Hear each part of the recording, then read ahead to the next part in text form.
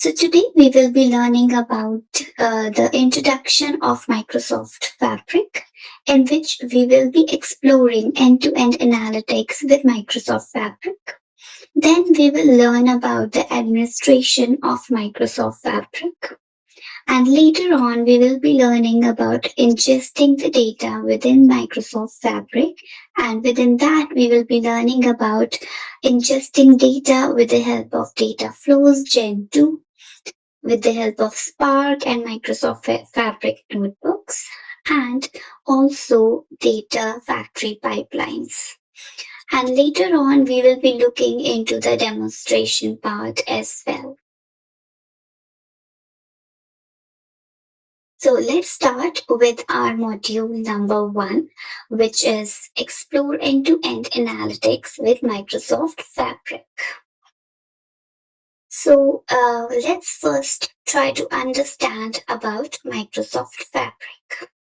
So if we talk about scalable analytics, which can be complex, fragmented, and expensive, with Microsoft Fabric, we don't have to spend all of our time combining various services from different vendors. Instead, we can use a single product which is easy to understand, set up, create, and manage. So Fabric is a unified software as a service which offer with all data stored in a single open format in one lake. So OneLake is a Fabric's lake-centric architecture that provide a single integrated environment for data professionals and the business to collaborate on data projects. Think of it like OneDrive for data. So OneLake combines storage locations across different regions and clouds into a single logical lake without moving or duplicating data. Data can be stored in any file format in one lake, and it can be structured or unstructured. For tabular data, the analytical engines in Fabric will write data in delta format when writing to one lake, and all engines will know how to read this format and treat delta files as tables no matter which engine writes it. So now let's move ahead and look into the data teams and Fabric. So as we know that Microsoft Fabric is Microsoft Fabric is a unified management and governance which make it easier for data professionals to work together on data projects. Now, Fabric removes data silos and need for access to multiple systems, enhancing collaboration between data professionals. So the roles on a data team likely look different depending on your organization. Now, if we generally speak, we have different kind of roles available. Okay, so if we talk about data engineers who are responsible for building, managing, securing the data pipelines that ingest, transform, and store data from various sources. They use tools such as data factory, data warehouse, data engineering, and real-time analytics to create scalable and reliable data solutions. Now, if we talk about analytic engineers, so analytic engineers are responsible for designing, developing, testing the data models and analytics logic that power the data products and insights. They use the tools such as Data Factory, Power BI, data engineering, and data warehouse and deploy analytics solutions.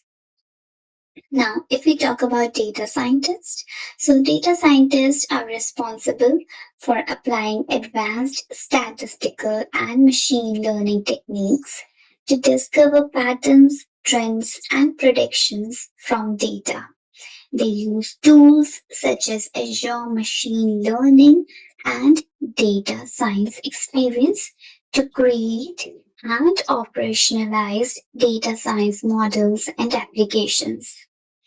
Now, data analysts are responsible for exploring, analyzing, and visualizing data to answer business questions and generate insights. They use tools such as Power BI and Excel to create and share interactive reports and dashboards. Then decision makers are responsible for using data and insights to make informed and strategic decisions that drive business outcomes. They use tools such as Power BI, Excel, Power Apps, and Power Automate to consume and act on the data and insights from various sources and scenarios. So all these roles should act as data stewards because data need to be properly managed, governed, and used to drive business value and innovations. Alright, I hope this slide is clear. Now let's move on to our next slide. So here, before we can explore the end-to-end capabilities of Microsoft Fabric, it must be enabled to your organization. So you may need to work with your IT department to enable Microsoft Fabric for your organization, and the permissions required to enable Fabric are either Fabric admin, Power Platform admin, or Microsoft 365 admin. Now, Fabric can be enabled at the tenant level or capacity level, meaning that it can be enabled for entire organization or for specific group of users. All the Fabric items, that is lakehouses, notebooks, pipeline, etc., are stored in one lake and accessed via Fabric workspaces. Workspaces must be in the premium capacity to use Fabric. Alright. Now, so this was about the introduction of Microsoft Fabric. Now let's look into the administering Microsoft Fabric. So, as we have learned that in the Fabric introduction, that Microsoft Fabric is an all-in-one analytic solutions for enterprises that covers everything from data movement to data science, real-time analytics, and business intelligence. It offers a comprehensive suite of services, including data lake, data engineering, and data integration all in one place. With Fabric, you don't need to piece together different services from multiple vendors. Instead, you can enjoy a highly integrated end-to-end and easy-to-use product that is designed to simplify your analytics needs. So Microsoft Fabric is built on a foundation of software as a service, which takes simplicity and integration to a whole new level. It brings together new and existing components from Power BI, Azure Synapse, and Azure Data Factory into a single integrated environment. Microsoft Fabric allows you to unify your data estate, manage powerful AI models, and empower everyone in your business and govern data across in your organization. All right. Now let's try to understand more of its architecture. So the image here, it is showing the Fabric component with one lake as foundation and each experience built on the top. All of the Fabric experiences use OneLake as their native store without needing any additional configuration. OneLake is hierarchical in nature to simplify management across your organization. There's only one lake per tenant and it provides a single pane of glass file system name space that spans across users, regions, and even clouds. The data in one lake is divided into manageable containers for easy handling. So if we actually look at how this data is stored in one lake, you are not going to see data items and workspaces. You will see files and folders just like you would in data lake today. So all workspaces are folders. Each data items will be a folder. Any tabular data is stored in data lake format and there are no new proprietary file format for Fabric. Proprietary formats create data silos, and even the data warehouse natively stores data in data lake format, while Fabric data items will standardize on data for tabular data. One lake is still a data lake built on the top of ADLS Gen 2. It supports any file type, structured or unstructured. Alright. So now let's try to understand more of Fabric concepts. Now, if we talk about a Fabric tenant, so it's a dedicated space for the organization to create, store, and manage Fabric items. There is often a single instance of Fabric for an organization, and it is aligned with Azure Active Directory. So the fiber tenant maps to the root of one link and is at the top level of the hierarchy. Now, if we talk about capacity, so capacity is a dedicated set of resources that is available at a given time to be used.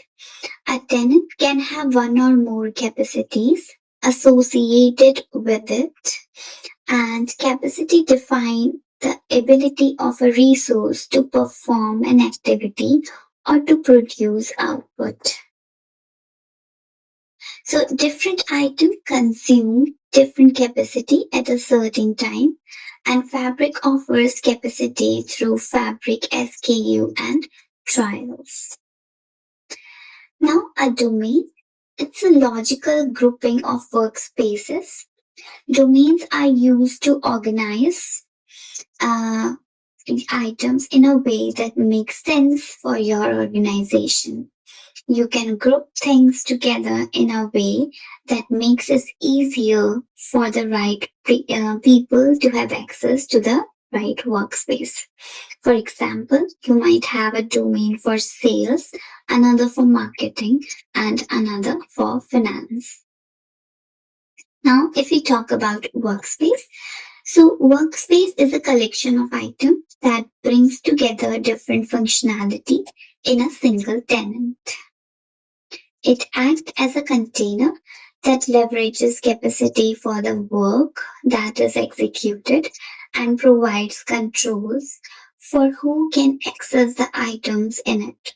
For example, in a sales workspace, users associated with the sales organization can create a data warehouse, run notebooks, create datasets, create reports, etc.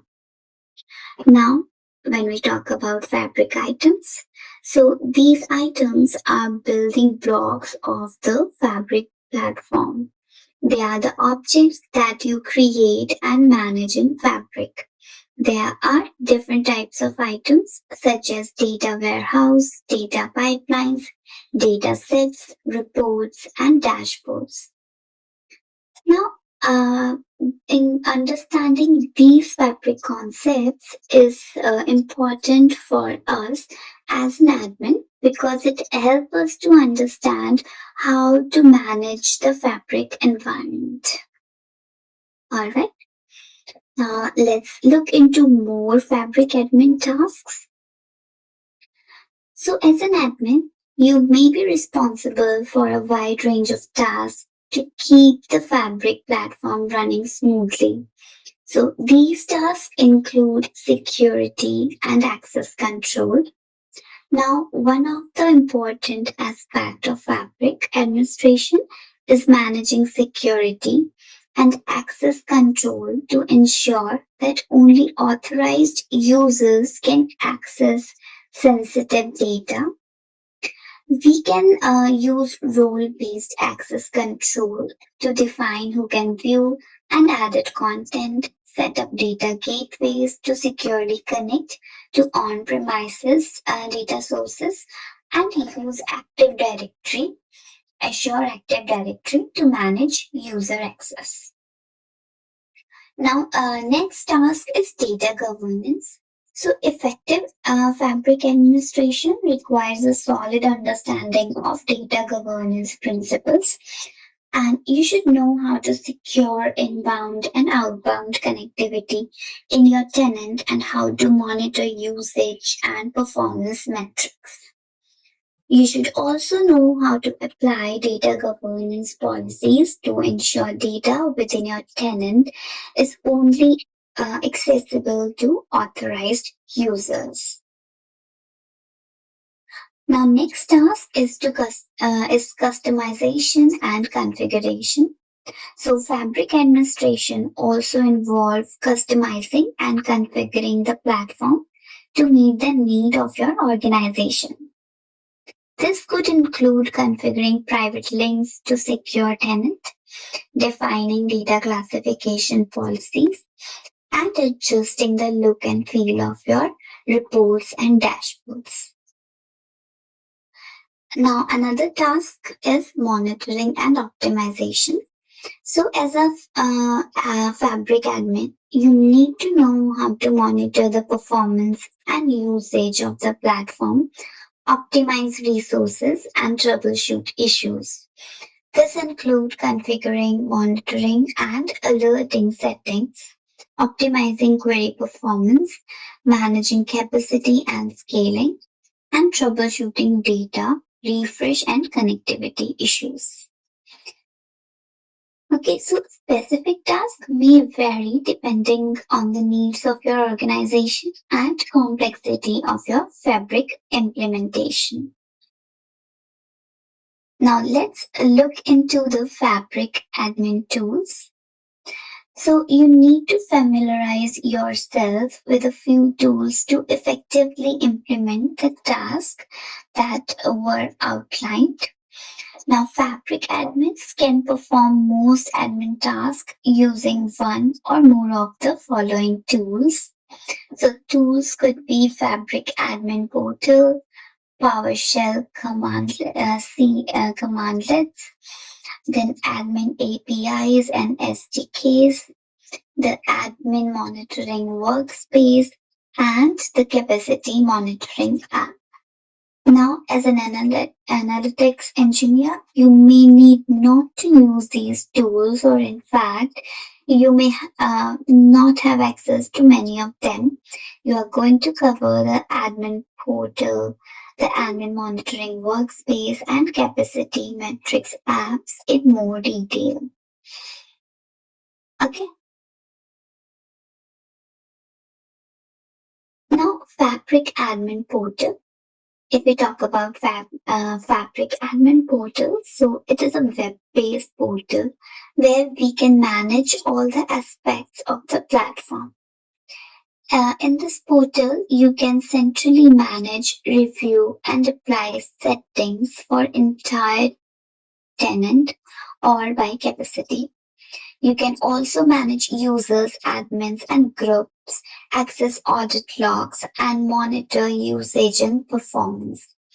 It's important to familiarize yourself with the features that can be controlled in the admin portal, even if you are not an admin, so that you know exactly what to ask for. For example, if you need to be able to publish a Power BI report to the web or write to a semantic model using its XMLA endpoint.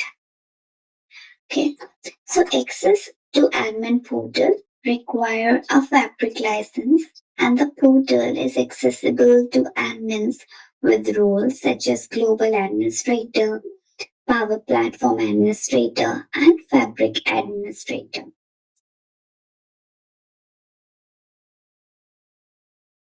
Now, Fabric tenant admins have access to the new admin monitoring workspace. You can choose to share access to the admin monitoring workspace or specific items within it with other users in your organization.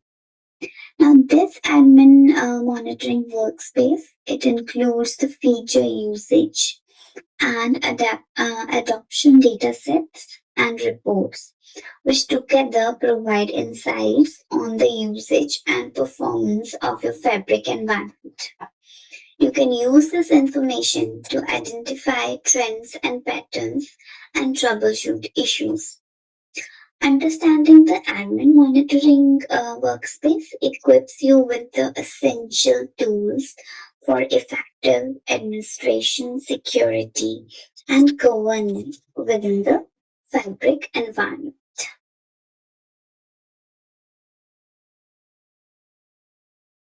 Okay, now you must be a capacity admin to install and view the Microsoft Fabric Capacity Metrics app.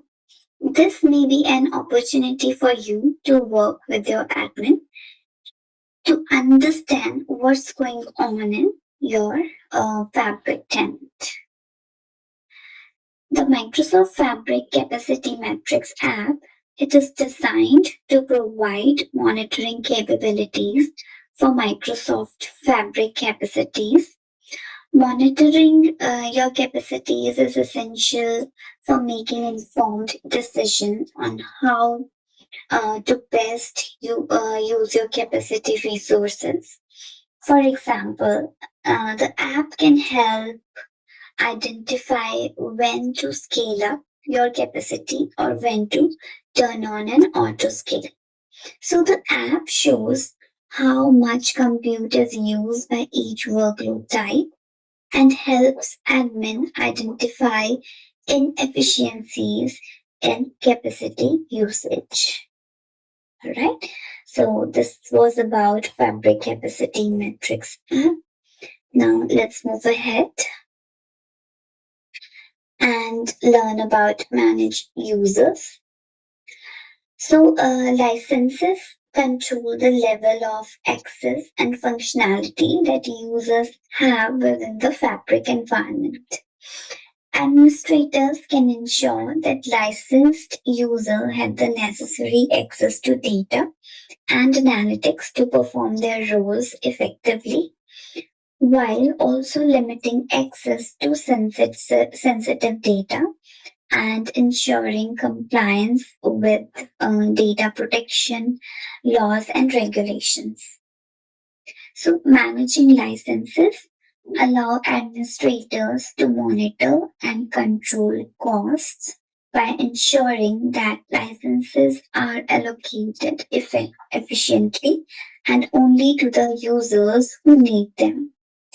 This can help to prevent unnecessary expenses and ensure that organization is utilizing its resources effectively. Having the appropriate procedures in place to assign and manage licenses help to control access to data and analytics, ensure compliance with the regulations, and optimize costs. License management for Fabric is handled in Microsoft 365 Admin Center. All right, now let's move ahead. And let's learn about managing items and sharings. So, as an admin, you can manage how users interact with Fabric in terms of sharing and distribution of content. This includes managing how users share content with others and how they distribute content to others. You can also manage how users interact with items such as data warehouses, data pipelines, data sets, reports, and dashboards. Items in Workspace are best distributed through a Workspace app or the Workspace directly. Granting the least permissive rights is the first step is in securing the data. And share the read-only app for access to reports or grant access to the workspace for collaboration and development. Another aspect of managing and distributing items is enforcing such best practices. You can manage sharing and distribution both internally and outside of your organization in compliance with your organization's policy and procedures. All right, so this is about managing items and sharing. Now let's move ahead and learn about governed data in Fabric. So Fabric has a few built-in governance features to help you manage and control your data. Endorsement is a way for you as an admin to designate specific Fabric items as trusted and approved for use across the organization.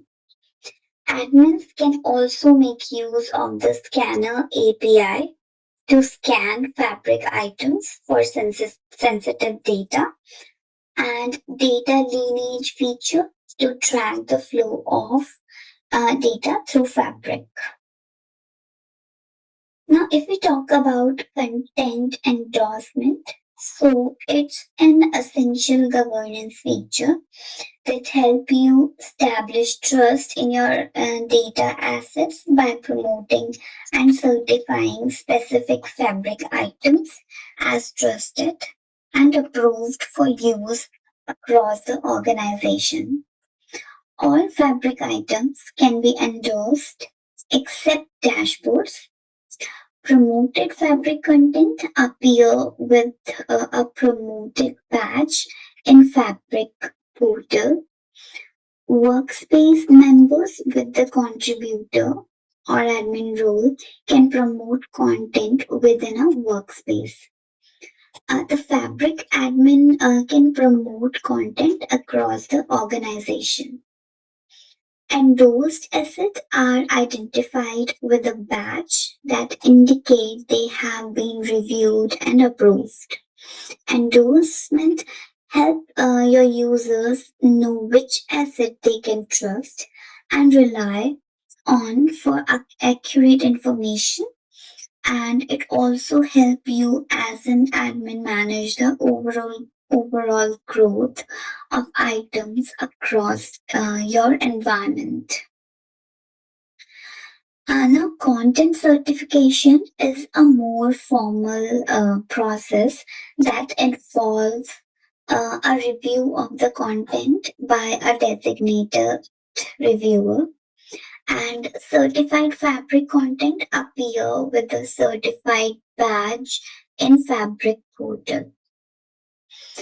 The certification process is managed by you, the admin, and can be customized to meet the needs of your organization. And if you're not an admin, you need to request item certification for an admin from an admin.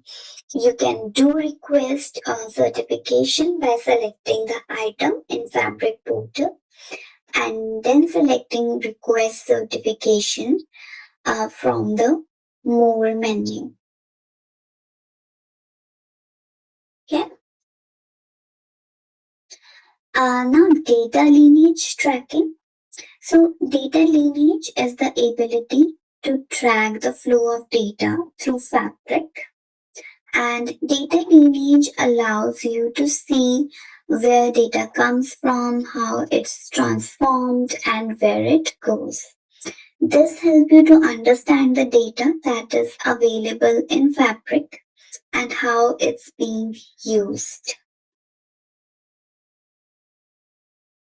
Now run metadata scanning.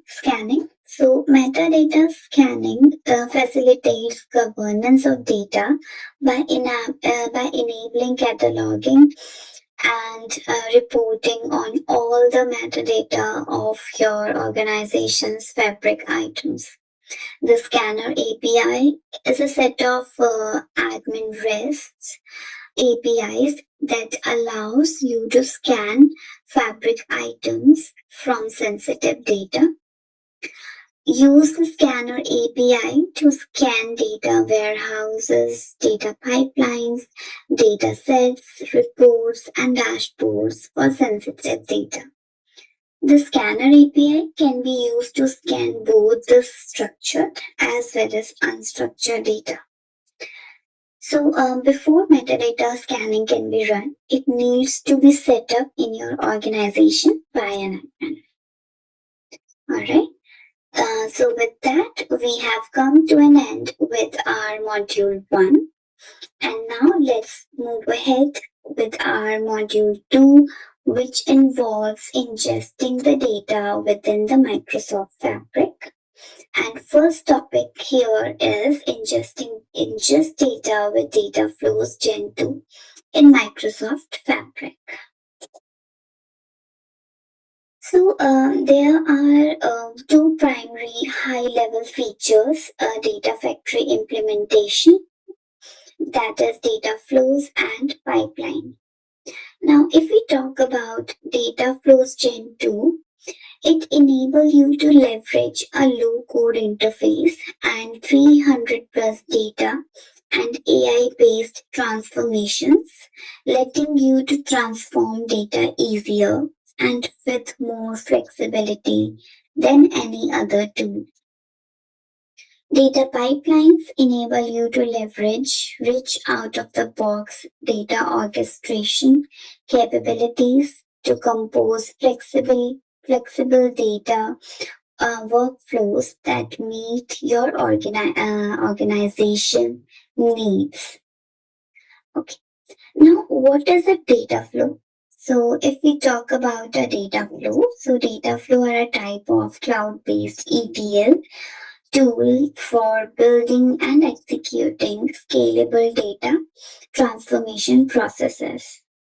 And this data flow Gen 2, it allows you to extract data from various sources, transform it using a wide range of transformation operations, and load it into a destination. Now, using Power Query Online also allows for visual interface to perform these tasks. So the ability to specify an output destination along with the compute time are what set data flows Gen 2 apart from their predecessors. Alright. And data flows also allow you to promote reusable ETL logic that prevent the need to recreate or create more connection to your data source. Data flows offers a wide variety of transformation and can be run manually on a refresh schedule or as a part of a data pipeline orchestration. So this is about the understanding of data flows Gen 2 or introduction of data flows Gen 2. Now let's explore data flows Gen 2. So in Microsoft Fabric, you can create a data flow Gen 2 in the Data Factory workload or Power BI workspace or directly in the Lakehouse. Since our scenario is focused on data ingestion, let's look at the data factory workload experience. So data flows Gen 2 use Power Query Online to visual transformation. Okay, and here if we can see, we have 5 different concepts here. So first one is Power Query Ribbon. So Dataflow Gen 2 supports a wide variety of data source connectors, and common sources include cloud and on-premises relational database, Excel or flat files, SharePoint, Salesforce, Spark, and of course, Fabric lakehouses. Then there are numerous data transformations possible, such as filter and sort rows, pivot and unpivot, merge and append queries, split and conditional split, replace values and remove duplicates, add, rename, reorder, or delete columns, rank and percentage calculator, top N and bottom N. Then we have queries pane. Okay, so the queries pane shows you the different data sources, now called queries. Rename, duplicate, reference, and enable load are some of the options available. Now, third one is the diagram view. So diagram view allows you to visually see how the data sources are connected and different applied transformations. Okay, note this can be turned on and off on the view tab of the ribbon. Then we have data preview pane. So the data preview pane only shows a subset of data to allow you to see which transformation you should make and how they affect the data. You can also interact with the preview pane by dragging and dropping columns to change the order, or right clicking on the columns to filter or make changes. Then the last one is a query settings pane. So this primarily includes applied steps. Each transformation you do is tied to a step, some of which are automatically applied when you connect the data source, and depending on the complexity of the transformations, you may have several applied steps for each query. While this visual interface is helpful, you can also view the M code through advanced editor. Alright, so this was about some concepts of data flows Gen 2, and now about integrating data flows Gen 2 and pipeline. So the combination of data flows and pipeline is useful when you need to perform additional operations on the transformed data. So the data pipelines are easily created in data factory and data engineering workloads. Pipelines are a common concept in data engineering and offers a wide variety of activities to orchestrate. Some common activities include copy data, incorporate data flow, add notebook, get metadata, execute a script or stored procedure. So pipeline provide a visual way to complete activities in a specific order. You can use a data flow for data ingestion and transformation, and landing into a lake house using data flows. Then incorporate the data flow into a pipeline to orchestrate extra activities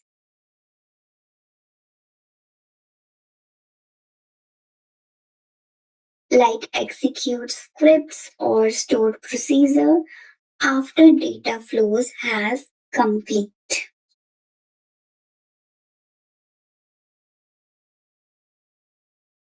All right. So now we have a demo here. Okay, so let's move ahead with the demonstration.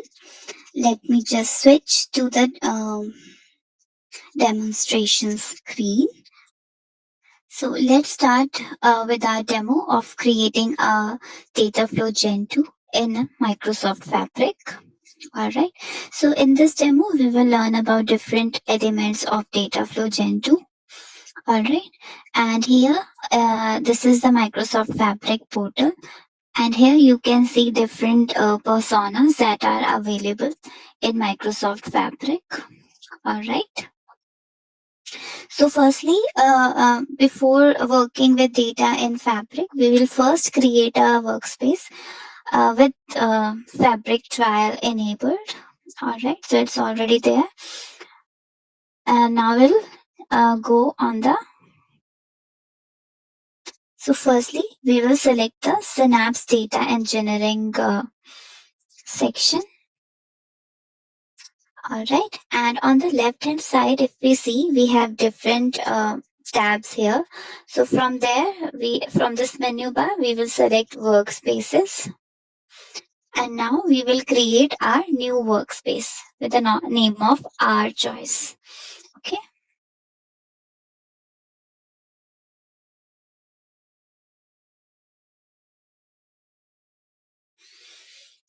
So now the workspace has been created and right now it is empty.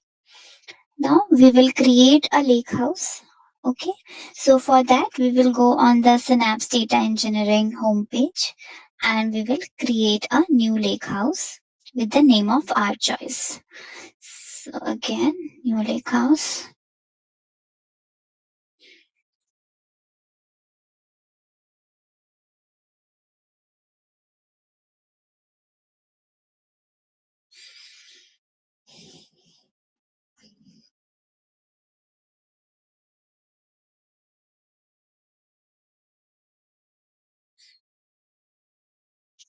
So we can see here that our new lake house has been created. And if we look in the Explorer pane and we can see two folders. So if we try to open it, there is nothing as of now. This lake house is empty so far. So now we will create a data flow Gen 2 to ingest the data. All right. So for that, in the home page,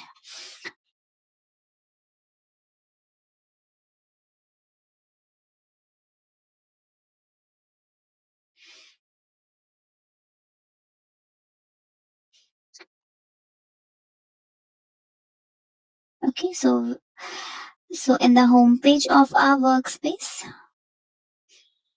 let's go to the workspace, my new workspace.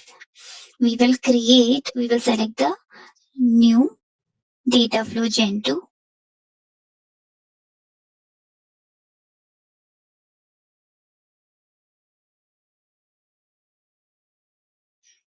So we can see here that our Power Query editor has been opened up. So now what we have to do, we have to import from text and CSV file. So we'll select it and then we will select in connection string, we will select link to file. And then in file path, I will be giving a GitHub link here. So let me just copy the link. Okay. And after that, connection would be a new connection and everything else will remains the same. And now I will click on next.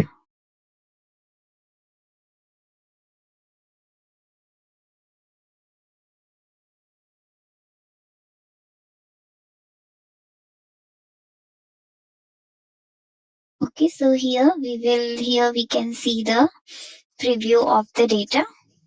All right. So then we'll click on the create. So this Power Query editor shows the data source and an initial set of query steps to format the data, as we can see here. All right. So now on the toolbar ribbon, we will select add column tab, and then we will select custom column, and then we will create a new column. So here I will give the column name as month number. Okay, and the data type I will be selecting as whole number. And here I will give a custom formula.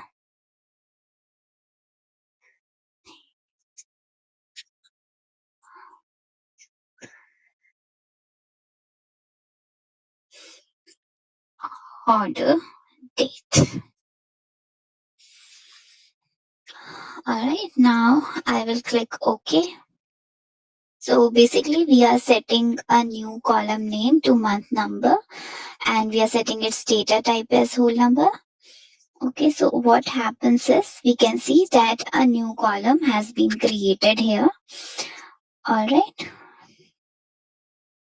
Okay, so now in query settings, we can look for the data destination and different properties of our table. All right. And if we see that order date column is set to date, and the data type for the month number column is set to whole number. All right. Now we will add a data destination for the data flow. So for that, we will go on the home page, and then we will select add destination. Okay, add data destination drop down, and from here we will select lake house. So now in the connect to data destination dialog box, we will edit the connection and other things. So we'll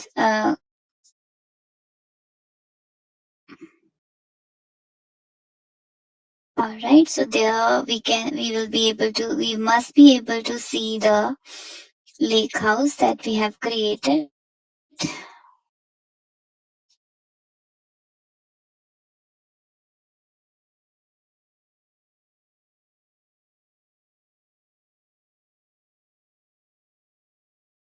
All right.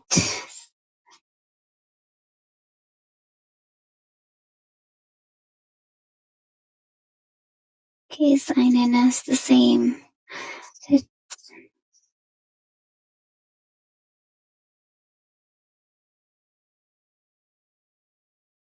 Okay, so here we will just look for the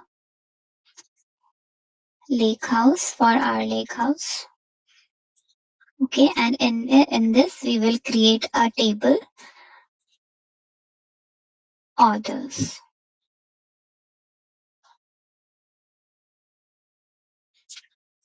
Now on the choose destination setting, we will select the append mode. All right, and then we will save the setting.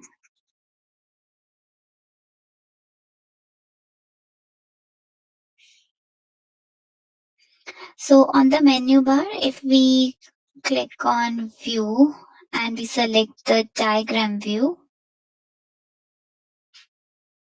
so we can notice that the lake house destination is indicated as an icon in the query, in the Power Query editor. Now we will select the publish to publish the data flow, and then we will wait for data flow 1. So it is saving.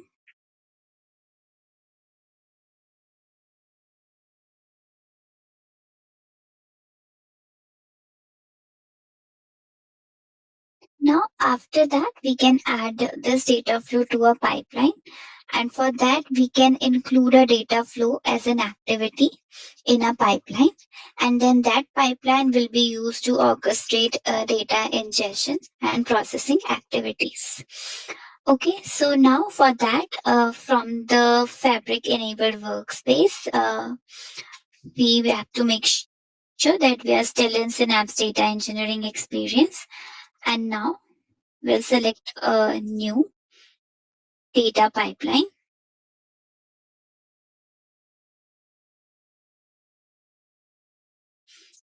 And let's name it as load data. And we'll create.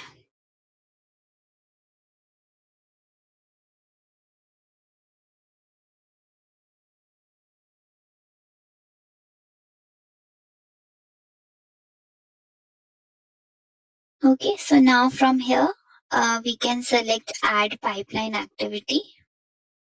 And then we will add a data flow activity to the pipeline.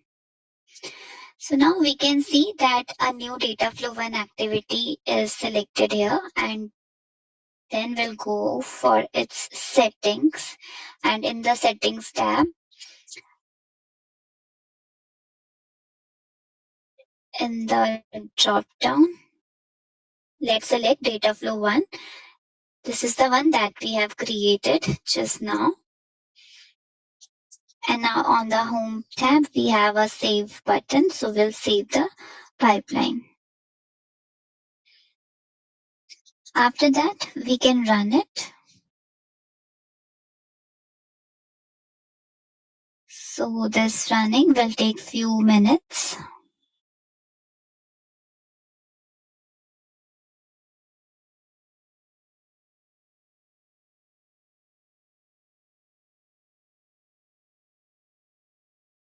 And in the meantime, by the time it is getting succeeded, let's select our workspace.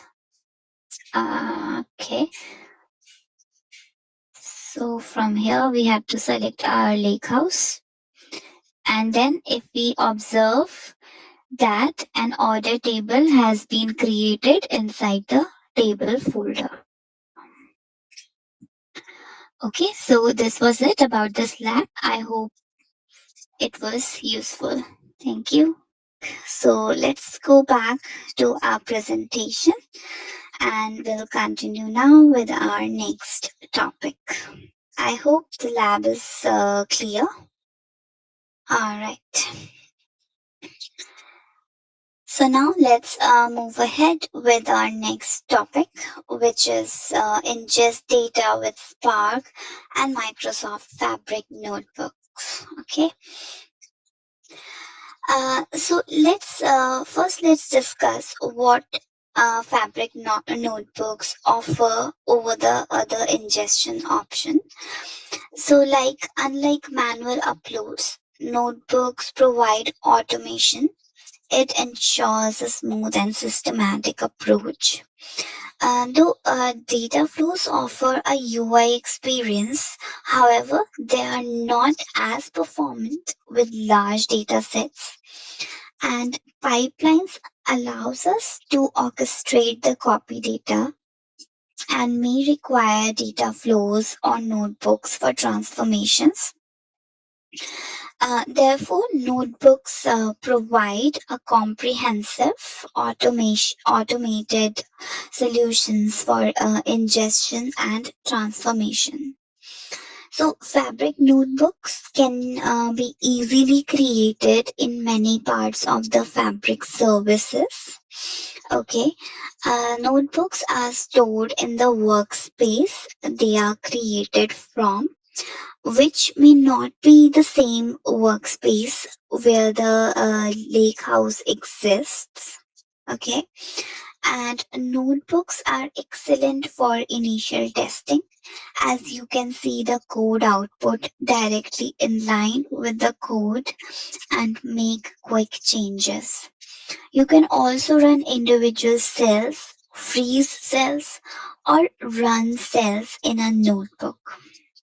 So by default, Fabric Notebook use PySpark, which uses the Spark engine to allow a multi-threaded distributed transaction for speedy processes.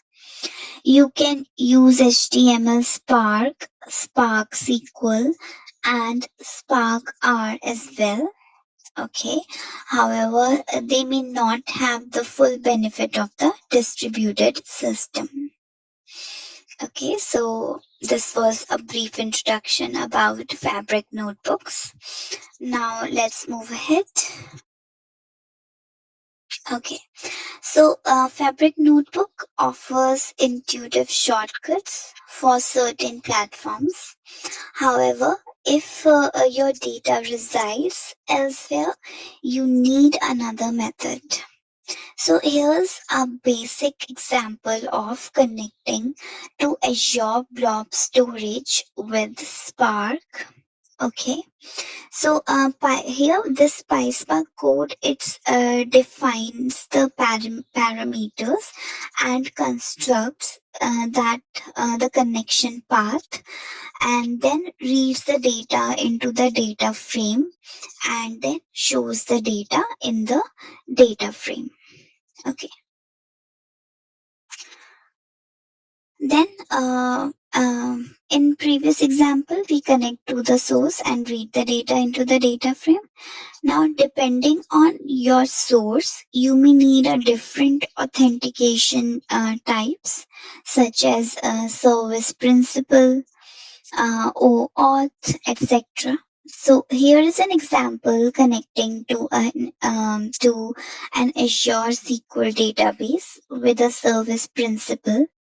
You have now successfully connected to external data with Spark and read it into a data frame in a Fabric notebook. Alright. Okay. Now that we have connected to data, we need to save it into the lakehouse. And lakehouse it supports structured, semi-structured, and unstructured files load as the Parquet file or data table to take advantage of the Spark engine. So OneLake supports a wide variety of file formats, including many formats that are commonly used in Spark code, such as delimited text, JSON, Parquet, Avro, ORC, and others. So in most cases, Parquet is the preferred format because of its optimized columnar storage structure and efficient capabilities. Okay. Now to our delta tables. So delta tables are one of the key feature of Fiber Lakehouse. Easily ingest and load your external data into a delta table via notebooks. Fabric notebooks easily scale for large data. Therefore, read and write optimization is the key. And considering these optimization functions for even more performant data ingestions. Okay, now if we talk about V-order, so V-order enables faster and more efficient reads by various compute engines such as Power BI, SQL, and Spark. V-order applies special sorting, distribution, encoding, and compression on Parquet files at write time. And optimized right, if we talk about optimized right, so it improves the performance and reliability by reducing the number of files written and increasing their size.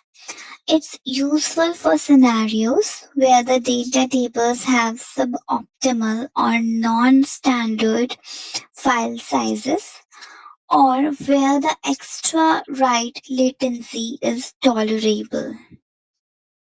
Okay. Now, points to consider by users for ingested data. So you have now ingested raw data in Fabric Lakehouse, also known as the bronze layer of a Mendelian architecture. And before moving to the transformation and modeling steps, consider where to transform and how users interact with the data. Okay, so data, it's good idea to do some basic cleaning like removing duplicates, handling errors, converting null values, and getting rid of empty entries to ensure data quality and consistency. Also, thinking about different people who use the data is crucial. Okay. And data scientists usually prefer fewer changes so they can explore white tables. They would likely want access to the raw ingested data. Fabric's data wrangler then lets them explore the data and generate transformation code for their specific needs. Whereas Power BI data analysts may require more transformation and modeling before they can use the data, while Power BI can transform data starting with well prepared data allows analysts to develop reports and insights more efficiently. Okay, so here also we have a demo to perform. So let's switch our screen. All right. Okay, so in this demo, we will for ingesting the data with Spark and Microsoft Fabric notebooks. Okay, so here we will use PySpark to connect to an Azure Blob storage path, and then we'll load the data into a lakehouse using write optimization. So first of all, we will create a workspace inside our Synapse Data Engineering. So we'll select it and we can create a workspace with the help of left hand menu bar. Okay, so I have already created the one. So let me just select this one, or if you want to create a new one, you just click on new workspace and then you can provide a name of your choice. So once you click on or you create a new workspace, it should be empty. Now we will create a lake house inside our workspace. So for that, we'll click on new and then we will select lake house and then we can provide it a name. So I can give it my lake house.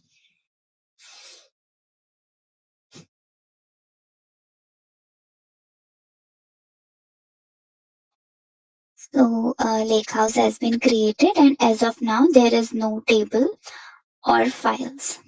All right. Now we from these three dots of files, we will select these three dots and then we will click on new subfolder. And now let's name it as raw data.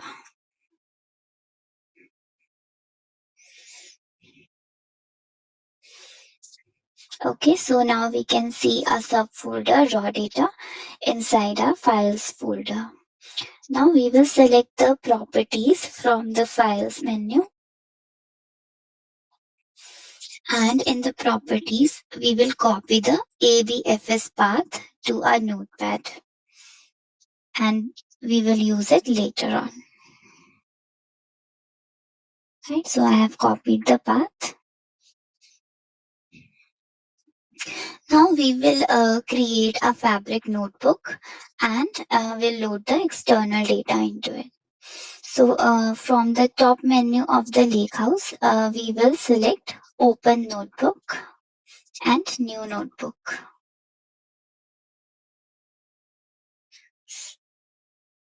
So a new cell code cell. We can see a default cell here.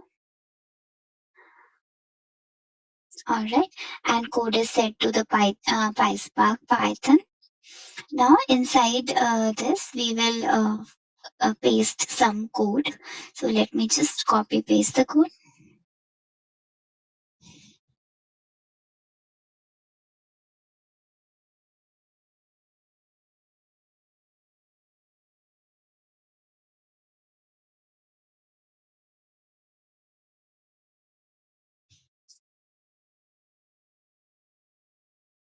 All right, and we construct a connection path as well. All right. Now, if I can select this run cell from the left hand side, so it will connect and read the data frame. Read the data into the data frame.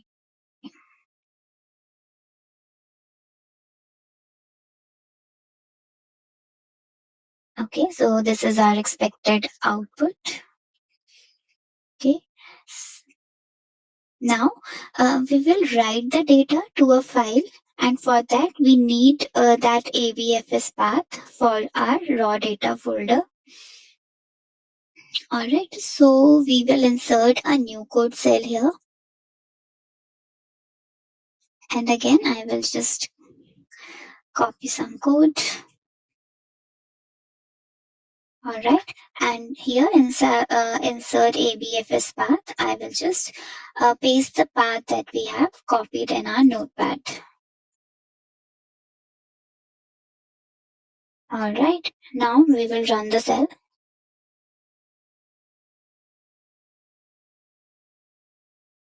Okay, so it is throwing some error. Let's see.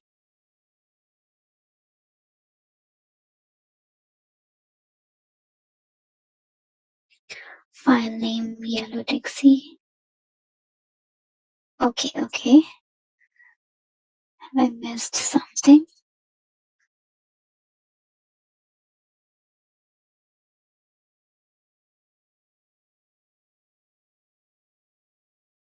Okay, so there's alignment problem. That's it.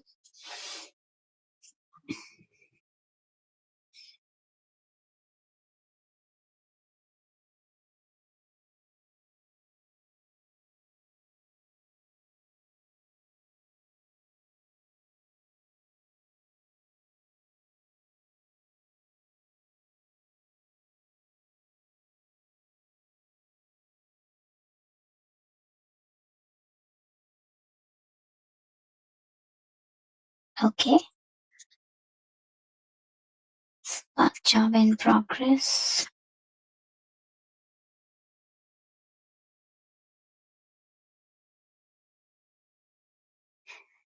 So basically, what it is, this code is doing, it is writing 1,000 rows to a yellow taxi parquet file.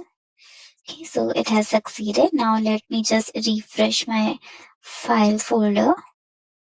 And here I can see a folder, yellow taxi. Okay, and if I just explore it,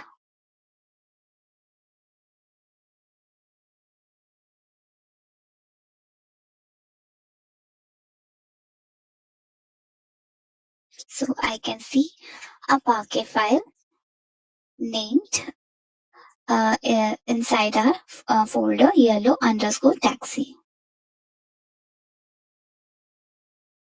Alright, now we will transform and load the data to a delta table. Okay, so again, we will I will just minimize it. And here I will add a code cell again, and I will just copy paste some code.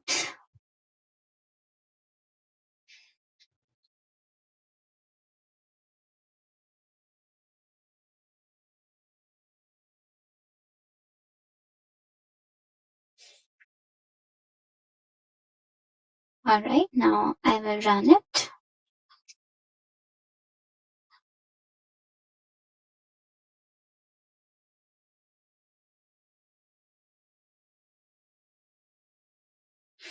So basically what is happening here, this is adding a timestamp column, data load underscore date time to log, and when the data was loaded to a delta table.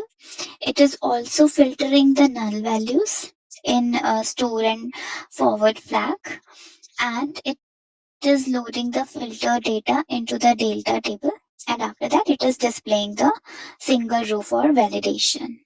All right. So, okay, let me run it again.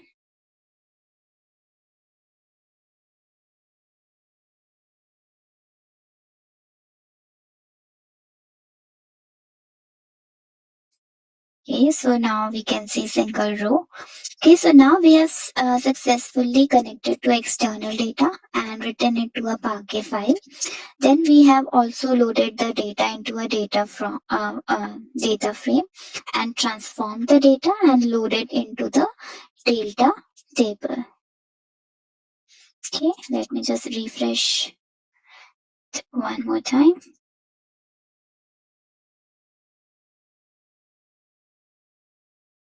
So now we can see a yellow taxi delta table here.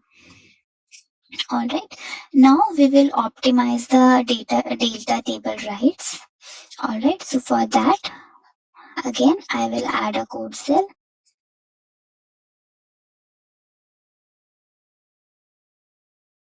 And again, I will copy some code.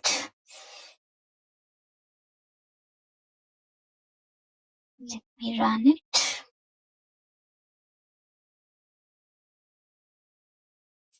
So result is same as that of the above code, before the above code. Okay, now if we take a note of the run times for both the code block, so we can see the difference between the time is varying, and we can see a clear performance boost with the optimized code. All right. So here is the code used for optimization. So here we enable V-order and we enable automatic data optimization right. Okay, now we will analyze the data table with SQL queries. So for that, we'll just again create a code cell. Okay, now I will run it.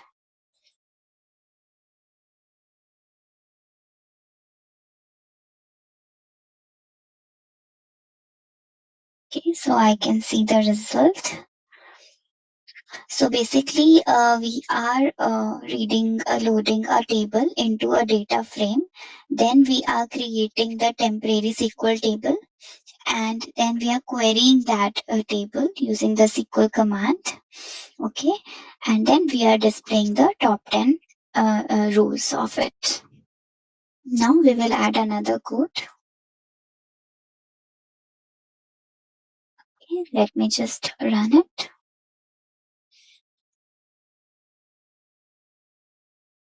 Now we can clearly see the execution time difference between these two tables. Here the time of execution is 2 seconds and some milliseconds. And in the second code, here if we can see that the time is decreased, runtime is decreased. Okay, so this is the difference between non-optimized data, table with non-optimized data and table with optimized data. Okay, so this was it with this lab. Okay, so now let's move back to our slides. So our next lesson is use data factory pipelines in Microsoft Fabric. So as we know that there are two primary high-level features data factory implements. One is data flows and other one is data pipeline. And if we talk about data pipeline, so it enables you to leverage the rich out of the box data orchestration capabilities to compose flexible data workflows that meet your enterprise needs. We can learn more about their capabilities. Okay. And as we know that pipeline in Microsoft Fabric as well, it encapsulates a sequence of activities that perform data movement and processing tasks. You can use a pipeline to define data transfer and transformation activities and orchestrate these activities through control flow activities that manage branching, looping, and other typical processing logic. So the graphical pipeline canvas, as you can see on screen in the Microsoft and the Fabric user interface, it enables you to build complex pipeline with minimal or no coding. Okay. Now we have certain core pipeline concepts. So first one is activities. So what are activities? Activities are basically executable tasks in a pipeline. You can define a flow of activity by connecting them in a sequence, and the outcome of a particular activity, whether it's success, failure, or completion, it can be used to direct the flow of the next activity in the sequence. And there are two broad categories of activity in a pipeline. One is data transformation, other one is control flow. So data transformation activities, it encapsulate data transfer operations, including simple copy data activities, which extract the data from a source and then load it into the destination. And it could also include more complex data flow activities that encapsulate data flow Gen 2, okay, that apply transformation to the data as it is transferred. Then we have control flow activity. So we can use it to implement loops, conditional branching, or manage variable and parameter values. Okay. Then we have parameters. Okay. And we also have pipeline runs.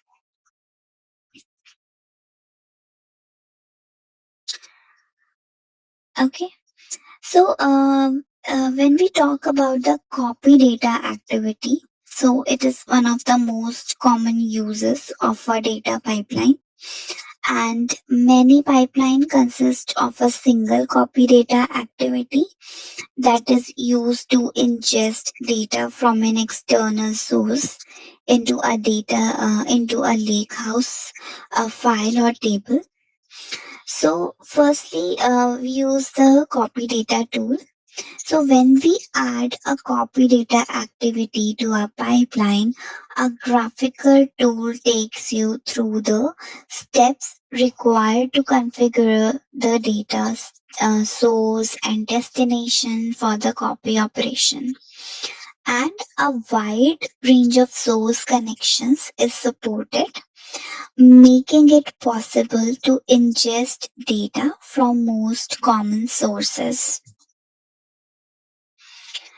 Then copy data activity settings. So after we have added a copy data activity to our pipeline, we can select it in the pipeline canvas and edit its setting in the pane underneath.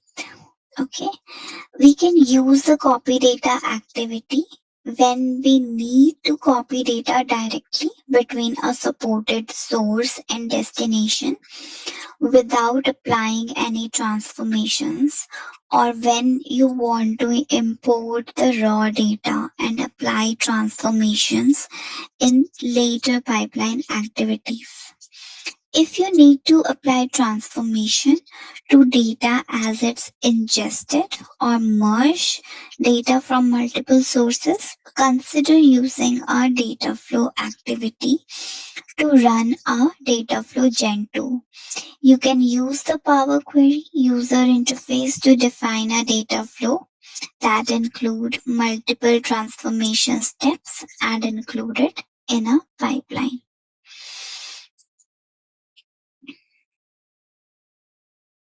Then there are many common pipeline scenarios for which Microsoft Fabric include predefined pipeline templates that we can use and customize as required. And to create a pipeline based on a template, we select the choose a task to start tile in a new pipeline.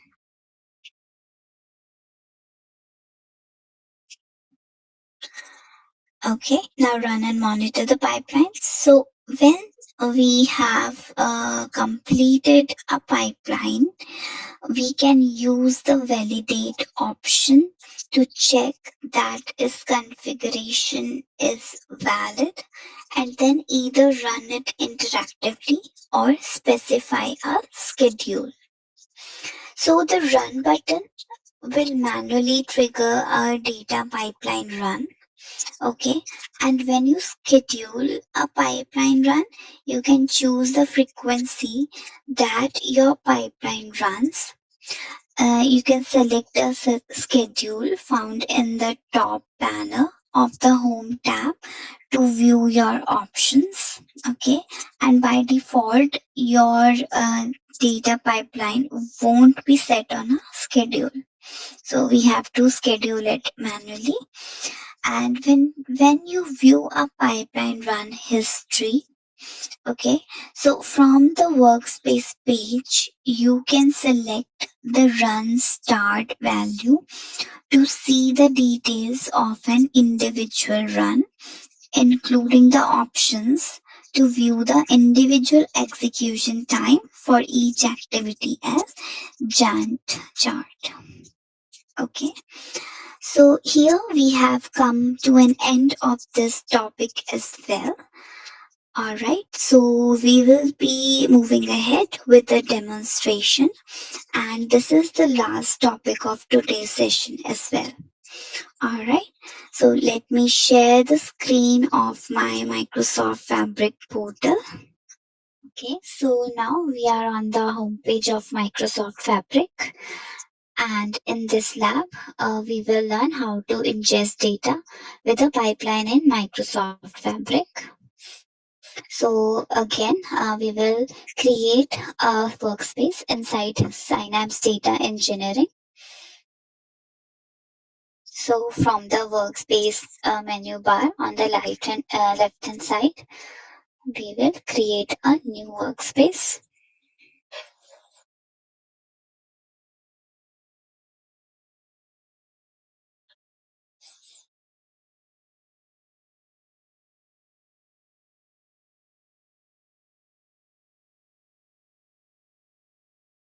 Okay, so workspace has been created and so far it is empty. Alright, so now we will create a lakehouse. For that, we will go on the home page of Synapse Data Engineering. And from here, we will create a lakehouse of our wish.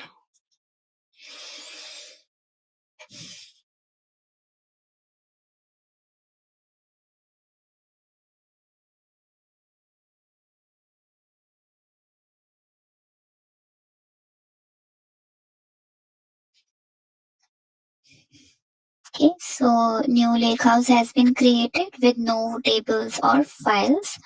So in the files, we will create a new subfolder. And we will create a subfolder with name new underscore data.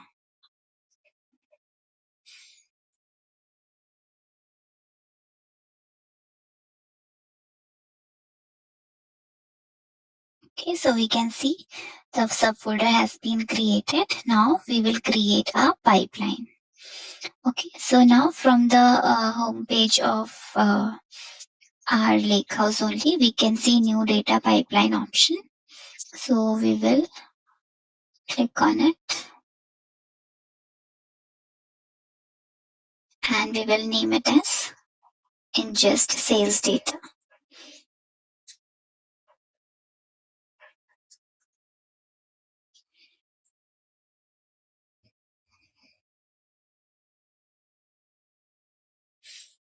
Okay, so now from choose the data source page, we will scroll down and in the category, we will look for generic protocol and then HTTP. And then we'll click on next. So here we will create a new connection and we will enter some of the settings for the connection to our data source. So here I'll be copying a link.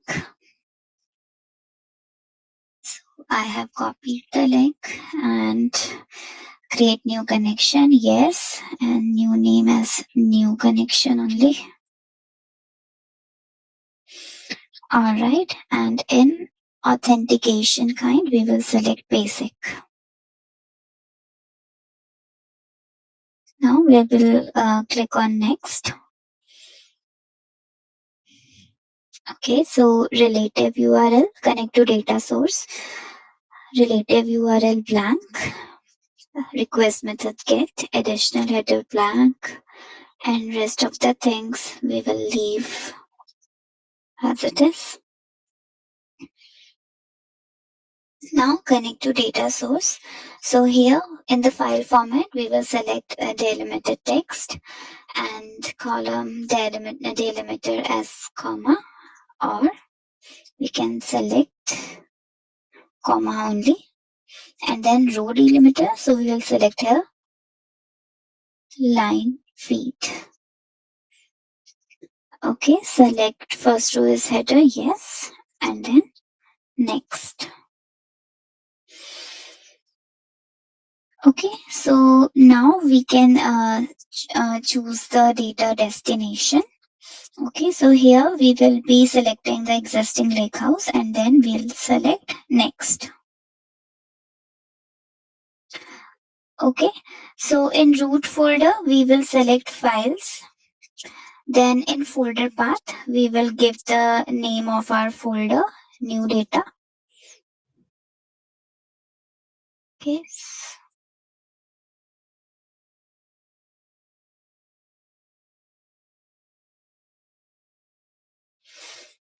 All right, we have selected the folder path and now I'll change the file name as sales.csv.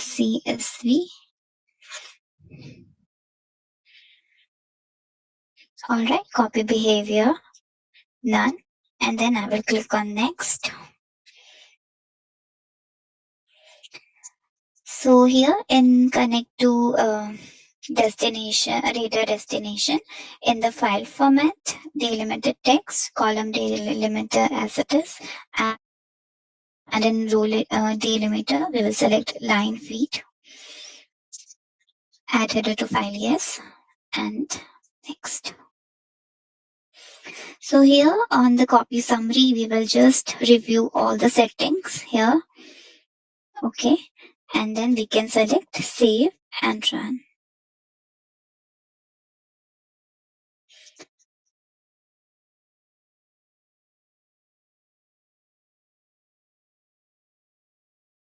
So as we can see, a new copy data activity is created as shown here.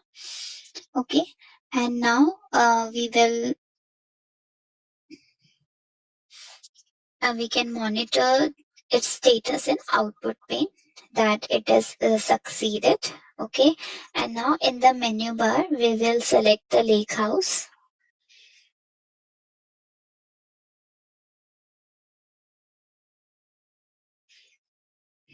Okay, new data. Let me just refresh it. And I can say sales.csv file has been copied. Now we will create a notebook. So on the home page only, we have open notebook option. So from here, I will select new notebook.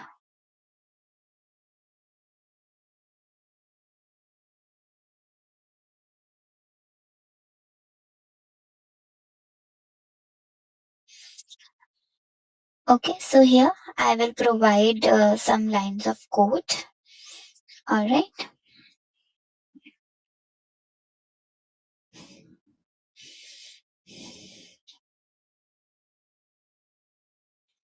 Okay, let me run. And also I will change the cell type to the toggle parameter cell. So basically, here we are declaring a parameter.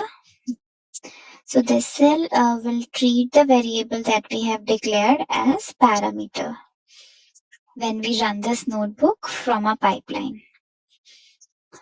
All right. And now we'll use new code cell. And here also I will paste some lines of code.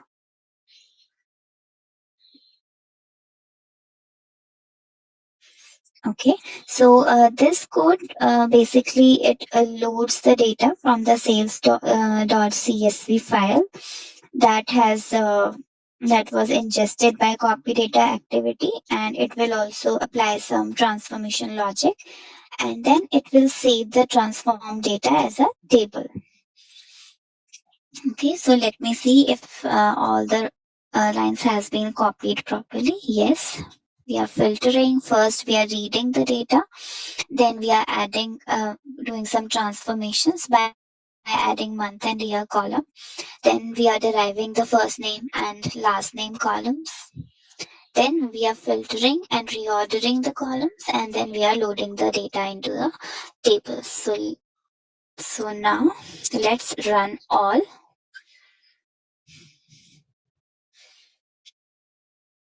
Okay, so it's still running.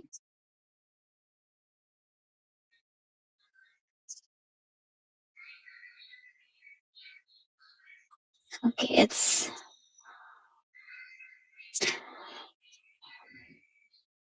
okay. So command executed. Now we'll refresh the table. And here we can see a sales table. Okay, let's just click on it to preview its data.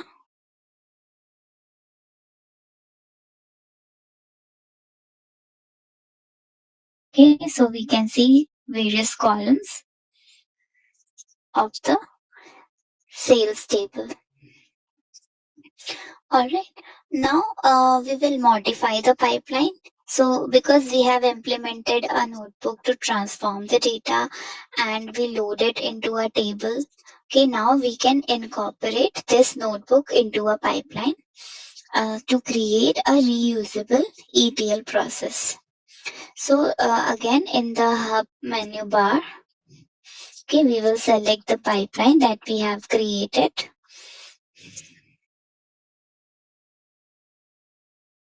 Okay. So here is my pipeline, ingest sales data. And on the activities tab of it, in more activities, we can select delete data activity. And then we can put this on the left of the copy data activity. So, all right. So here I will connect the data activity to the left, and then I will connect it that on its completion, it should output the connect on completion, it output to the copy data activity. Okay. Now we will select the delete data activity and we just set some of its properties. So in the name, we can put delete old files.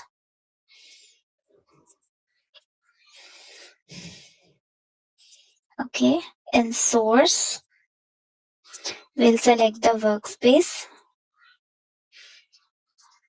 and our lakehouse name, and then we'll provide the file path as new data. We'll select the wildcard file path here, and here in the directory, I will put new data.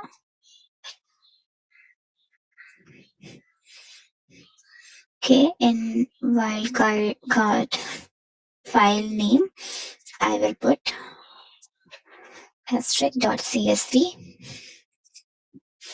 and recursively should be selected. Then in logging setting, we will uncheck this enable logging. All right. So now in the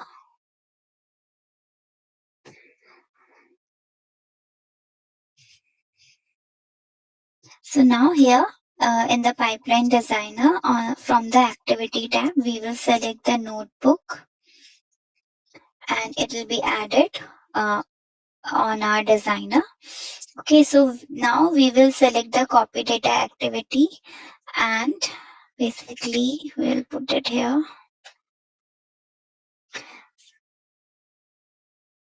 So now I will select the copy data activity and I will connect it on its completion with the notebook. Its output to the notebook.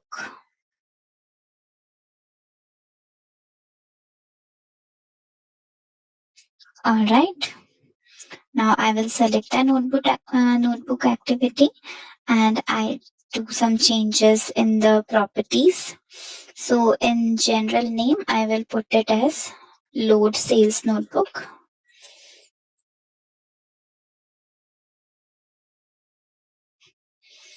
Okay, in settings, in notebook, I'll put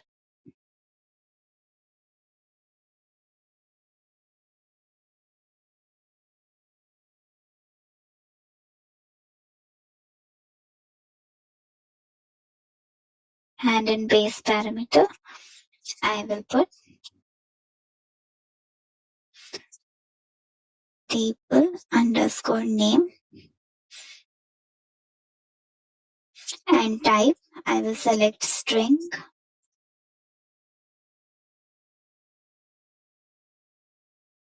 and in value, I will select new underscore sales.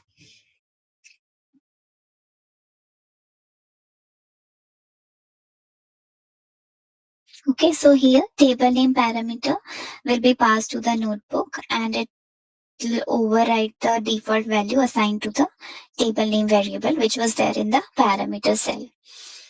So now from the home page, I will click on save icon to save the pipeline.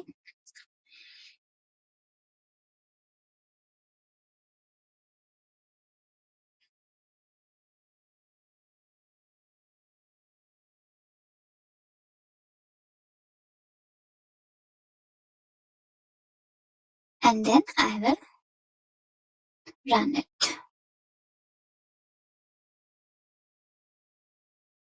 Okay.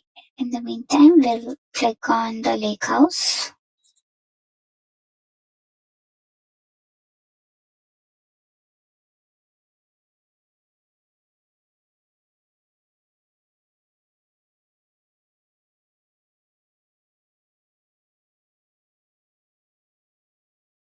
Okay, it's still in progress.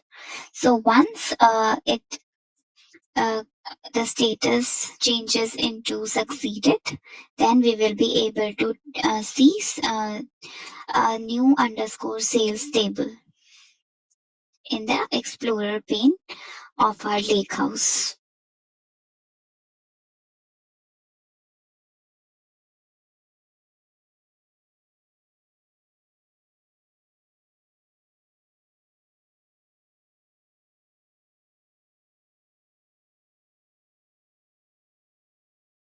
See in our tables, we can see a new table, which is new underscore sales. So in this exercise, we implemented a data ingestion solution that uses a pipeline to copy data to our lakehouse from an external data. Then we use the Spark notebook that transformed our data and then loaded it into a table. So this is it with this lab. So we are done with today's session. Let's recap what we have done so far in our today's session. Okay, so today we have covered various topics, like we have covered the end-to-end analytics solution by Microsoft Fabric, what capabilities, roles, and responsibilities it offers. Then we understand the data teams and roles that use Fabric. We also understood about the admin part of Microsoft Fabric, what all tools and portals are available there. Then we have learned about ingesting the data inside Microsoft Fabric, and for that we went through the demonstration of the labs, in which we covered the ingestion of data using Dataflow Gen 2 capabilities.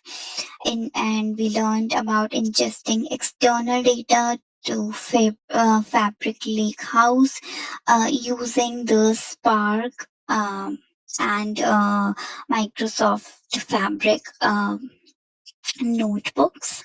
We have also learned about the pipeline capabilities in Microsoft Fabric. We learned about adding copy data activity in a pipeline and how to create a pipeline based on the predefined templates, how to run and monitor the pipelines. Okay, and then this was all about what we have learned in today's session.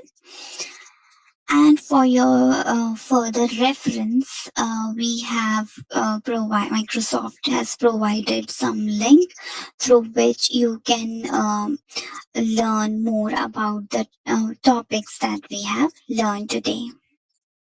Alright, so this is it for today, and we will be meeting in our next session.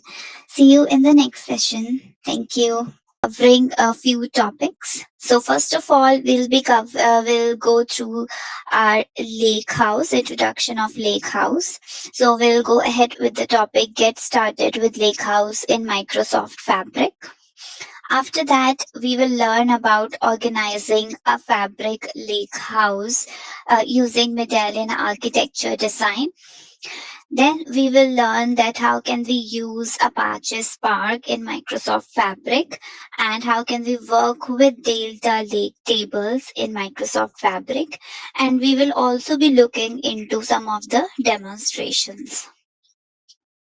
So let's get started with our first topic, which is get started with Lakehouse in Microsoft Fabric. So first, let's try to understand what is a lakehouse. Okay, so the foundation of Microsoft Fabric is a lakehouse, and this lakehouse is built on the top of the one lake, which is a scalable storage layer, and it uses Apache Spark and SQL compute engines for big data processing. Okay. So when we talk about Lakehouse, it is a unified platform that combines the flexible and scalable storage of a data lake and the ability to query and analyze data of a data warehouse. Now, this lakehouse, it presents as a database, and it is built on the top of a data lake using data format tables. And Lakehouse combines the SQL-based analytical capabilities of a relational data warehouse and also the flexibility and scalability of a data lake. So Lakehouse, it store all data formats and it can be used with various analytics tools and programming languages. So as a cloud-based solution, this Lakehouse can scale automatically and provide high availability and disaster recovery. Now, why do we use a Lakehouse? What are the benefits of a Lakehouse? So it basically utilizes Spark as well as SQL engines for large scale data processing and analytics that also include machine learning and predictive modeling. Okay, it also adopts a schema on red format, and this format allows flexible schema definition as needed rather than relying on a predefined schema. Along with these benefits, it also support ACID transactions to data lake formatted tables, which ensures consistency and integrity. It also provides a centralized location for data engineers, data scientists, and data analysts to access and utilize the data. All right. So this was about a lake house, a brief introduction of a lake house.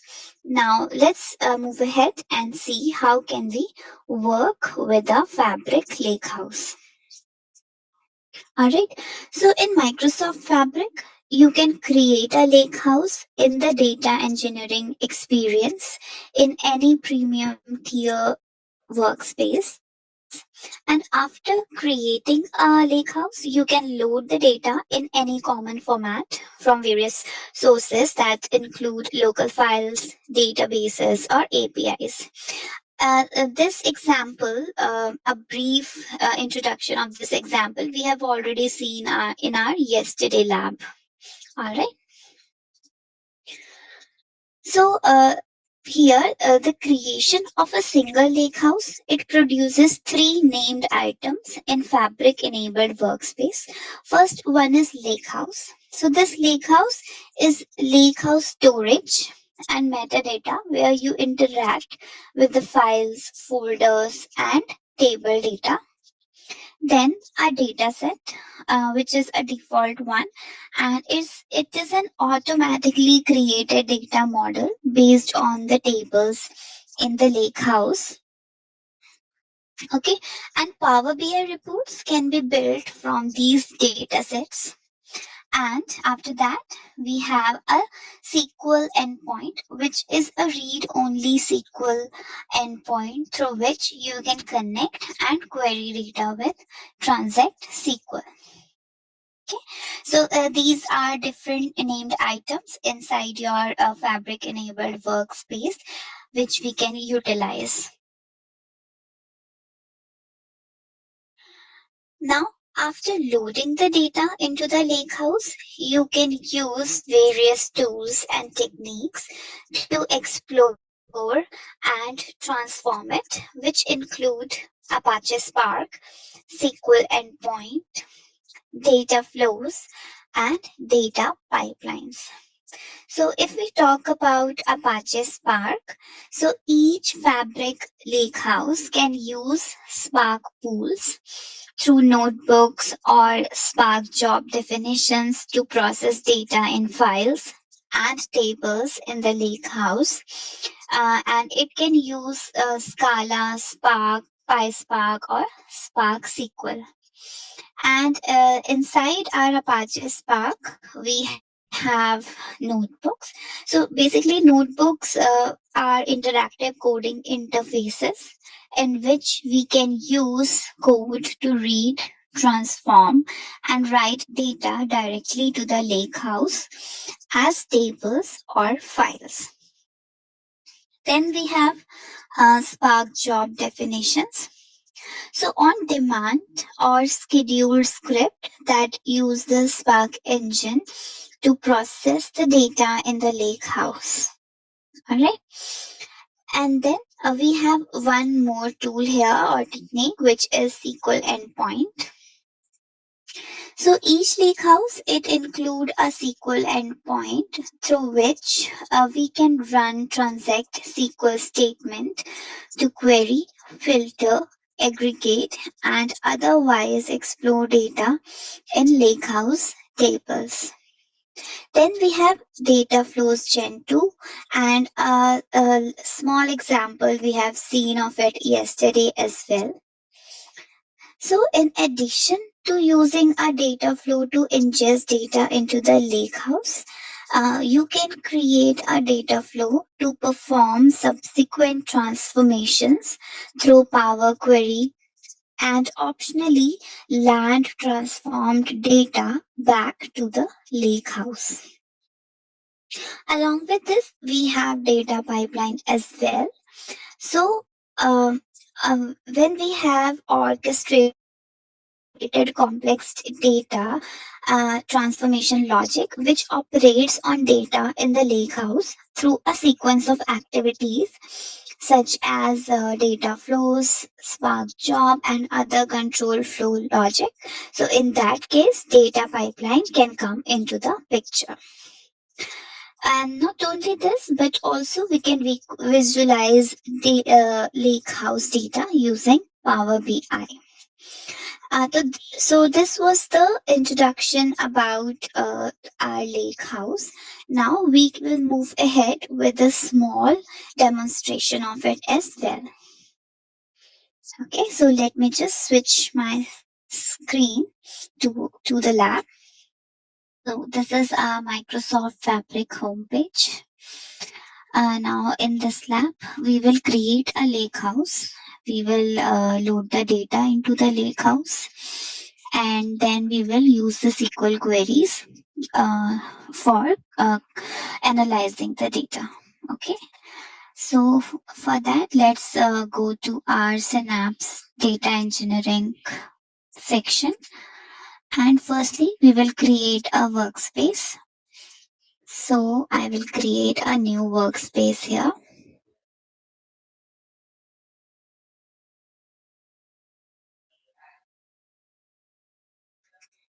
My workspace.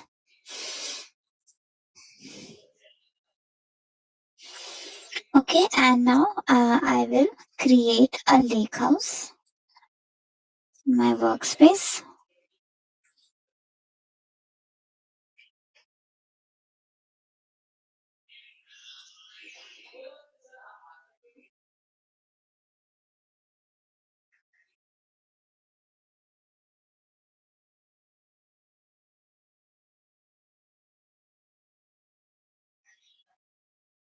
Okay, so lakehouse has been created, and we can see that tables and files have are empty.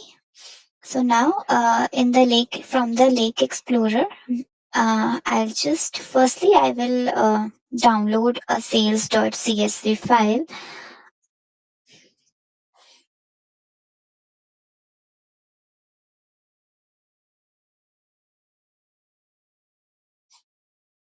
Let me just save it.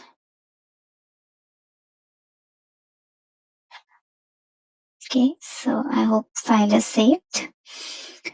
Now I will come to the files, and here I will create a new subfolder, and let me just create it and name it as data.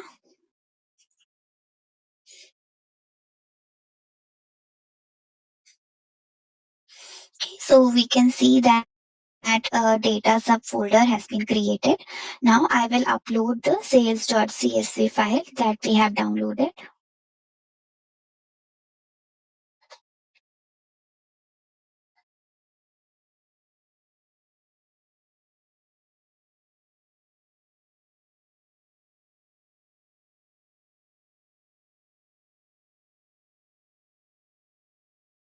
Alright, so the file has been uploaded. Let me refresh. And when we click on data, we can see sales.csv file has been uploaded in the data folder. Okay, now what we will do, we will explore the shortcuts. So in many scenarios where data we need to work is within our lakehouse and it may be stored in some other location. So there, this is one of the option to create a shortcut. And shortcut basically enables us to include externally sourced data in our analytic solution without the overhead or any risk of data inconsistency, which is associated with copying it. So in the menu of files folder, we have an option of new shortcut.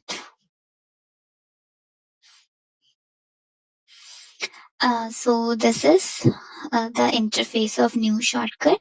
So you can use the shortcuts to quickly pull data from internal and external location into your lakehouse, warehouse, or data sets. And shortcut can be updated or removed from your item. Okay, but these changes will not affect the original data and its source. So this is just for the exploration. We are not going to create it. So let's come back to our lakehouse. Okay, now we will load the data into a table. So the data that we have loaded in the data folder, which is sales.csv, now we will load it into the table. So from the menu of sales.csv table, we'll load it into a new table. Okay, so we will name it as sales.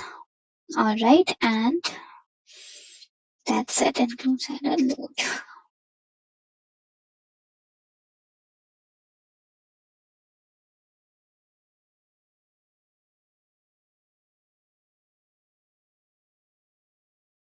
All right, so it's loading.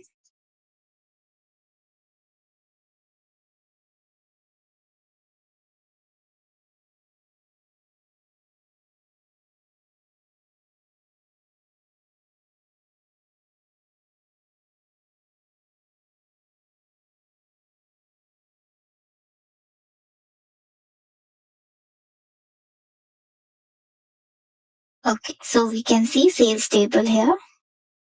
We can load its preview.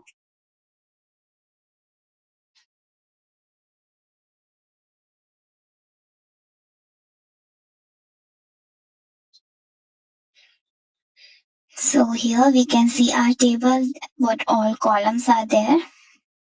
All right, and we can see that these are the columns of our sales table. All right, so this is how. And now if I click,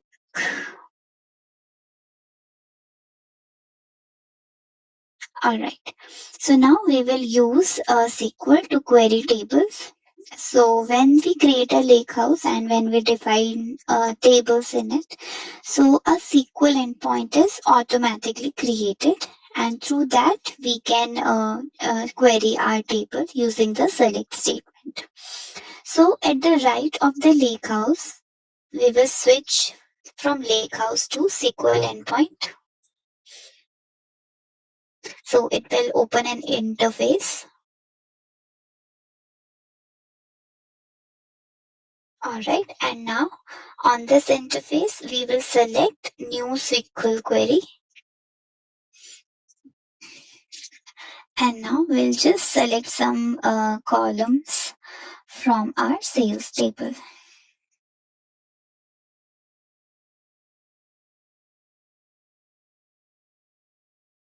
So we can see it has fetched the data. All right, and it is basically showing the total revenue for each project. We can also create the visual query. Okay, so because many data professionals, they are familiar with SQL. Okay, and but in power but they can also create new visual queries. So for that we can click on new visual query, and here we can drag the sales table.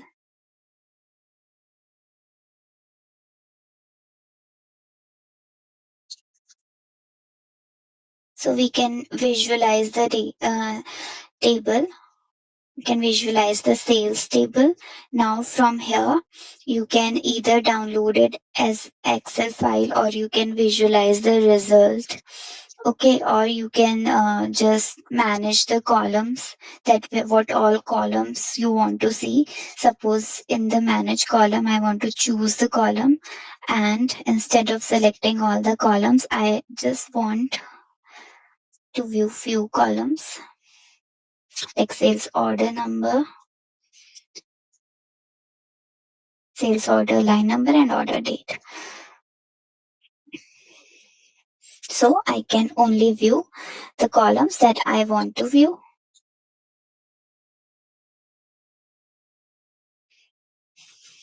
All right. And you can visualize the result as well.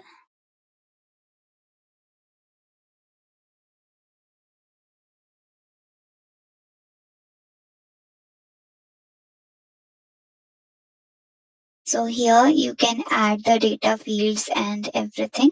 And like here, if I want to create, see sales order date and order amount or sales order.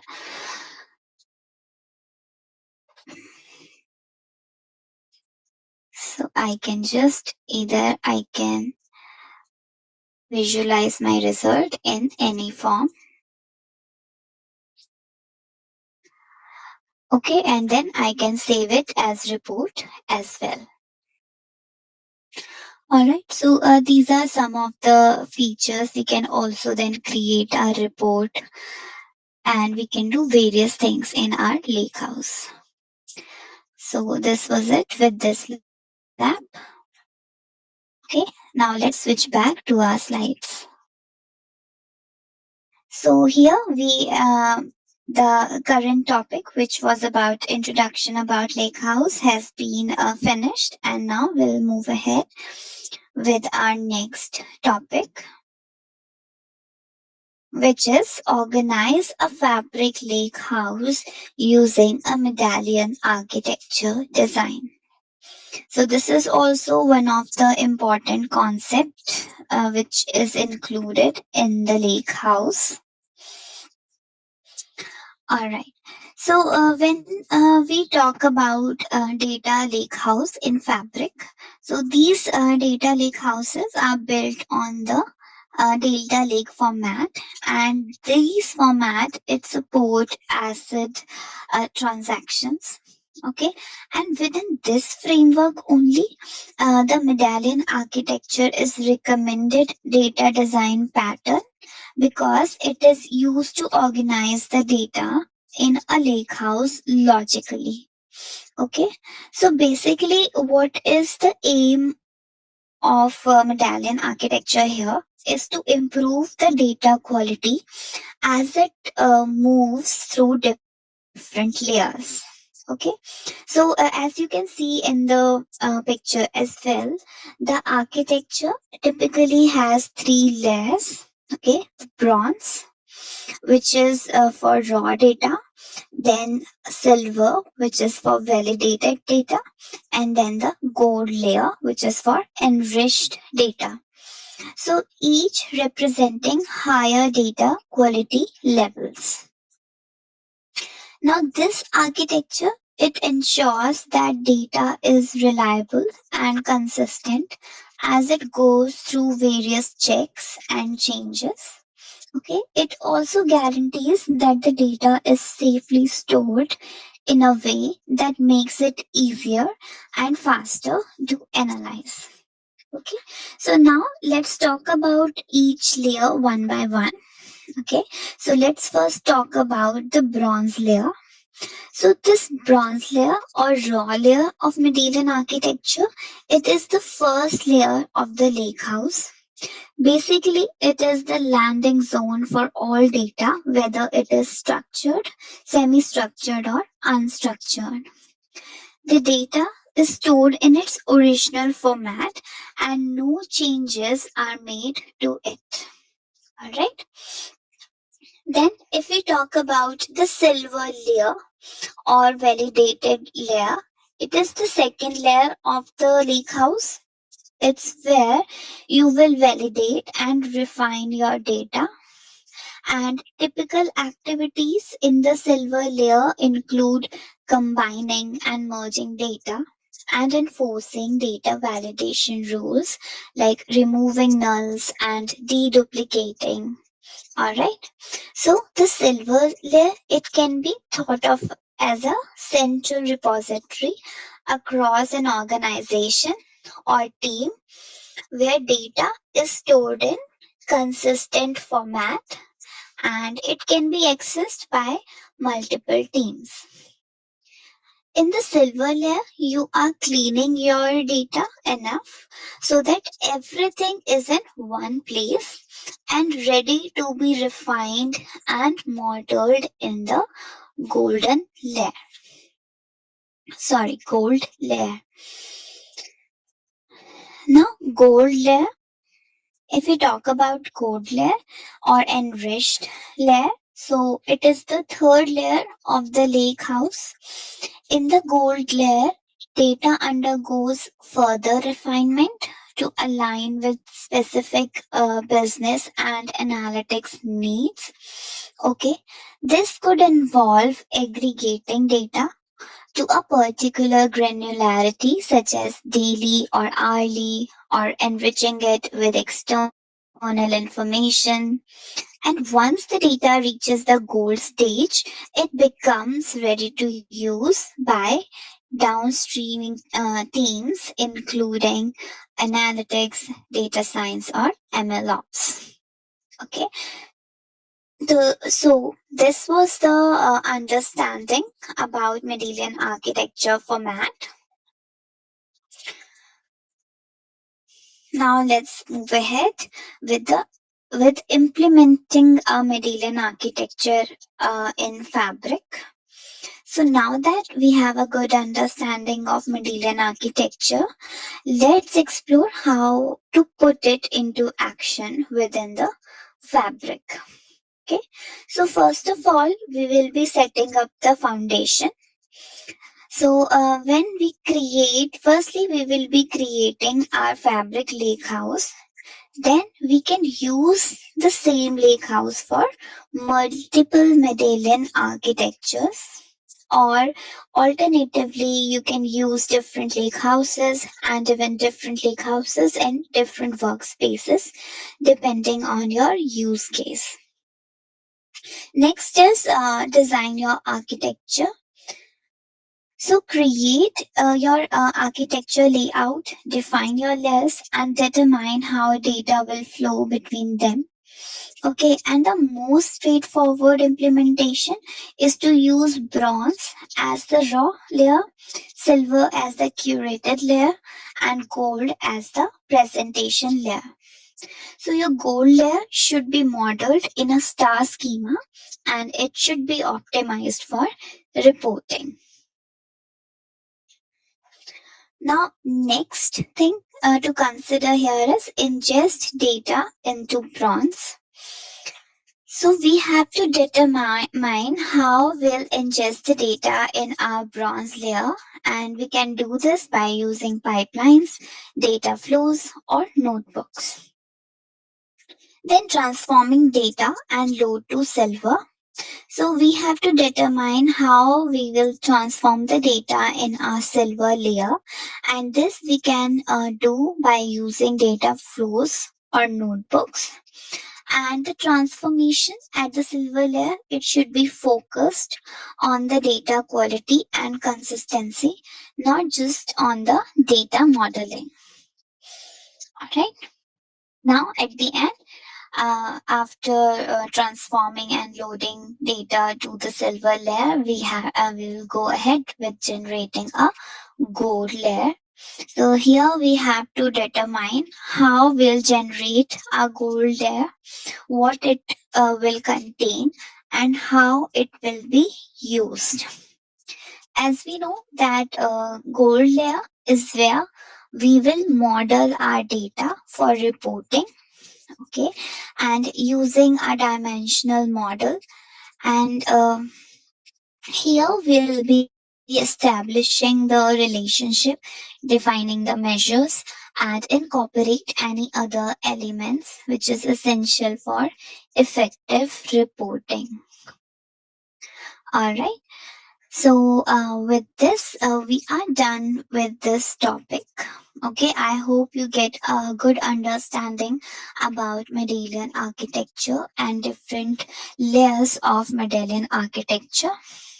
All right, so now it's time to go ahead with our next topic.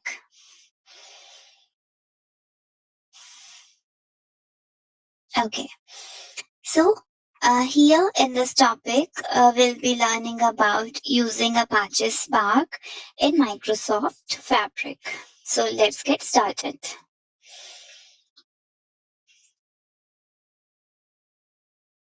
Okay. So as we know about Apache Spark, that it is often used in conjunction with a data lake architecture to process and analyze large volumes of data stored in the data lake. Okay, and we can use Spark in Fabric to continue transforming data or to build a machine learning model. So Apache Spark, it is distributed data processing framework that enables large-scale data analytics by coordinating work across multiple processing nodes in a cluster. Okay, and we can put it up more simply that the Spark, it uses a divide and conquer approach to processing large volume of data quickly by distributing the work across multiple computers. Okay, and the process of distributing tasks and collating results is handled for us by the Spark only.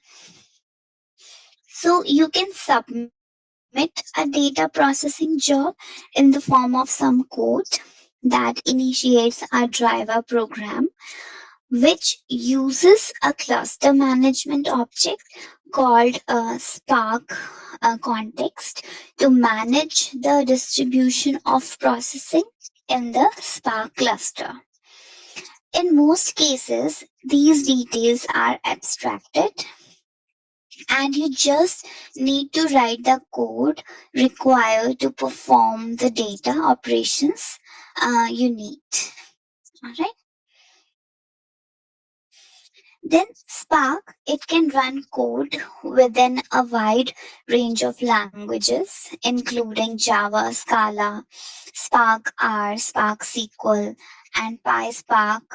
Okay, and most of the data engineers and analytics workloads are accomplished using a combination of PySpark and Spark SQL. Now, if we talk about the settings, so in Microsoft Fabric, each workspace is assigned with a Spark cluster, and an administrator can manage the setting for Spark cluster in data science or data engineer section of the workspace setting. All right, here we can see.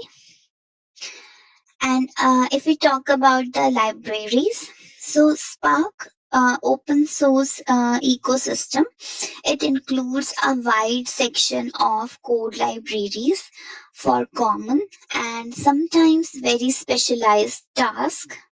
And since a great deal of Spark processing is performed using PySpark, a huge range of Python libraries ensures that whatever the task you need to perform, there's probably a library to help.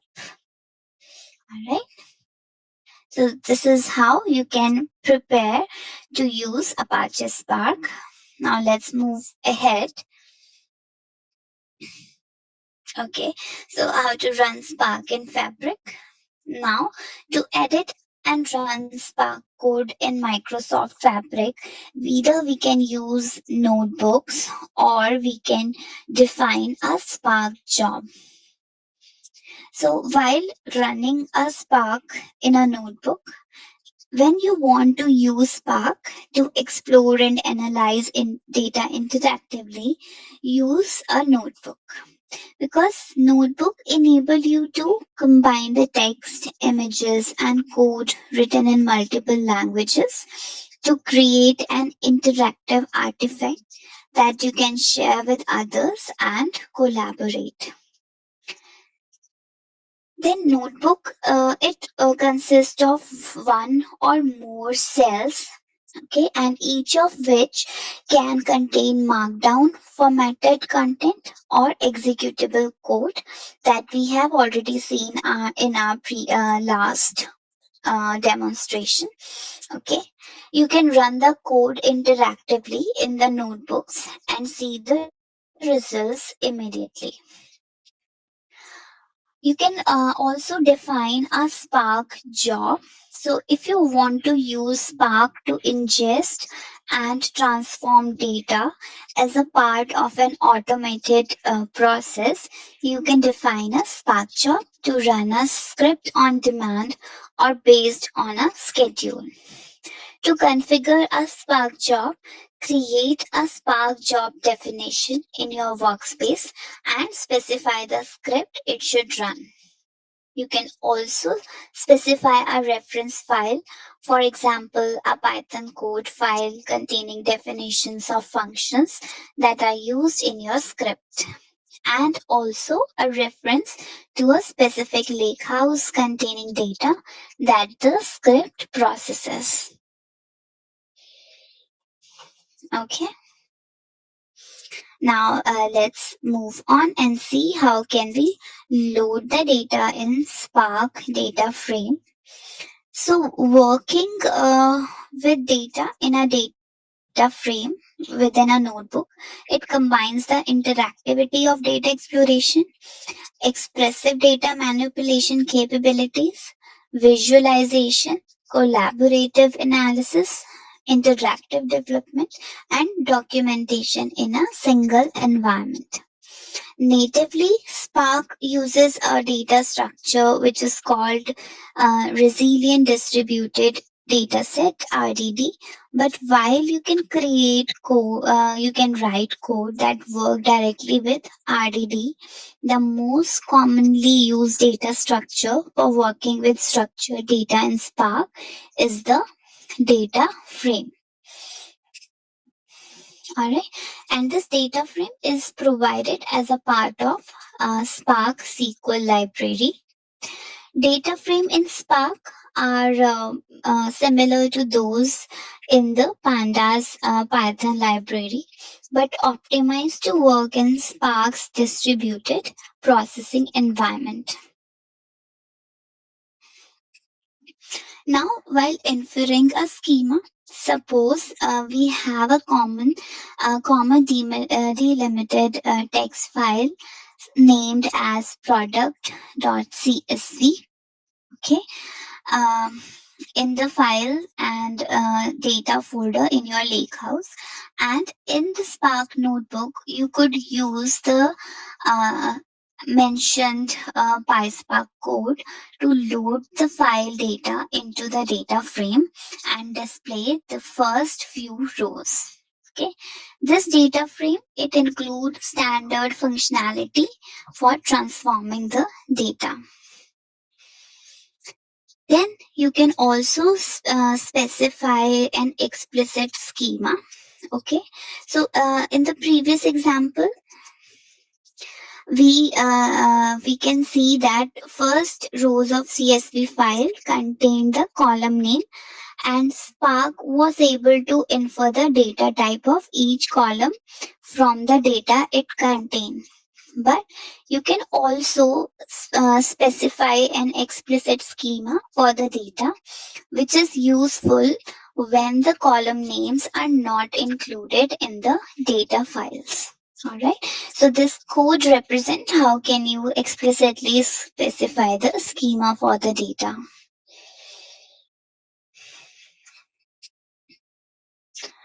Okay, so now let's move on to the next slide. So now we have loaded the data. Now it's time to transform the data in Spark data frame. Okay.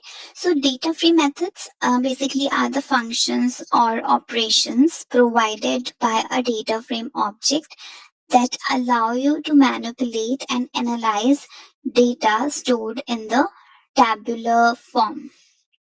Okay.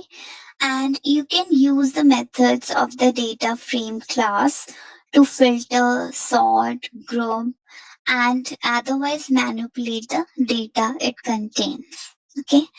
So, for example, here the code which is given here, it uses the select method to retrieve the product ID and the line item total column. Okay, from the DF frame data frame containing product data. Okay, we can also chain methods together to perform a series of manipulations that results in a transformed data frame.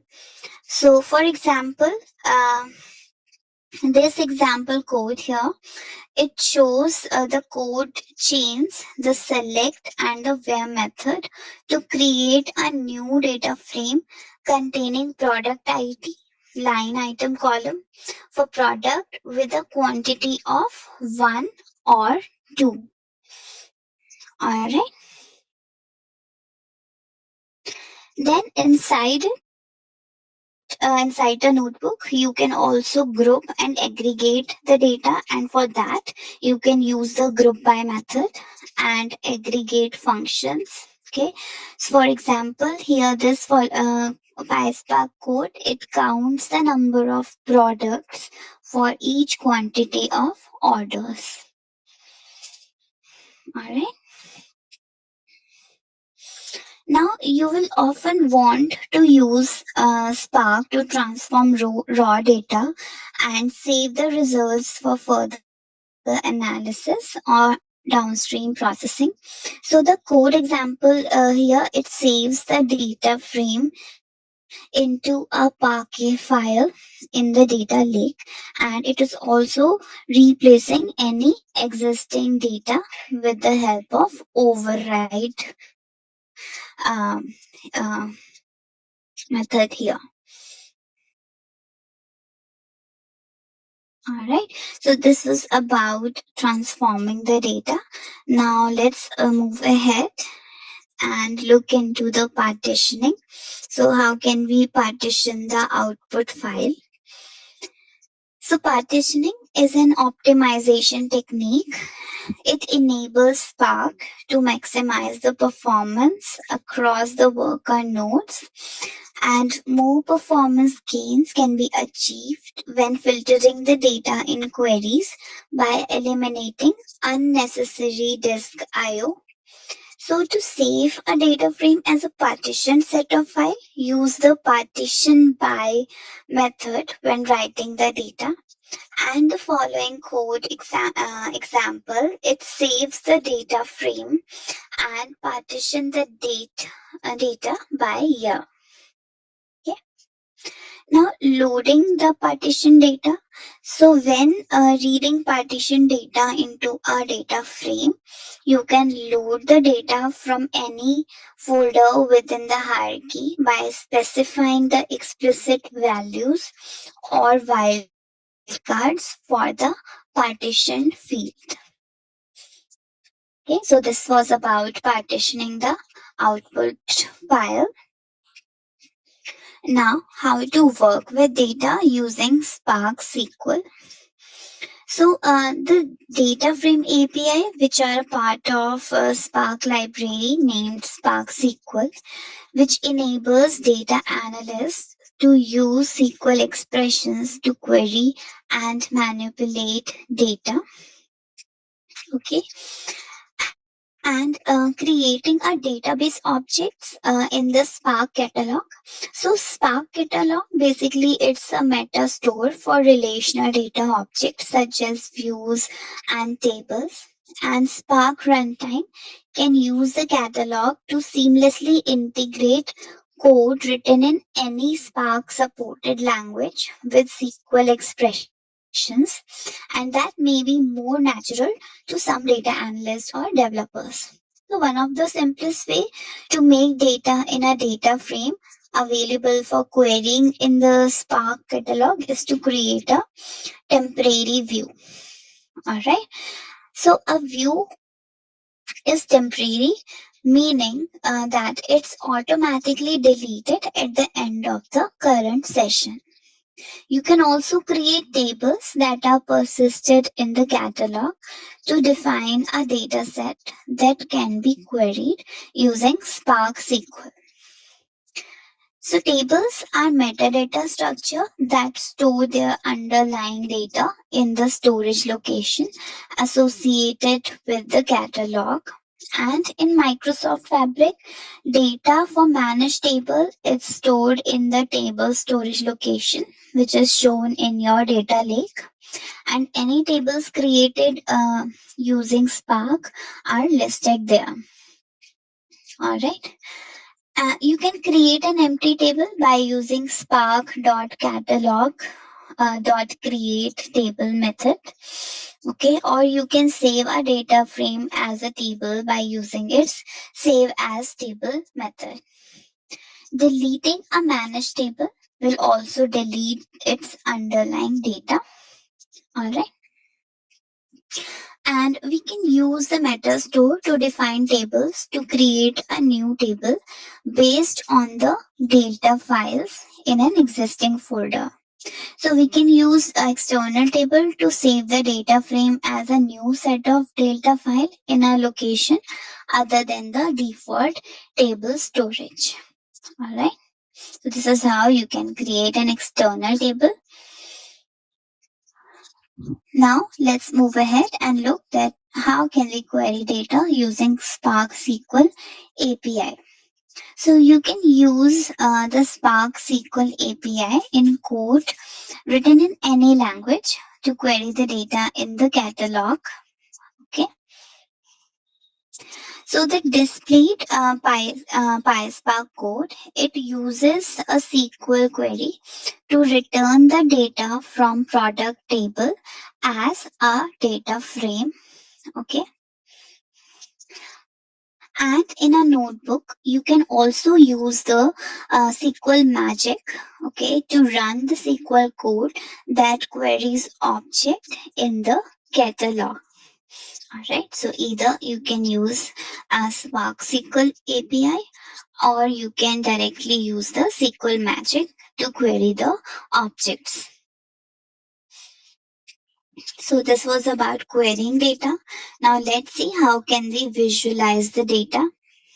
So one of the most intuitive ways to analyze the result of data query is to visualize them as charts. So notebooks in Microsoft Fabric, it provides some basic charting capabilities in the user interface. And when that functionality does not provide what you need, you can use one of the many Python graphic libraries to create and display data visualizations in the notebook. Okay. So here you can use built-in notebook charts. So when you display a data frame or run a SQL query in Spark Notebook, the results are displayed under the code cell. By default, results are rendered as a table, but you can also change the result view to a chart and use the chart properties to customize how the chart visualizes the data. Or you can also use a graphic package in the code. So there are many graphics package that you can use to create data visualization in code. Okay, and in particular, Python support large number of selection of packages, and most of them built on the base matplotlib library. So the output from a graphics library can be rendered in a notebook, and it makes it easy to combine code to ingest and manipulate data with inline data visualization and markdown cells to provide commentary. Okay, so with that, we have a exercise or a demonstration here as well. So let's move ahead with that. Okay, so let's start with our demo. And in this demo, we will analyze the data with the Apache Spark. Okay, so first of all, we will create a workspace inside our Synapse data engineering section. So we'll select workspace from the left hand side menu bar and we'll create a workspace.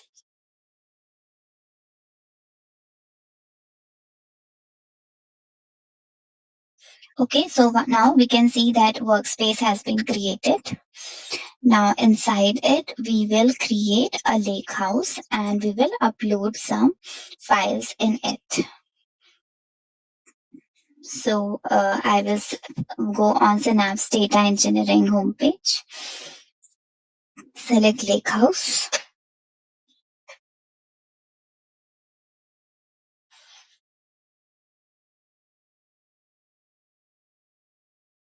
and create.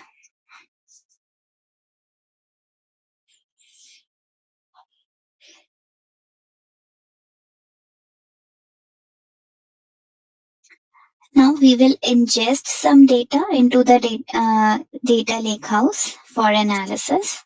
Okay, so for that, I will be downloading some file. So let me just copy the link.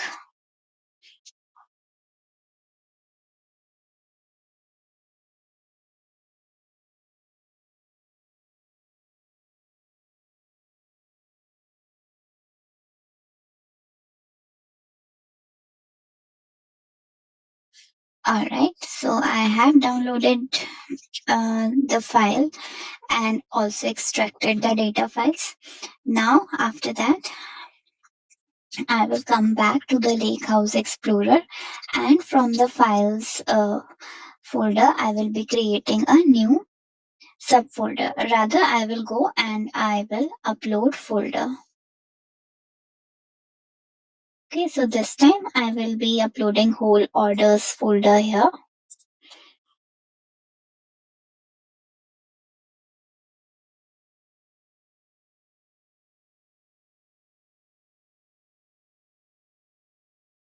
So this folder contains 3 CSV file. Okay. Now if I click on my orders subfolder, I can see 3 CSV files. Now I will be creating a notebook. Okay. So for that, I will from the home tab, I will click on open notebook and will select new notebook.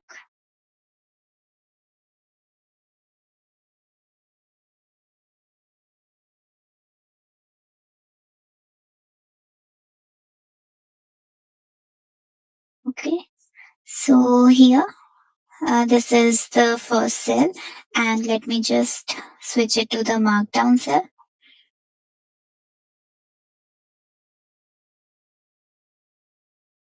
Let me just edit it and I will write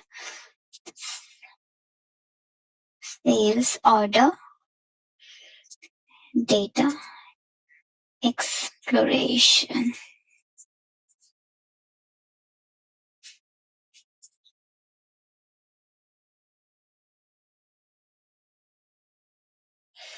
All right. Okay, so now I will in the orders, I will select the orders folder and now from the menu of 2019.csv file, I will load it to Spark. Okay, so I can see that our table is loaded in the Spark and now we are loading this file in a data frame basically. right? So let me just run this cell. Okay, so now we can observe that the rows and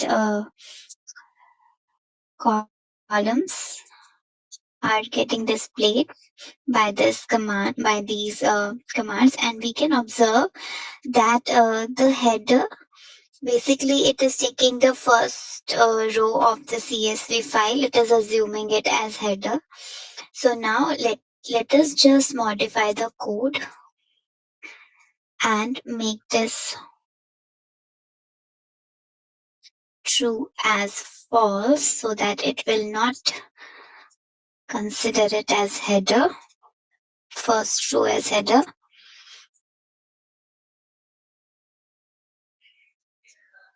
Okay, so now we can see that we have some random column names, but it is not these are not very helpful. So to make sense of the data, we need to explicitly define the correct schema and data type for the data values in file. So we will modify the code, all right, or rather I just add a new code cell and I will explicitly define some uh, column name. So for that, I will copy and paste the code here.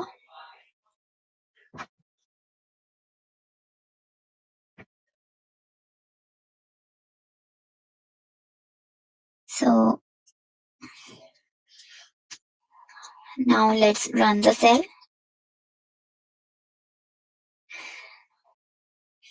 So here basically we are giving the column names.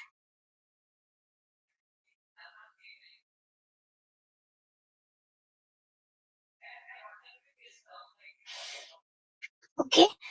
So now we can, in the output, we can observe that it include the correct column name.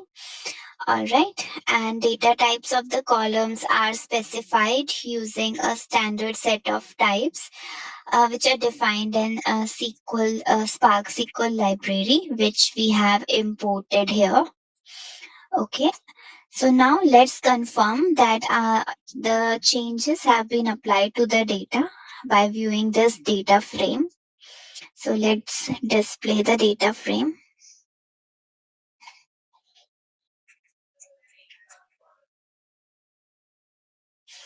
Okay, let me run it.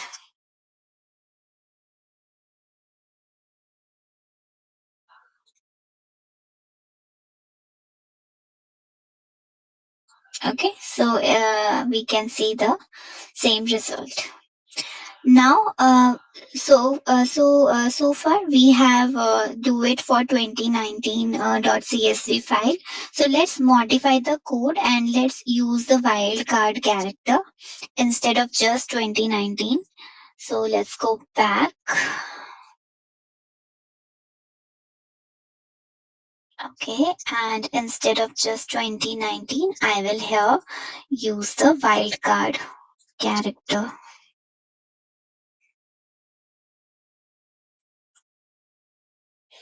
Okay, now I will run it.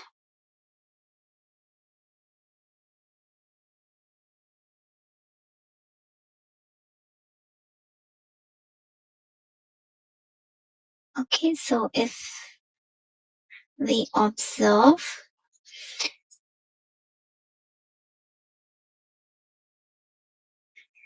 we can observe that it has been done for all the files. Okay, for that we need to scroll down.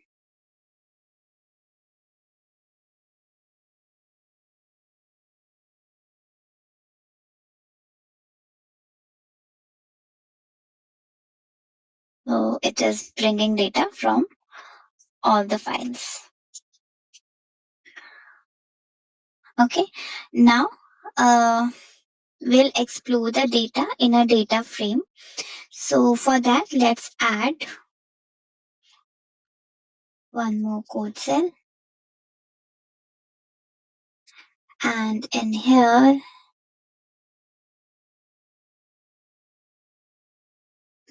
Let me just copy some code. Okay, for exploration of data.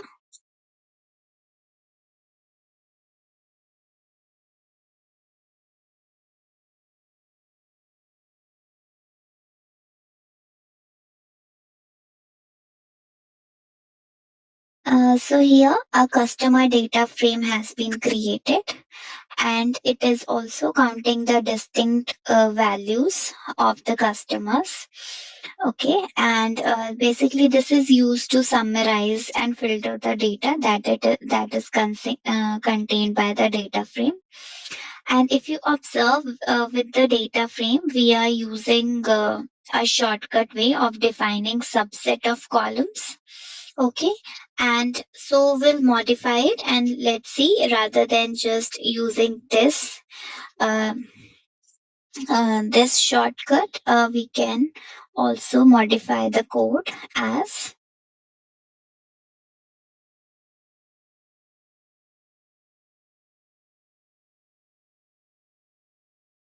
So here we are using select method, uh, and we are selecting the specific columns.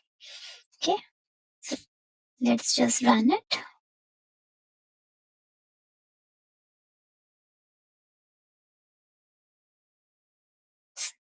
So here we can observe.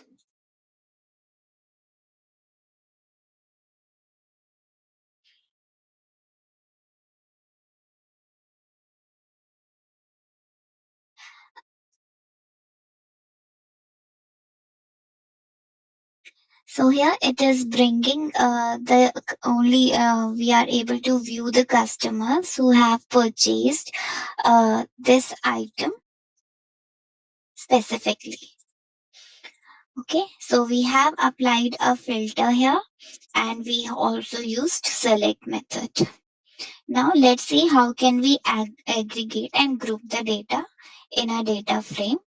So for that, let's again add a code cell.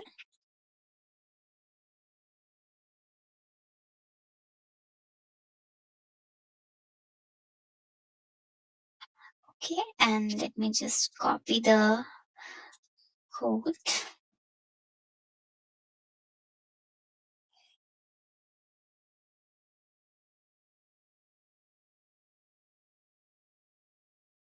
Okay, so here we are grouping the data as per the items. So it is showing the result of order quantities which are grouped by product, and group by method here grouping the rows by item, and the subsequent sum aggregate function is applied to all the remaining numeric columns. Okay, now let's add one more code cell.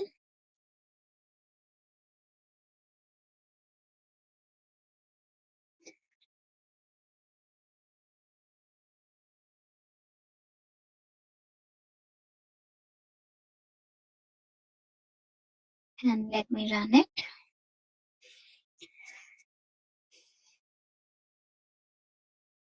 Okay, so here select method, it includes the SQL year function. All right, and this year function is extracting the year component of order date field. All right, and then we use LES method, and it is used to assign a column name to the extracted year value. Then the data is grouped by derived year column, and the count of the rows. We are also counting the rows in each group. Okay, so this is how you can explore the data. Now, not just exploration, but you can also use Spark Notebook for transforming the data files. Okay, so for that, let's just add one more code cell.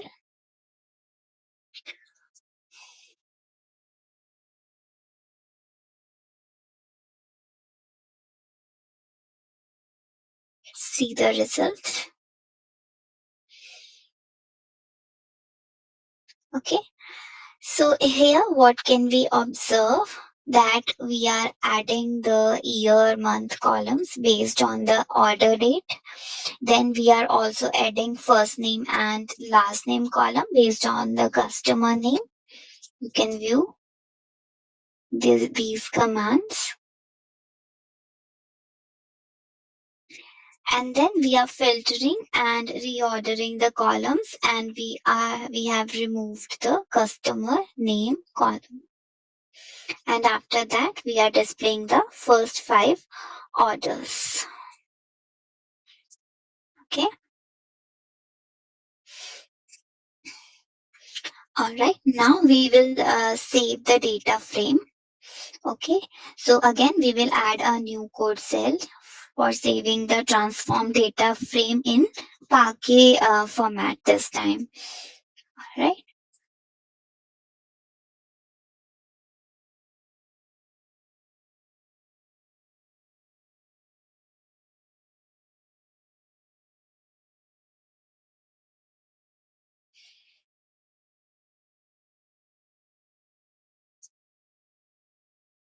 So we can see that transform data has been saved.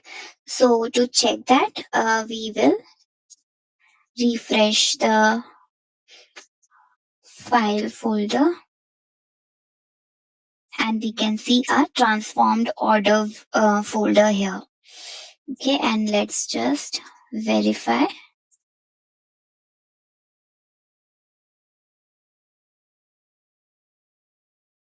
that it contains the Parquet files. Okay, you can observe it.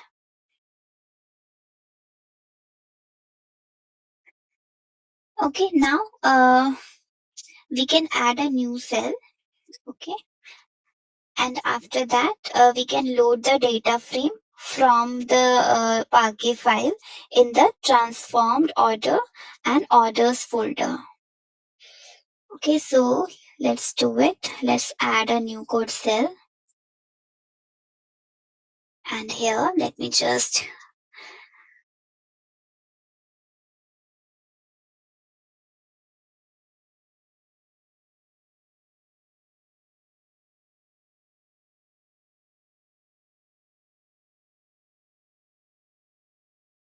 okay. So if we observe the data here and we'll refresh.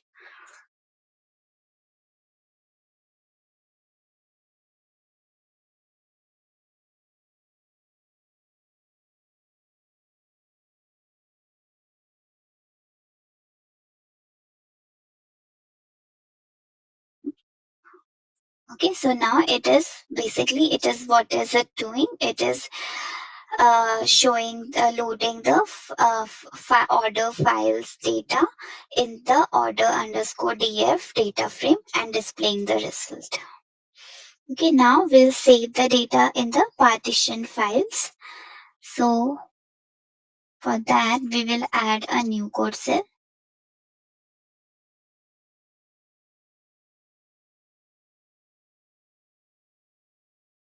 And let me just copy paste the code.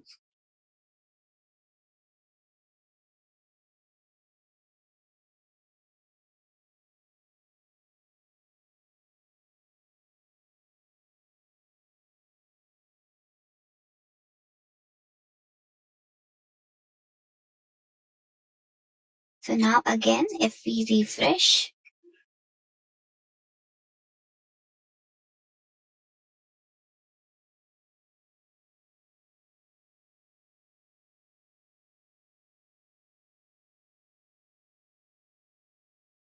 okay, let me refresh it again. Let me refresh files. So here now I can see partitioned data folder, and if I just explore it, I can see that data has been partitioned in the folder named according to the years, and each year folder is containing the month folder. Okay, so each month folder then contain the, if I just explore it, each month folder contain the Parquet file.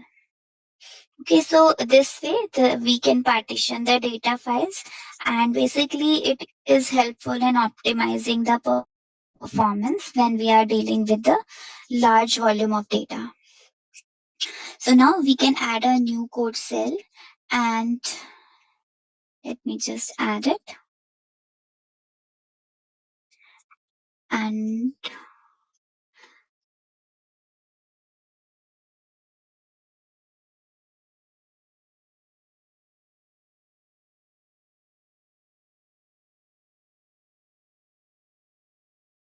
so basically we are loading a new data for frame from Parquet dot from orders dot Parquet file.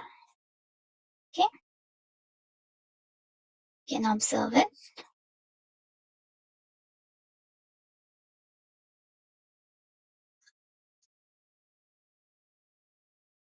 So this is how we can work with the Spark notebook in our Fabric, and we can do a lot many things, like we can also work with tables in SQL.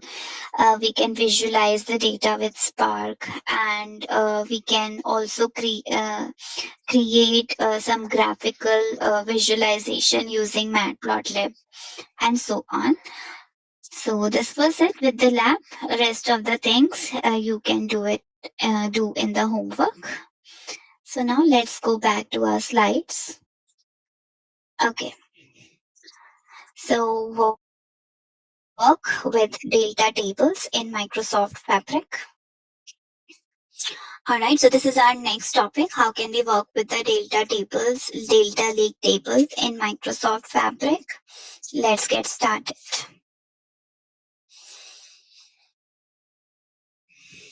All right, so let's first talk about the Delta Lake. Let's try to understand about Delta Lake. So Delta Lake is an open source storage layer that add relational database semantics to the Spark-based data lake processing. Tables in Microsoft Fabric Lakehouse are delta tables, which are signified by the triangular delta icon on the tables in the Lakehouse user interface. Okay, so delta tables are schema abstractions over the data files that are stored in a delta format. And for each table, the Lakehouse stores a folder containing the Parquet data files and a underscore delta underscore log folder in which transaction details are logged in JSON format. Okay, so these tables, delta lake tables, these tables support these relational tables that support querying and data modification. And with Apache Spark, you can store data in delta tables that support CRUD operations, which is create, read, update, and delete operations. So, in other words, you can select, insert, update, and delete rows of the data in the same way you would in a relational database system. It also support for ACID transactions. So, like relational databases are designed to support transactional data modifications that provide atomicity, which is a transaction complete as a single unit of work. Then consistency, which is transactions leave the database in a consistent state. Isolation, in process transaction can't interfere with one another. And durability, so when a transaction complete, the changes it made are persisted. So Delta Lake bring this same transactional support to Spark by implementing a transactional log and enforcing specialized serializable isolation for concurrent operations. Okay. These data lake tables also offer data versioning and time travel. Okay. So because all the transactions are logged in the transaction log, you can track multiple versions of each table row and even use the time travel feature to retrieve a previous version of a row in a query. Not only this, it also support for batch and streaming data. So while most relational databases include tables that store static data, Spark includes native support for streaming data through the Spark structured streaming API. Delta Lake tables can be used to use as both sink, that is destination, and source for streaming data. Now, one of the most important thing is standard formats and interoperability. So, the underlying data for the delta table is stored in the Parquet format, which is commonly used in the data lake ingestion pipelines. Okay. So, additionally, you can use the SQL endpoint for Microsoft Fabric Lakehouse to query delta tables in SQL. Okay. So, this was about the data lake. Now let's move on and let's see how can we create data tables using code in Spark. Okay.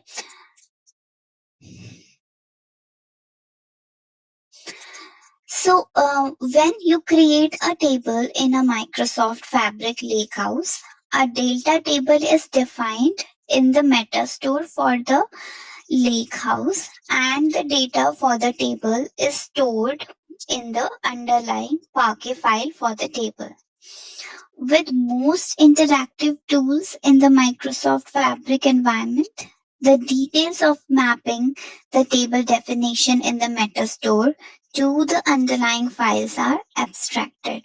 However, when working with Apache Spark in a lakehouse, you have greater control of the creation and management of the delta table. So let's see how to create a delta table from a data frame. So this is one of the easiest way of creating a delta table in Spark is to save a data frame in the delta format like we have done here. Firstly, here we have loaded the file into the data frame, and then we have saved the data frame as the delta table. Okay. Then we can also use the Spark SQL. All right. So you can also create the delta table by using the Spark SQL create table statement. All right. And you can also save in the delta format. So this is the third possibility, is to save the data in delta format without creating a table definition in metastore. So this approach can be useful when you want to persist the result of data transformations performed in Spark in a file format over which you can later overlay a table definition or process directly by using the Delta Lake API. Alright. Now let's see what is the difference in between the managed and the external tables. So in managed tables, the table definition in the meta store and the underlying data files are both managed by the Spark runtime for Fabric Lakehouse. Okay, so deleting the table will also delete the underlying files from the table storage location for the lakehouse. You can also create table as external tables in which And the relational table definition in the meta store is mapped to an alternative file storage.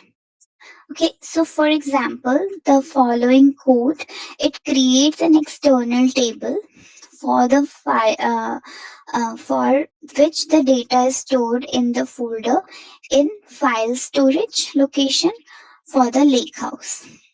Okay, so in this example, the table definition is created in meta store. So the table is listed in the table user interface, okay, for the lakehouse.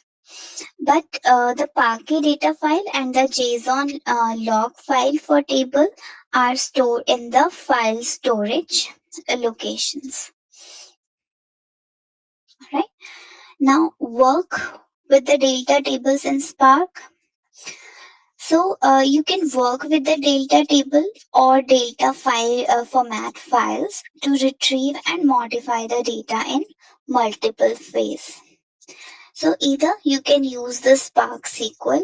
So the most common way to work with the data in data table in Spark is to use the Spark SQL. You can embed SQL statements in other languages such as PySpark and Scala by using the spark.sql library. Alternatively, you can use the SQL magic in a notebook to run the SQL commands like we have done here. And you can also use the Delta API.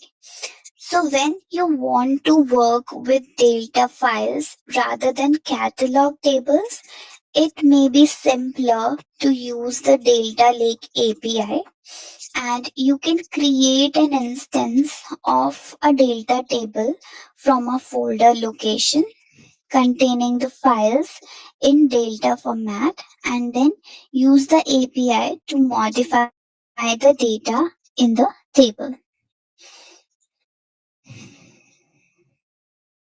Okay. Now, data versioning and time travel. So, as we have already studied, that data versioning and time travel is an important feature of your data lake tables. Okay, so we can use this time travel to work with the table versioning. Okay, so whatever modifications made to the data tables are generally logged in the transaction log for the table. You can use the logged transaction to view the history of changes that are made to the table, and we can also retrieve the older version of the data, which is known as the time travel. Okay, and to see the history of a table, you can use the describe SQL command. Okay.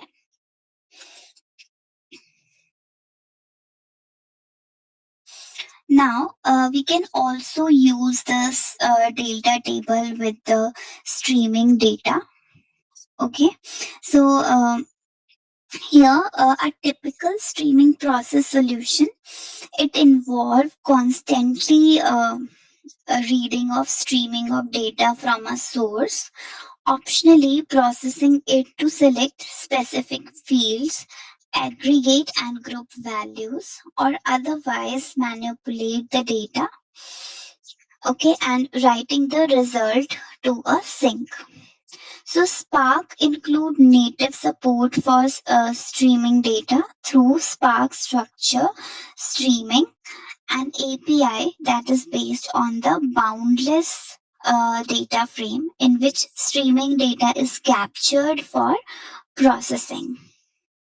Alright, so a Spark structured streaming data frame can read data from many different kind of streaming sources that can include network ports, real-time message, brokering services such as Azure Event Hubs or Kafka, or file system locations.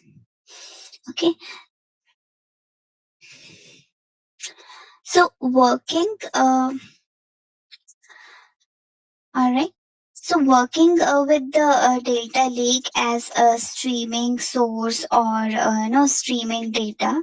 So data lake, it supports streaming data ingestion and processing. It can effectively handle real-time data stream by providing scalable and fault-tolerant ingestion and processing capabilities. And streaming data can be continuously appended to a Delta Lake table, and the changes are automatically made available for querying. Now we can also write streaming data to the Delta Lake, as you can have a look on the given code for that.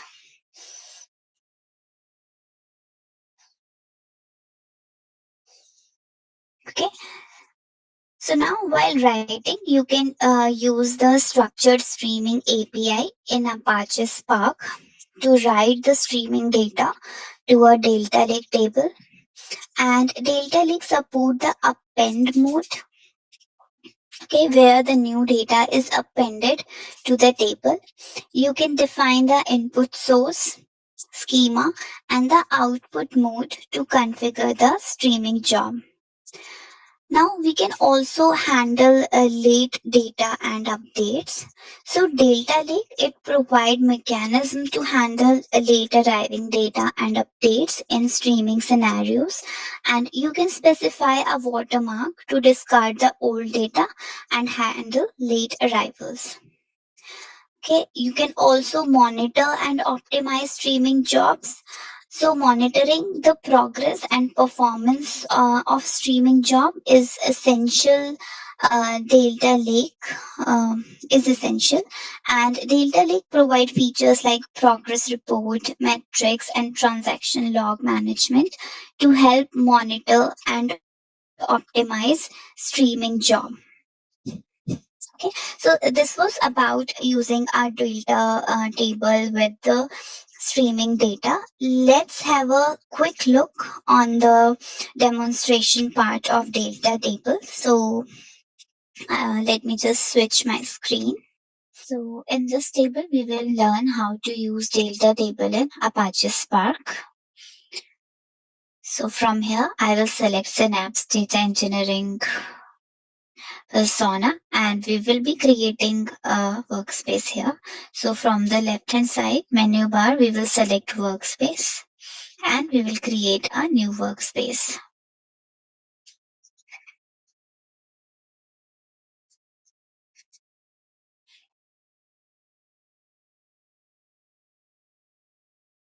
Okay, apply. So we can see that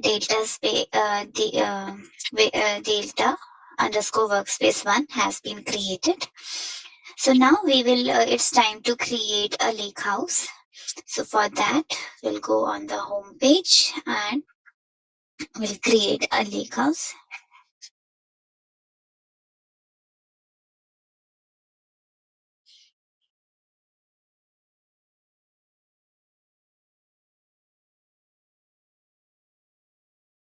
Okay.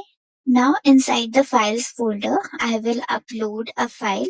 So first I will create a new subfolder and I will give it a name as product.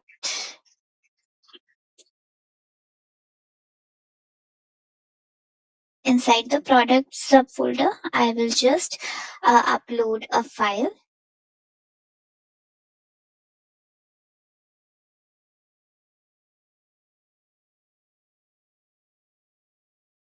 So I will upload product.csv file here.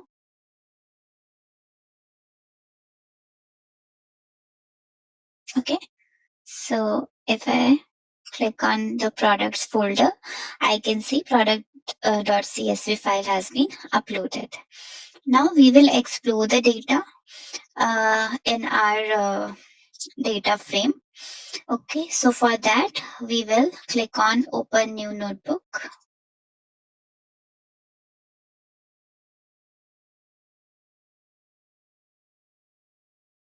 All right, and here from the product.csv, we will just load the data to the Spark. All right, let's run it. So we can see the data. Okay, you can see the output, which is showing the data of product.csv file. Now we will create a delta table. So we can save the data frame as a delta table by using save as table method. So let's first create a managed table. Okay. So let us just add a code cell, and inside it, let me just type the code.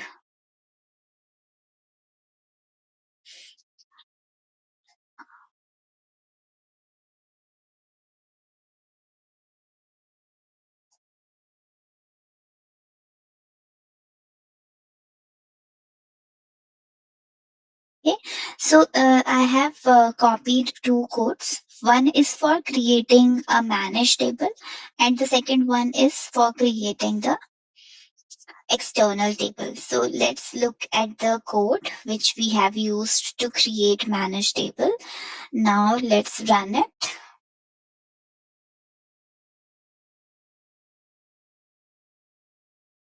Okay, so command succeeded. So now let's refresh the tables. And here we can see a managed product data table. Now we will create an external table. So we will just explore this code. Okay, now it is here we have to copy the abfs path of our files folder. So for that, we'll copy the abfs path and we'll just paste it here. Now let's run it. All right, so again we will refresh, and we can see an external product table as well. And also in the files folder, I can see an external underscore product folder that has been created for the tables data files. Okay, now let's compare these two tables. So for that, let me add a code.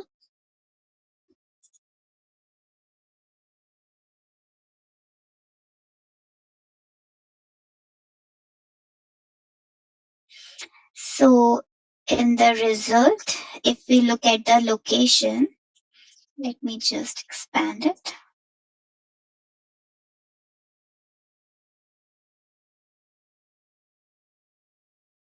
Expand it more.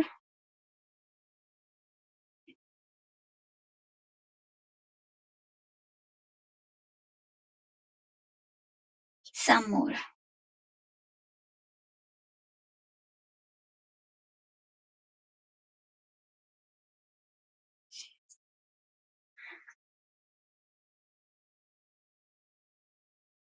Okay, so we can observe that the location property for the table, and here the path has one lake storage for the lake house, and it is ending with table slash managed underscore products. All right, now let's add one more cell, and let's explore the external table. Okay, let's just run it. And here, if I look at the location, so again, I have to expand it.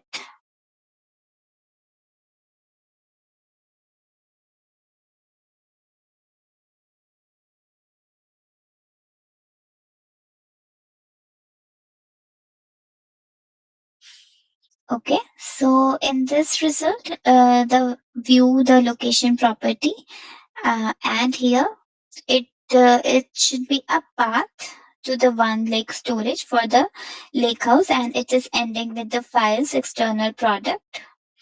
Okay, so files for managed table are stored in the tables folder in the one lake storage for the lakehouse.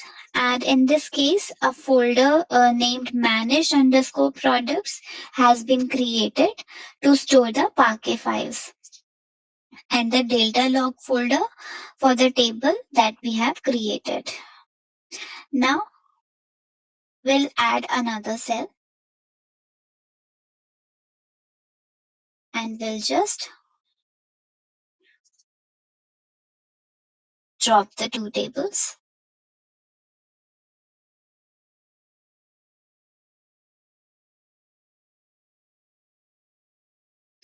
Okay, and now just refresh. So we can see that the tables have been dropped and there is nothing inside the table list. Now let me refresh files also. Okay. So here we can see that external underscore product folder has not been deleted. Okay. And if we select this folder, we can see that the Parquet data file is still there and a delta log folder is also there. All right. So this is how we can create a managed table and external table. Now we will use SQL to create a table. So for that, let's add another cell. Okay.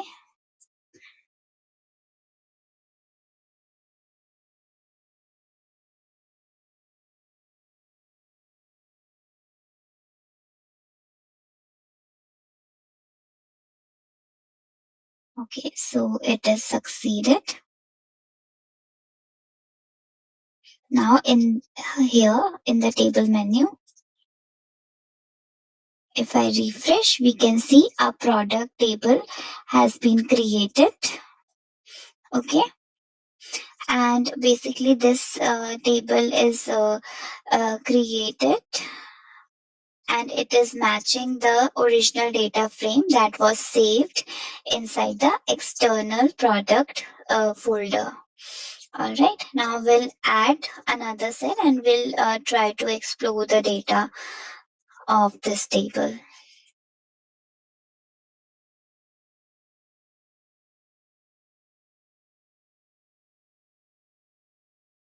Okay, so we can view the data of the table.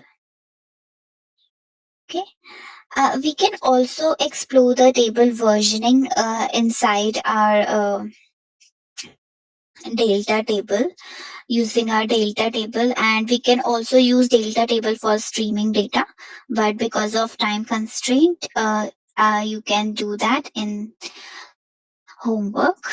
All right, so for now let's go back to our slides. All right. So now we are done with our today's session and it's time to wrap up the session.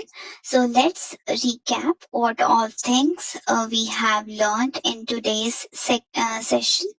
Okay, so we have learned, we started our session by the discussion of the Fabric Lake House. So we have learned the foundation that Fabric Lake House is a foundation of data engineering. Then we have also learned about the Mendelian architecture and how it offers a structured approach to logically organize the lakehouse data, and it contains different layers to store the data, to store the raw data, transform data, and the final data. All right, then we work with the data using the Spark and Fabric notebook. And lastly, we created a managed table using Spark and we performed the lab for the same as well. Okay, so I hope this session was fruitful for you. Now let's go ahead, and these are the links for your further reading. If you want to refer the content of the slides that we have learned today, you can refer these links, and you can go ahead and read more about the topics that we have learned today. So, with that note, I would like to wrap up the session. Thanks a lot for joining in today. See you in the next session. Thank you. First, we'll start with the introduction of data warehouse in Microsoft Fabric. Then we'll learn about loading the data into a Microsoft Fabric data warehouse. Then we will learn about querying a data warehouse in Microsoft Fabric. Then we will monitor a Microsoft Fabric data warehouse. The next topic is secure your Fabric data warehouse, and then in between of different topics, we will be having some demonstration as well. Okay, so let's start with our first topic, which is get started with data warehouse in Microsoft Fabric. All right. So first, let's decide, or let's choose that what we need to choose from warehouse and lakehouse. Okay. So when we talk about the warehouse, it provides the structured data. So data warehouse basically is optimized for relational data with predefined schemas. And here we need multi-table transactions. So data warehouse, it support as a transactions across multiple tables. It also provide high performance by handling the complex queries and large data volume efficiently. It also provides us expensive security. So object level like table view, function, stored procedure, etc. Column level, row level, DDL, DML, dynamic data masking. Alright.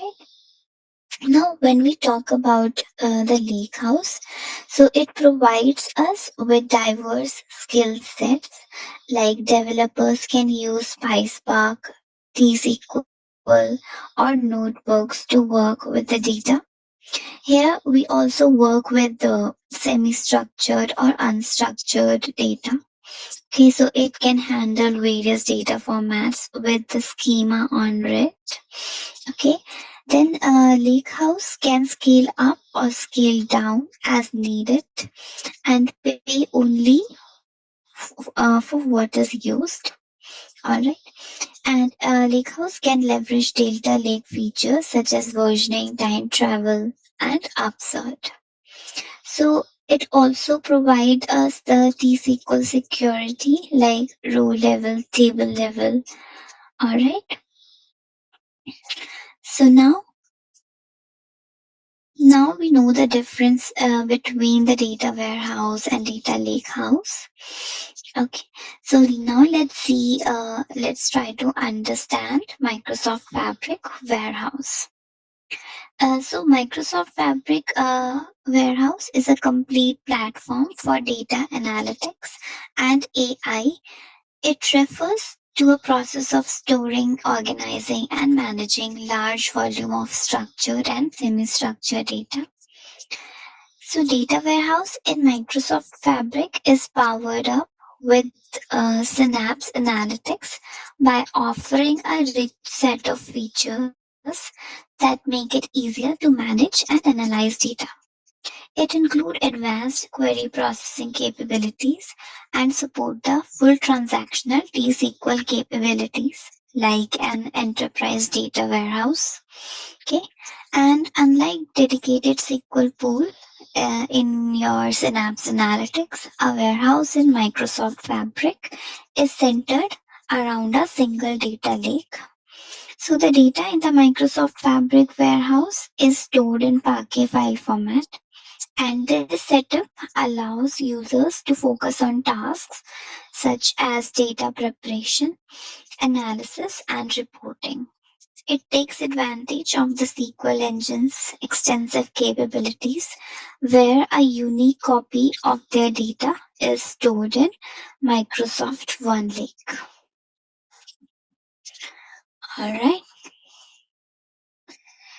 So now let's see how can we create a data warehouse in Fabric. So Fabric data warehouse basically is a relational data warehouse, and it supports full transactional T-SQL capabilities. Okay, so there are multiple ways through which we can create items within a Fabric. Alright,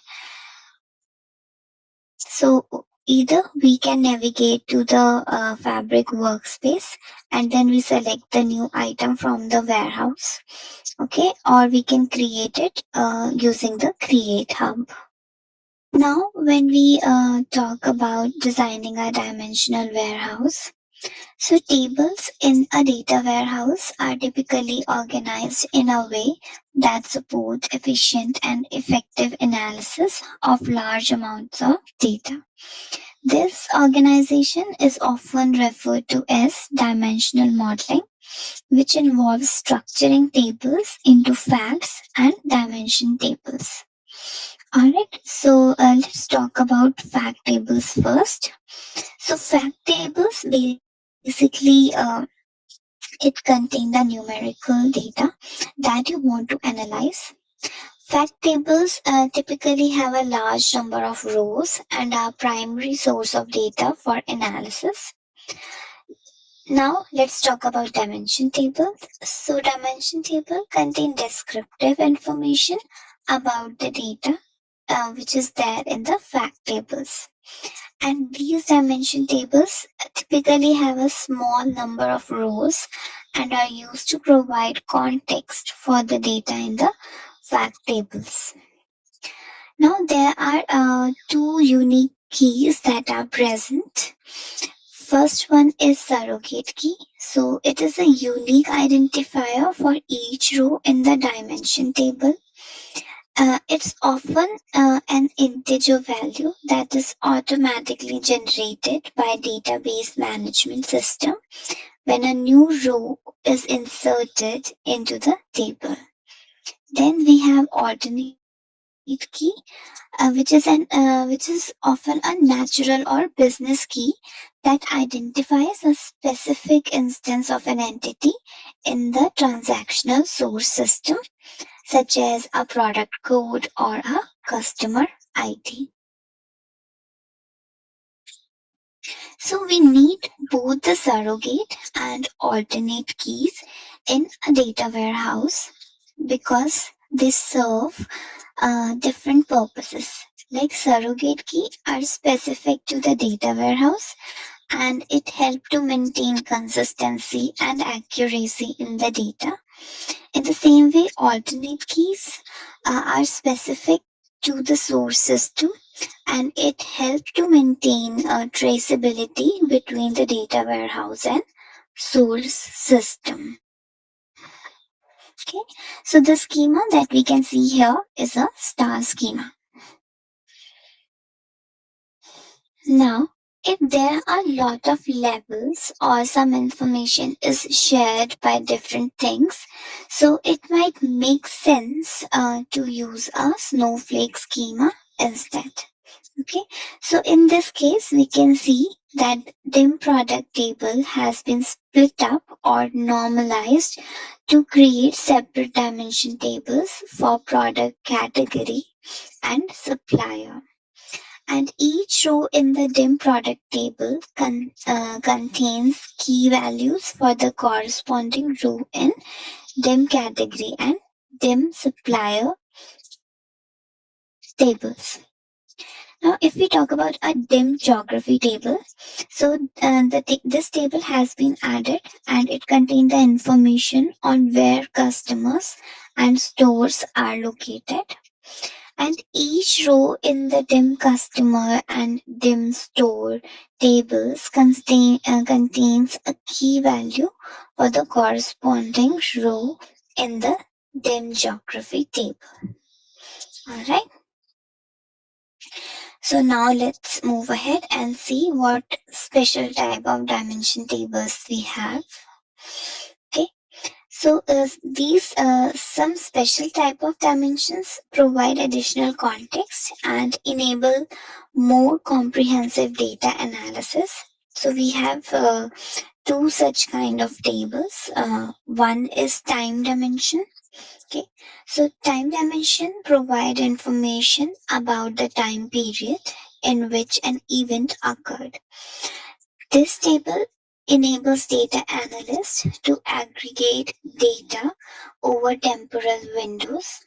For example, a time dimension might include column for year, quarter, month, and day in which a sales order was placed. Then another special type of dimension table is slowly changing dimensions. So these are the dimension table that track changes to the dimension attributes over time. Like changes to a customer address or a product's price. So they are significant in data warehouse because they enable users to analyze and understand changes to data over time. And slowly changing dimension, it ensures that data stays up to date and accurate, which is imperative to making good business decisions. Now, ingesting the data into a data warehouse. So there are few ways to ingest the data into a Fabric data warehouse that include pipeline, data flows, cross database querying, and the copy into command. Now, after ingestion, the data become available for analysis by multiple business groups who can use features such as cross database querying and sharing to access it. Alright. Now, once the data is loaded into the data warehouse, many of the points will be familiar for Power BI users.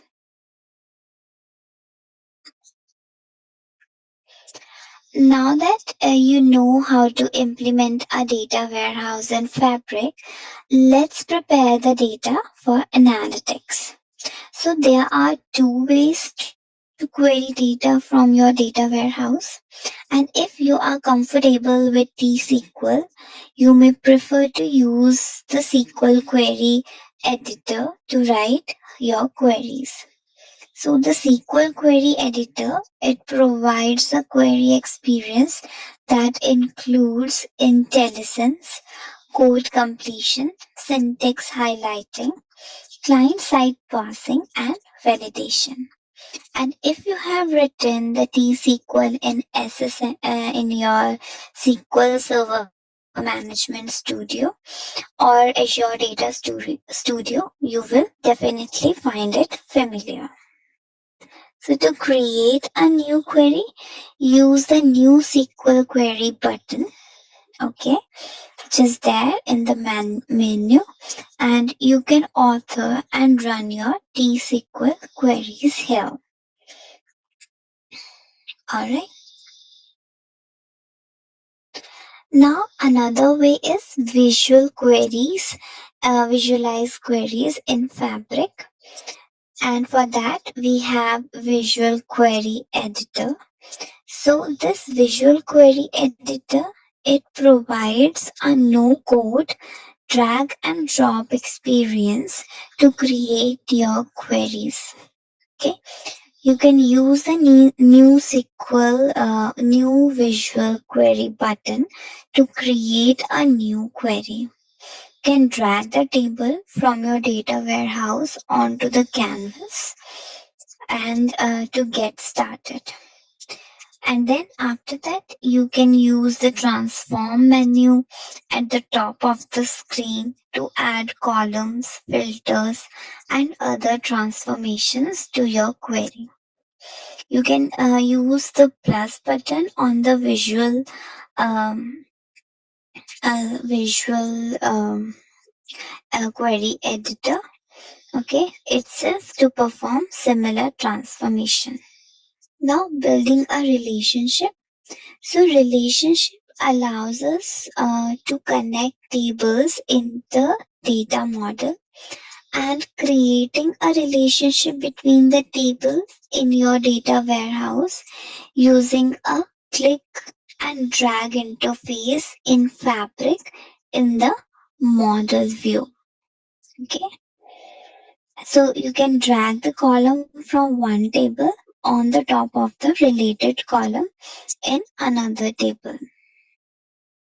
Now, every time a data warehouse is created, Fabric creates a set for analysts and or for business users to connect to for reporting. So data sets basically are semantic model with metrics that are used to create reports. If we simply put, analysts use the data model to create that we have created in our warehouse, which is stored in a data set. If we are familiar with Power BI, then working with the data set which is created by the data warehouse experience will be straightforward. Alright. So these data sets are automatically kept in sync with the data warehouse. So you don't have to worry about maintaining them. And you can also create custom data sets to meet your specific requirement.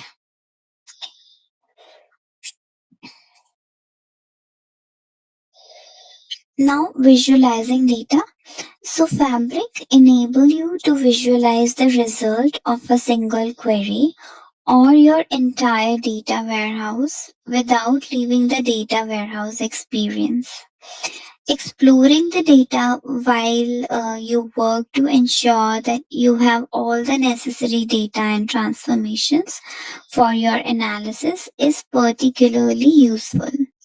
You can use the new report button to create a new Power BI report from the contents of your entire data warehouse. So using the new report button opens the Power BI service experience where you can build and save your report for use by the business. Alright. So with that, we have come to an end with our first topic. And now let's switch to the demonstration tab of our Microsoft Fabric portal so that we can see that how can we analyze the data in data warehouse. Okay, so let's start our demo of analyzing data in data warehouse. So for that, we will be selecting Synapse Data Warehouse. And inside it, first of all, we will create a workspace.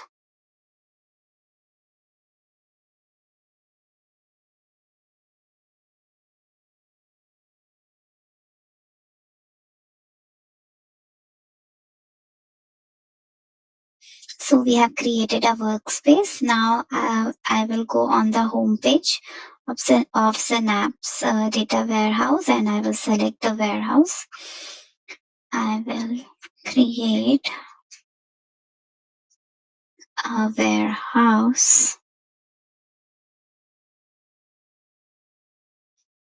Okay, so from here we will select the T-SQL section. So here we will be creating table and inserting data into that table.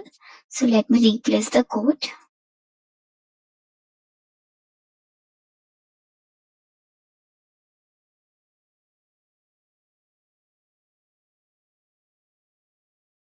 So here we have created a dim product table.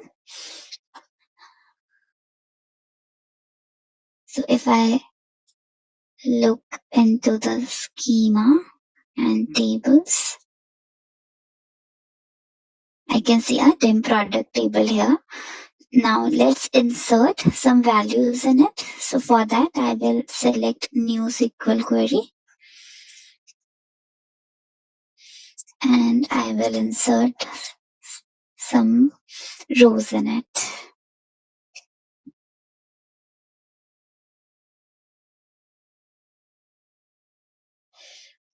Okay. So let me just select it. And here we can see that 3 rows have been inserted here. All right. So now I have opened a T-SQL code, which is generating a data warehouse. All right. So I'll just copy the code and I will paste it in new SQL query.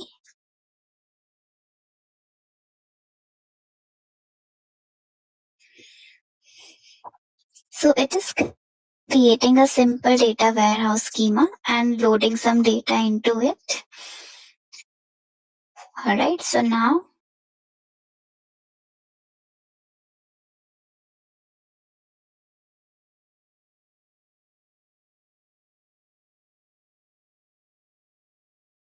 all right, so now let me just, okay, it has been refreshed and we can see that there are 4 tables now, 3 dimension table and 1 fact sales order table. All right, now we will define a data model. Okay, so at the bottom we can see that we have a model tab. So if I click on model tab, we just minimize the property and minimize this. Okay.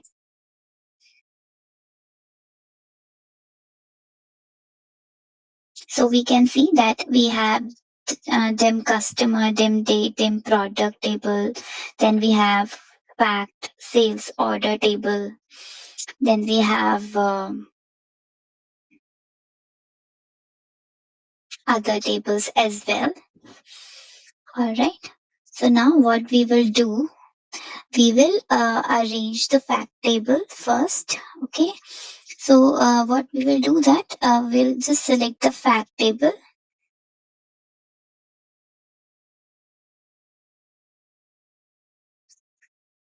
Let's first arrange our tables.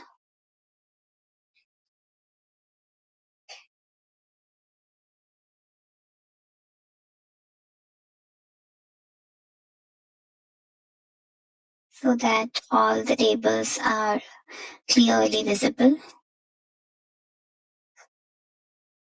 Okay.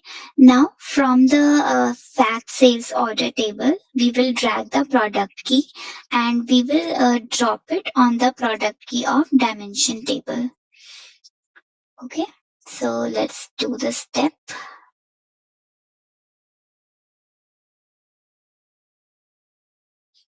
So product key.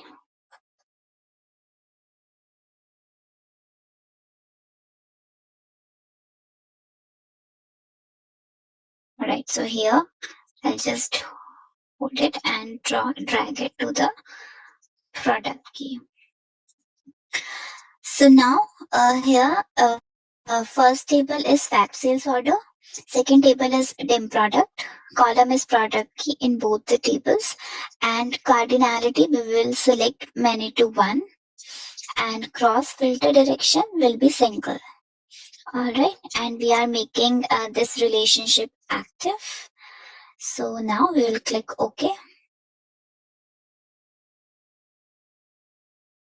So we can see that our relationship has been created between fact sales table and dim product table.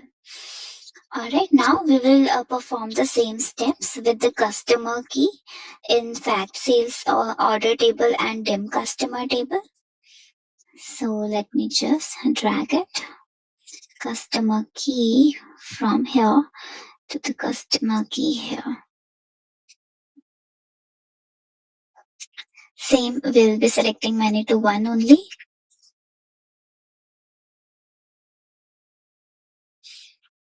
And now I will be doing same with the dim date key. So I will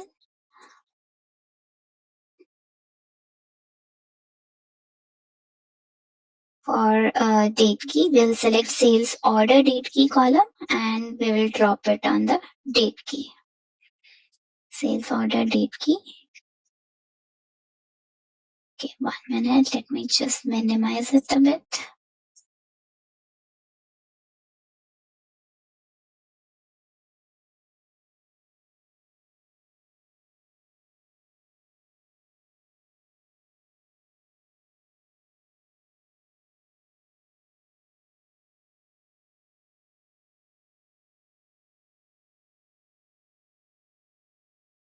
Okay. So now we can view the relationship that has been built between the tables that has been created. Okay, let us.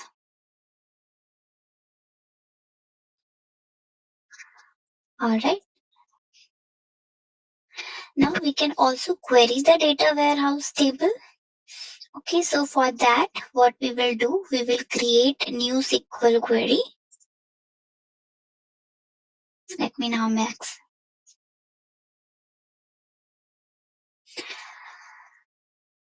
Okay, and in new SQL query, let me query all the tables. So we are here joining the tables, and then we are also grouping the data, and then we are sorting the data. Okay, so let's run it.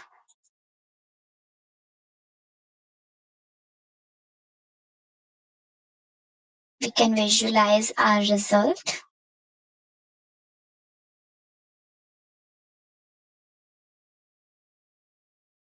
Okay, now we will modify the query and we will also add a second dimension to the aggregation.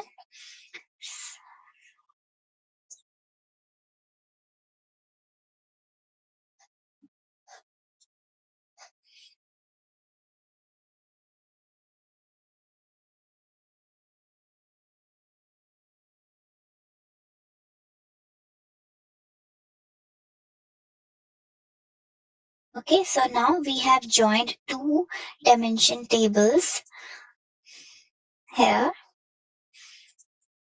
with the we have joined them date table with them customer table, and now let's run it.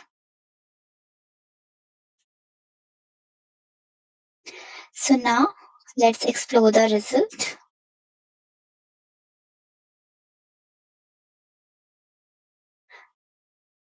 Okay, so now we can see that here now we have columns like which are aggregated by year, month, and sales region.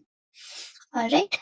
Now let's create a view also. So in data warehouse, we can also create objects like views and stored procedure to encapsulate SQL logic.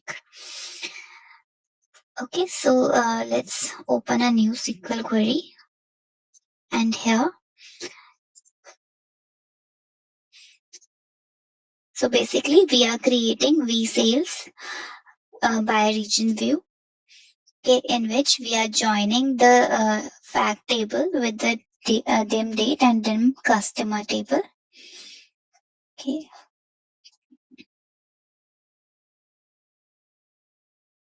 All right, and now it is successful. So let's just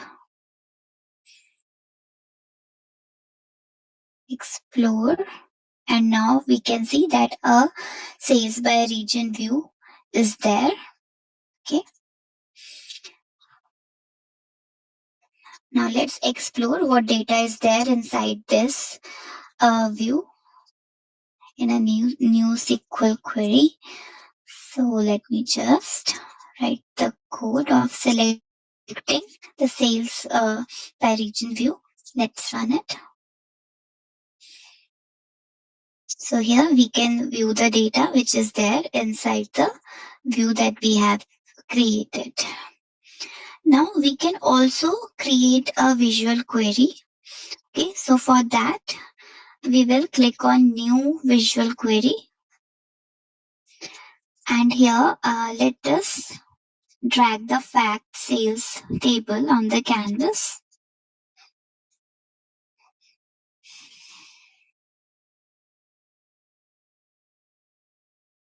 Let's just close all these tabs.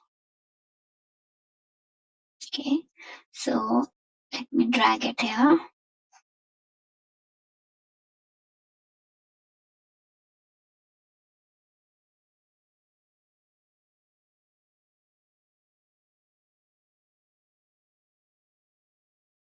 So we can see fact sales table here, and we can see its preview is also there in the preview pane. Let me just minimize it a bit. Alright, so we can see its preview in the preview pane. Alright, now let me drag one more table here. Let's drag them product table.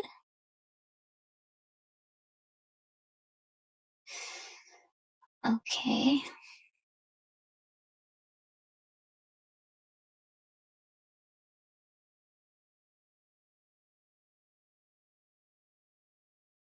So we have fact sales order table and dim product table here. So now what we will do, we will use the add plus button here. Okay, and we will use the merge query.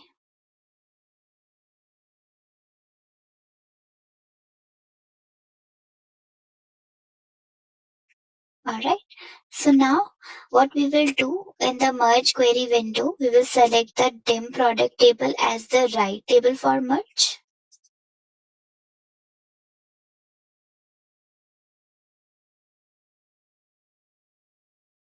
Okay, and join kind, we will use left outer join, and now we will click OK. Okay, join keys. So we'll select the product key as join key.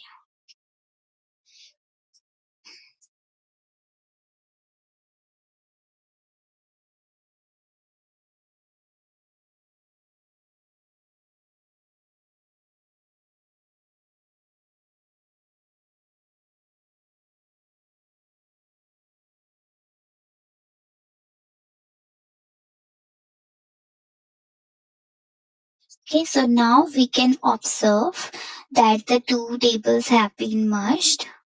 Okay.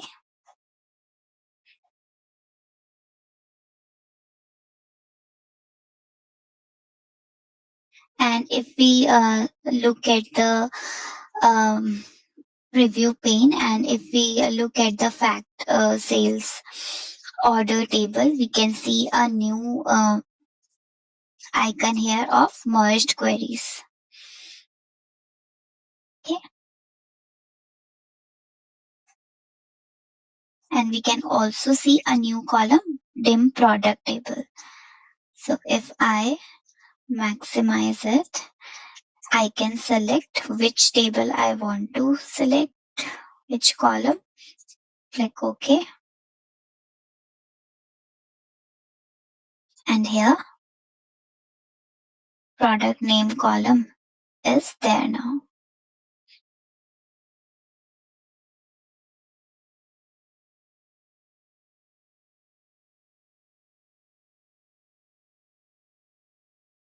Okay, so this is how you can work with your data warehouse. So let's go back to the slide. Okay, so now let's move on with the next topic, which is load data in into a Microsoft Fabric data warehouse.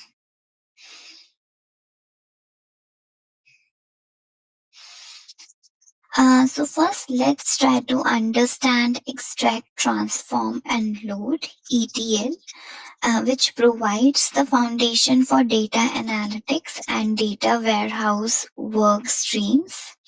Okay, so let's review some of its aspects. Okay, so first, if we discuss about data extraction, so it involves connecting to the source system and collecting necessary data for analytical processing. Then data transformation. So it involves a series of steps which is performed on the extracted data to convert it into the standard format. And combining data from different tables like cleaning data, deduplicating data, and performing data validations as well. Now, if we talk about data loading, so the extracted and transformed data are loaded into the fact and dimension tables, and for an incremental load, this involves periodically applying ongoing changes as per the requirement. So this process often involves reformatting the data to ensure its quality and compatibility with the data warehouse schema. Then after that, we have post load optimization.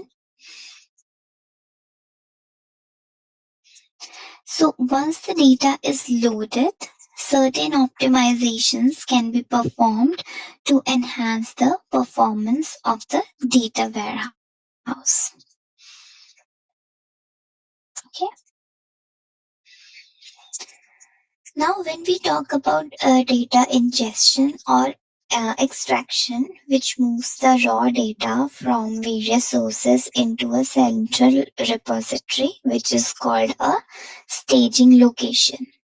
And you may have to build and work with the auxiliary objects that involved in a load operations, such as table, stored procedure, and functions.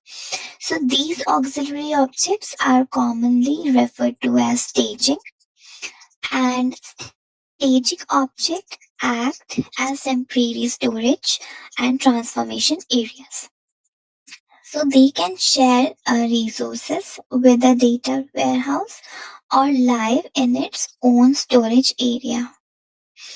Staging serves as an abstraction layer, simplifying and facilitating the load operation to the final tables in the data warehouse.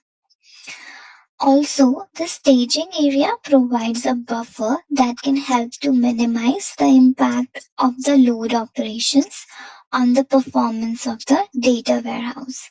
So this is important in environments where the data warehouse needs to remain operational and responsive during the data loading process.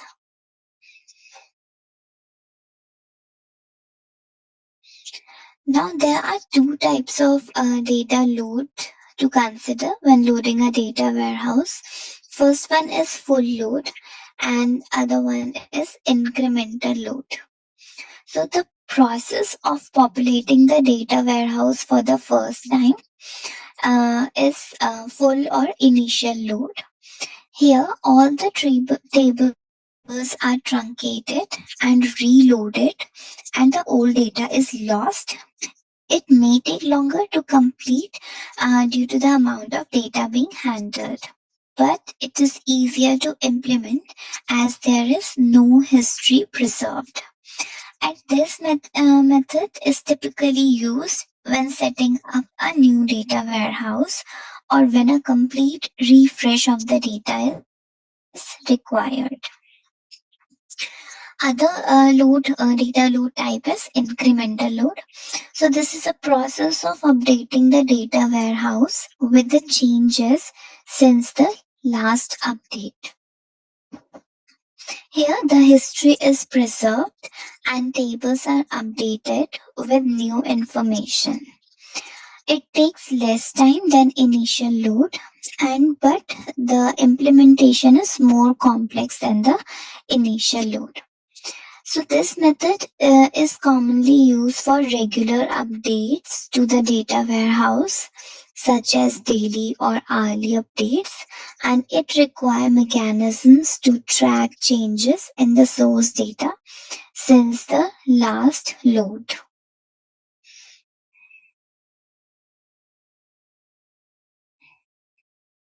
Now here we can create the tables with T-SQL, and for that either we can use SQL Server Management Studio or we can use Microsoft Fabric Service Portal.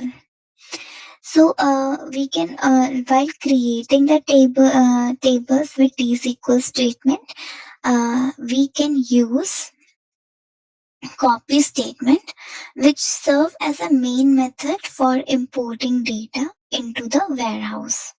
And it also facilitates efficient data ingestion from an external storage, Azure storage account. So basically this copy statement, it offers flexibility, allowing you to specify the format of the source file, designate a location for storing rows that are rejected during the import process, skip header rows, among other configurable options. And the option to store rejected rows separately is useful for data cleaning and quality control. So basically, it allows you to easily identify and investigate any issues with the data that were not successfully imported. And to connect to an Azure storage account, you need to use either shared access signature or storage account key. Alright.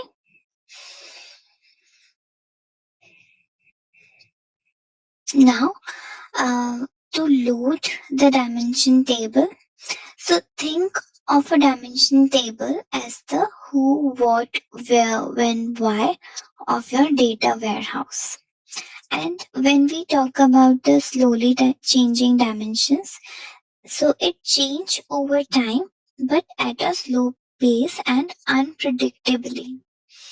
Okay, so for example, a customer's address in a retail business. Okay, so when a customer moves their address changes, and if you overwrite the old address with the new one, you lose the history. But if we want to analyze historical sales data, we might need to know where the customer lived at the time of each sale. So this is where SCD comes into play. And there are several types of slowly changing dimensions in a data warehouse. And so there are type 1, type 2. These are the most frequently used. So let's discuss all these slowly changing dimensions one by one. Okay, so let's talk about type 0 SCD. So the dimension, here, the dimension attribute never changes as mentioned. Okay, in type 1 SCD, it overrides existing data and does not keep the history. Then with type 2 SCD, it adds new records for changes and it keeps full history for a given natural key.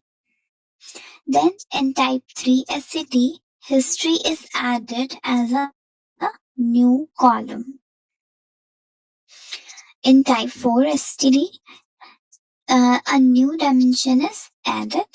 In type 5, when certain attributes of a large dimension change over time, but using type 2 is not feasible due to the dimension's large size.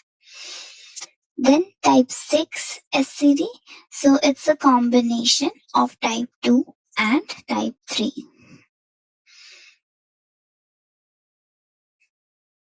So let's have a look on the example.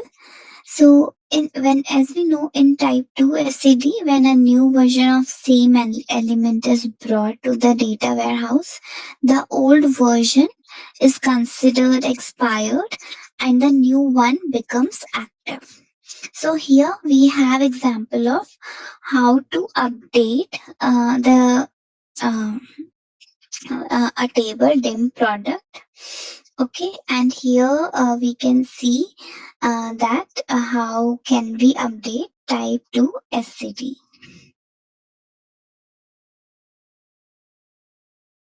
Okay, you can have a look on the query.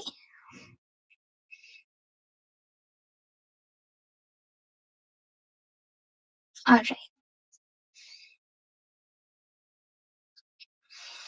Now loading the fact table. So fact table is the how much of your data warehouse serving as the numerical stage for measurable quantities. It stores the metrics of business events, linking dimension to quantifiable data for analysis. So let's consider an example where we load a sales fact table in data warehouse, and this table contains sales transaction data with columns such as fact key, date key, product key, order ID, quantity, price, and load time. Okay, so assume we have a source table, order underscore detail, and in an OLTP system with columns like order ID, order date, product ID, quantity, and price.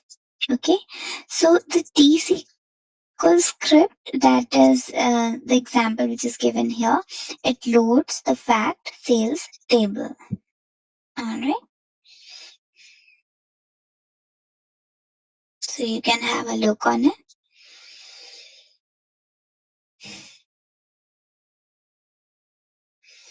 Now we can also load the data with Fabric pipeline. So Microsoft Fabric's warehouse, it provides integrated data ingestion tool, and it enable user to load and ingest data into the warehouse on large scale, either through coding or no coding experience. So here pipeline offer many different activities for orchestrating the data movement. Okay, however, the most common use for loading data into a warehouse will be copy data and possibly schedule parameters and delete data, which also depend on the load type.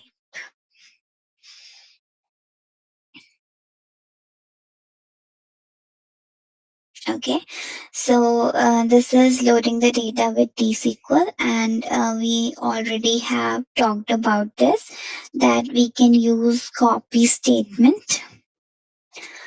Alright, and this copy statement basically it serves as the main method for importing data into a data warehouse. It facilitates efficient data ingestion from an external Azure storage account. It offers flexibility and allow you to specify the format of the source file, designate a location for storing rows that are rejected during the import process, skip header rows, among other configurable options. So the option to store rejected rows separately is useful for cleaning the data and quality control, and it allows you to easily identify and investigate any issues with the data that were not successfully imported. Okay, so the option to use different kind of storage account for error file location, okay, allows for better error handling and debugging, and it makes it easier to isolate and investigate any issue that occur during the data loading process.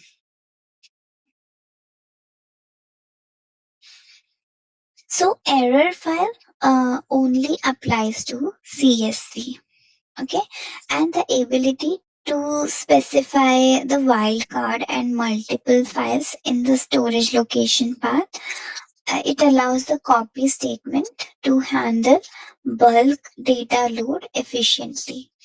And this is also useful when dealing with a large data set distributed, which is distributed across multiple files.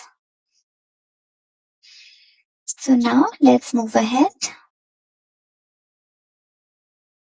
Okay, so you can load the data from various items in a workspace, such as other warehouses and lakehouses.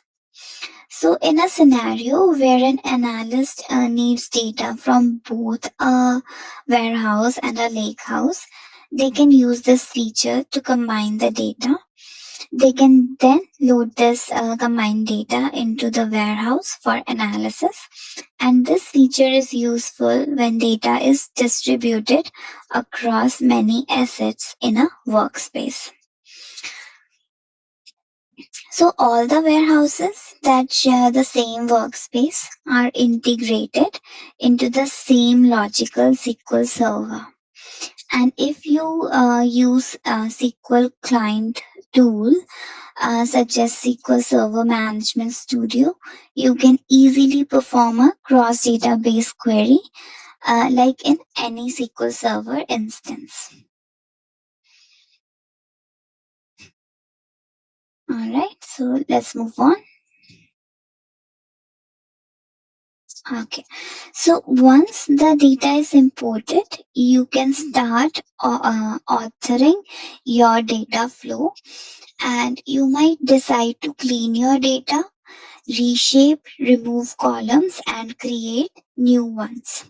So all the steps that you perform are saved. Okay, now transform the data with Copilot. So Copilot can be a valuable tool for assisting with the data flow transformation. Let's say we have a gender column that contains male and female, and we want to transform it. So the first step is to activate the Copilot within your data flow. Okay, and once that's done, you can then provide specific instruction on the transformation you want to perform. Okay, so for instance, you might input the command like transform the gender column if male 0, if female 1. Okay, so and then convert it to integer. So this way, you can do that. Now, with the add data destination feature, you can separate your ETL logic and destination storage, and more maintainable. This separation basically it lead to the cleaner and more maintainable code, and it can make it easier to modify either the ETL process or the storage configuration without affecting the other. So when you select a warehouse as a destination, you can choose different update methods like append to add the new row to an existing table, or replace to replace the entire content of a table with a new set of data. Okay, so with that, we are done with our topic of loading data in Microsoft Fabric Data Warehouse. All right, now let's move on to our next topic, which is query a data warehouse in Microsoft Fabric.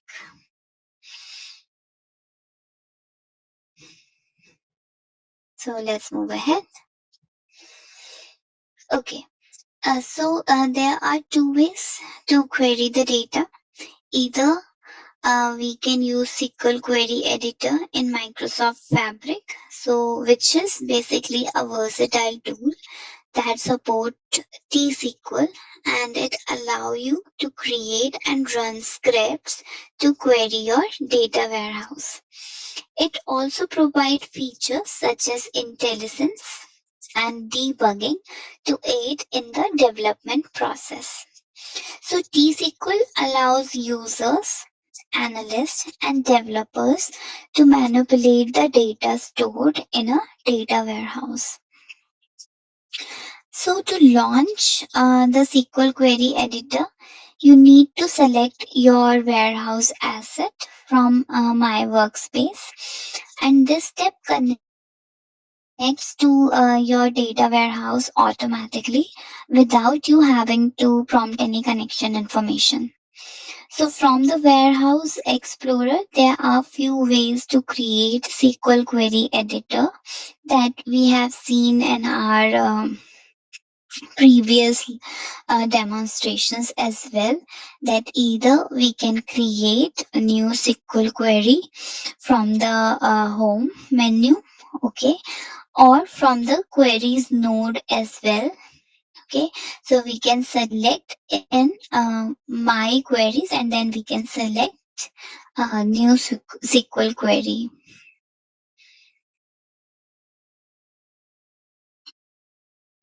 And also, yeah, now run queries and export result. So the query editor, it offers the ability to save your highlighted query as either a view or a table, each with distinct feature. So you can either save as view, which allow you to create a view in the warehouse using the select statement, which is highlighted in the query editor, or you can even save as table, which create a new table with the query with your query results. So for both the option, you must provide the schema and the name before confirming the creation. And the result section, it shows a preview which is limited to the 10,000 rows if exceeded. Then also your query result can also be exported as an Excel file. So this was about running the query and exporting the result. Now let's move on and explore the visual query editor. So this feature we also observed it when we were performing our previous demonstration. So the visual query editor in Microsoft Fabric Data Warehouse, it is a tool that provide an intuitive interface for building SQL queries. Alright, and it simplifies the process of writing and managing queries, especially for those who might not be comfortable with SQL syntax. So it provides the graphical interface where we can drag and drop the tables and visually design our queries. And this makes it easier to understand the structure of your query and relationship between the tables. Also, it as you design your query using the visual interface, the corresponding SQL query is automatically generated. So it also provides automatic query generation. Okay, and basically this allow you to focus on the logic of your query rather than the syntax. And all the workspace users can save their queries in My Queries folder.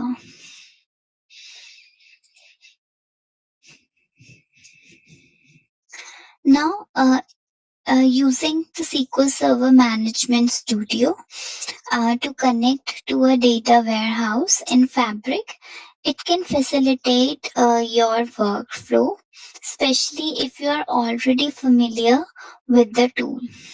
And in the Fabric service, we can navigate to the warehouse item, and then we select the settings, and then we can copy the SQL connection string. Alright, so we can use our preferred SQL client tool, and this screenshot here, it shows SSMS and connect with appropriate authentication.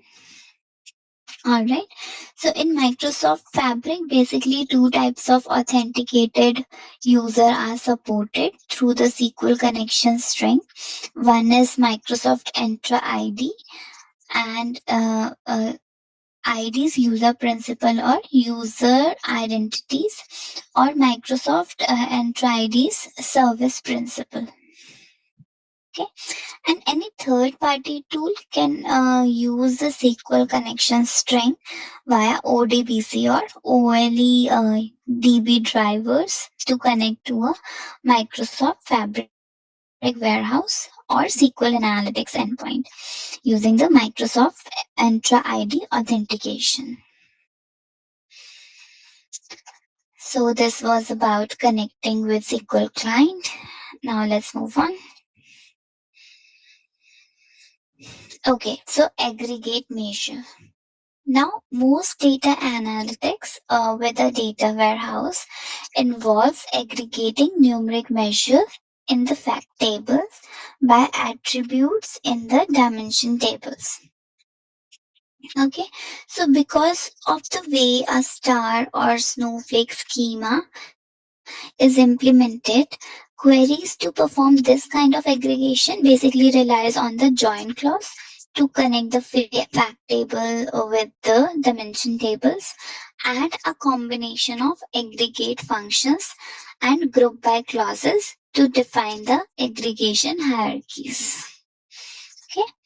So this is the output of this query, which is joining the fact sales table and dimension date table, and this is grouping the data by calendar year, okay, and calendar quarter, and then this also ordering the data. So let's look at its output.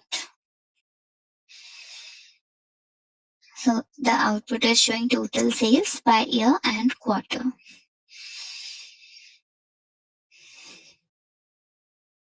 Okay, so here we can also join in a snowflake schema, and again here we are joining the dim product and fact sales table along with the dim category table, and we are grouping it according to the product category. All right, so let's see what is the output of this. So output shows the item sold by the product category. Then we can also use the ranking function. All right. So these function, it enable us to partition the data over categories, and each returning a specific value that indicates the relative position of each row within the partition. So row number returns the ordinal position of the row within the partition. For example, the first row is numbered 1, the second as 2, and so on. When we talk about the rank, so it returns the ranked position of each row in the ordered result. For example, in a partition of stores ordered by sales volume, the store with the highest sales volume is ranked as 1. Okay, and if multiple stores have the same sales value, they will be ranked the same, and the rank assigned to the subsequent store, it reflects the number of stores that have higher sales value, including ties. And then we have dense rank function. So this dense rank ranks the rows in a partition the same way as rank. But when multiple rows have same rank, then subsequent rows are ranking positions, and it ignores ties. Then we have entire. So it returns the specified percentile in which the row falls. For example, in a partition of stores, ordered by the sales volume. Entile 4 returns the quartile in which a store sales volume places it. So let's look at the result of this query where we are using the ranking functions like row number, rank, dense rank, and entile. So we are getting the output where which is grouped by category and relative rank. So we can see the rank of accessories for where the product category is accessory and product name are different and they are arranged according to their ranks.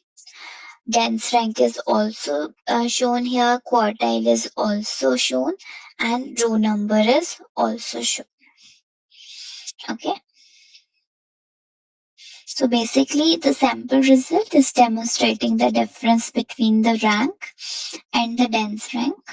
Okay, so if we note that in accessories category, this sprocket and Duda product, they have the same list price and are both ranked as the third highest product. Okay, the next highest price product has a rank 5. There are 4 products more expensive than it and a dense rank of 4. That means there are 3 higher prices. Alright.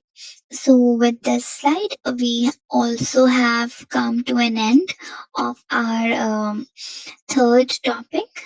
Now we will move forward towards our fourth topic, which is monitor a Microsoft Fabric data warehouse. Okay.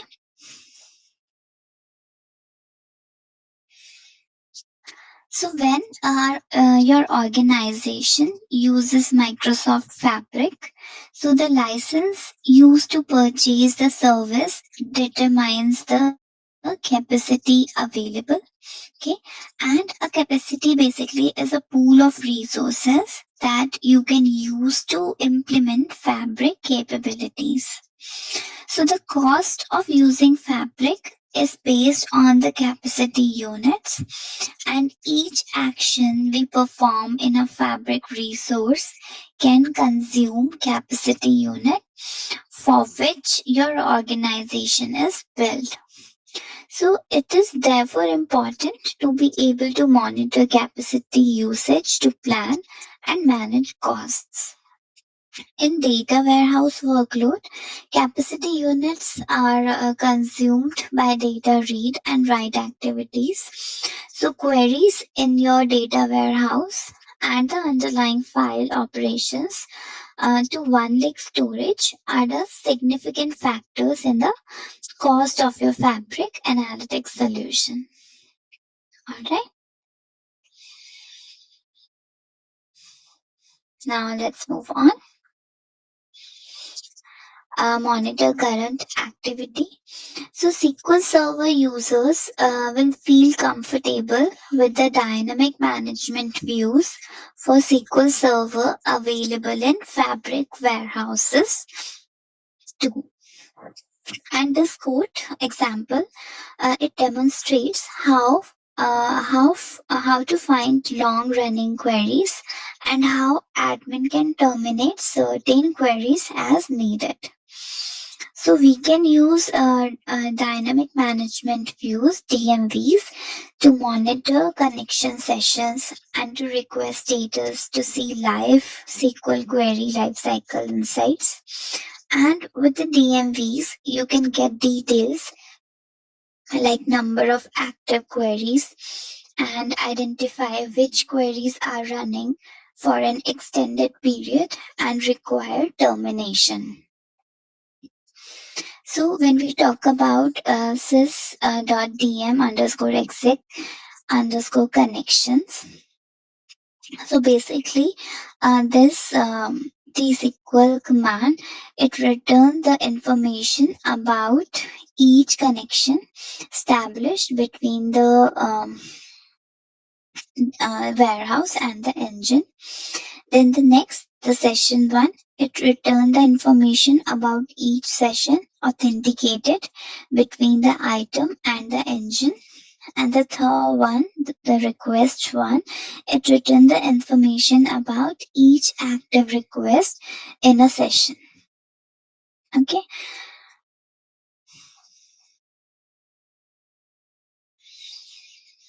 So now let's move ahead.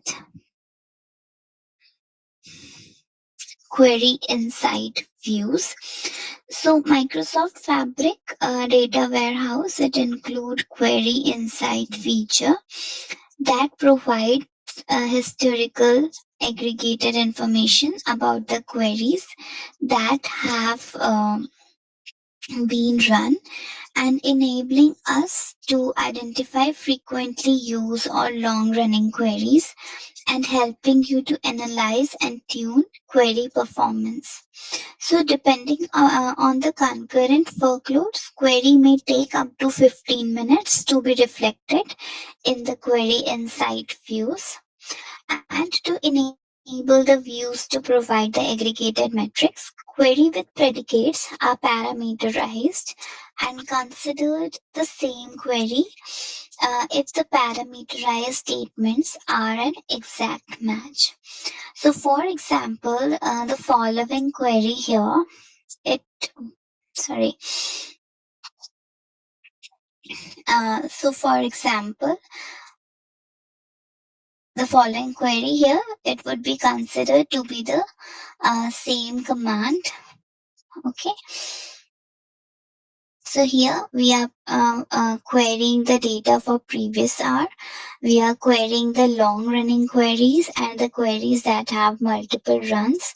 And we are finding the frequently run queries. Alright. So here for this topic, we have a demonstration. So let's switch to our demonstration screen.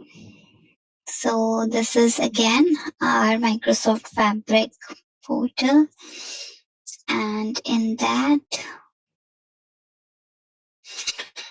we will monitor our data warehouse in Microsoft Fabric.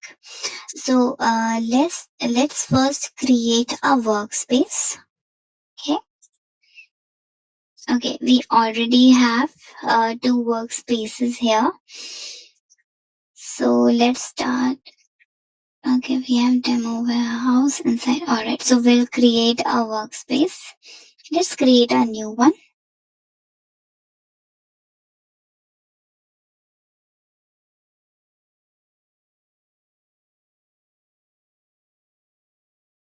Okay, so the new workspace has been created and currently it is empty.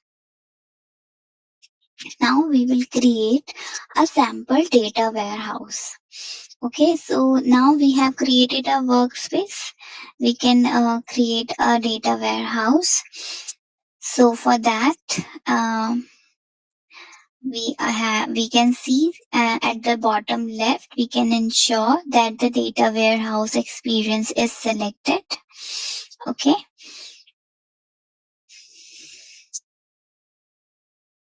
Now we'll go on the home page of our Synapse data warehouse, and we can see the sample warehouse tile here. So we can create a new data warehouse and we will give it a name as sample.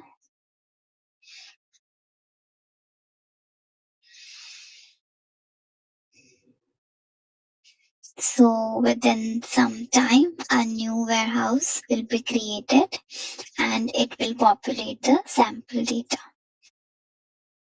So we can say that it is creating tables, it is copying data, and now it is loading.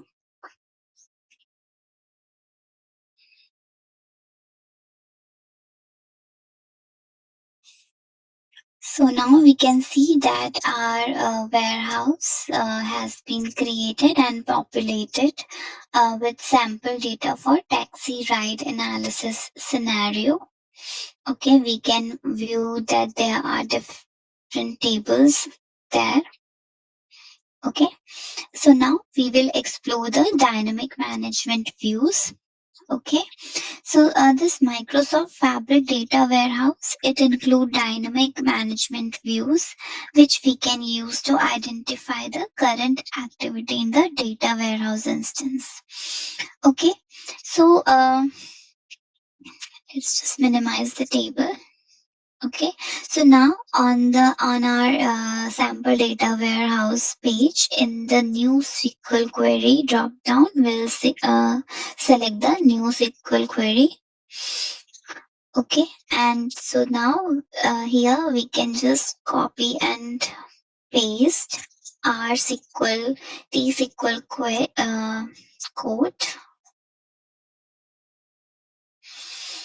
to query this DMV.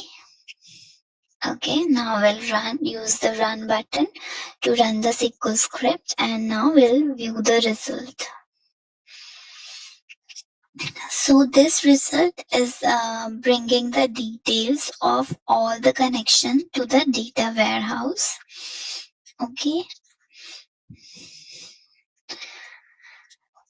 Now we'll modify the SQL code and we'll query another DMV.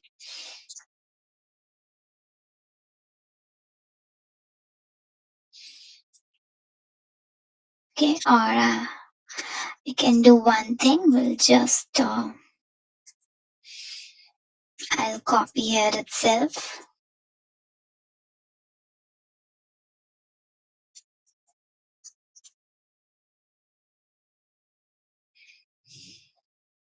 Okay, so now we'll be looking for the next DMV, and now I will run this.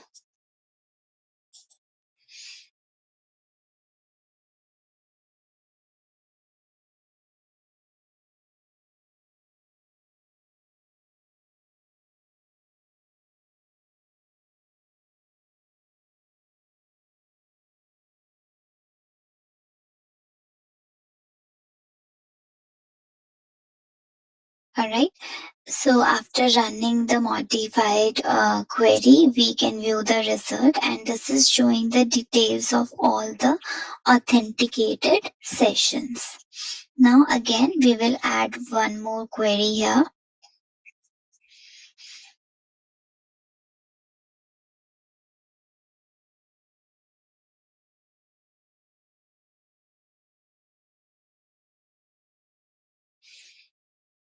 Okay, and this will show us the detail of the request being executed in the data warehouse. So let me just run it.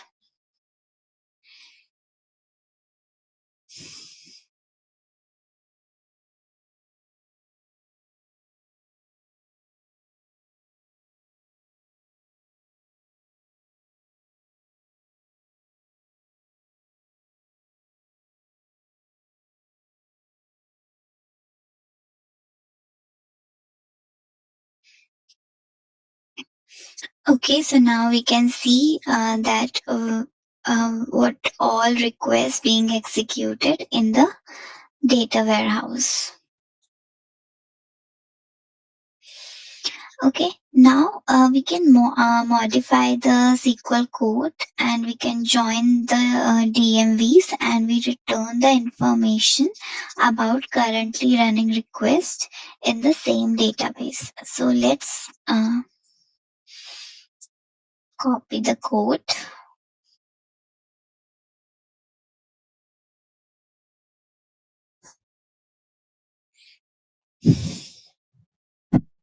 And now I will run the modified query and we will view the result.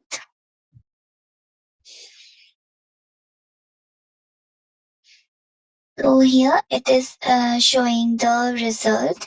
This result is showing the details of all the running queries in the database, including this one.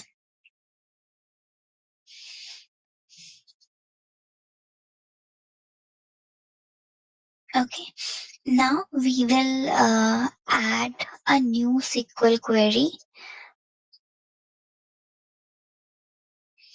So we'll add a new second query tab, and here I will just add a code. Okay. So now I will leave this query running. Okay. So let me just run this query.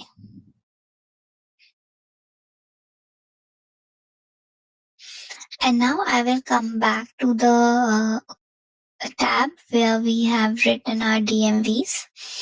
Okay, and now I will rerun this query.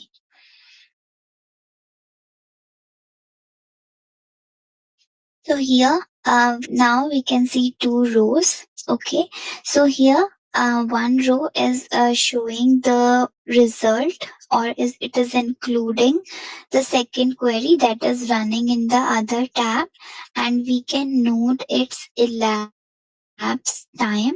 See the elapsed time. Okay, now we'll wait for a few seconds and we'll run the DMV again. Okay, so right now here the elapsed time is 15672. Now I'll just wait for some time and I will rerun this command again, this query again.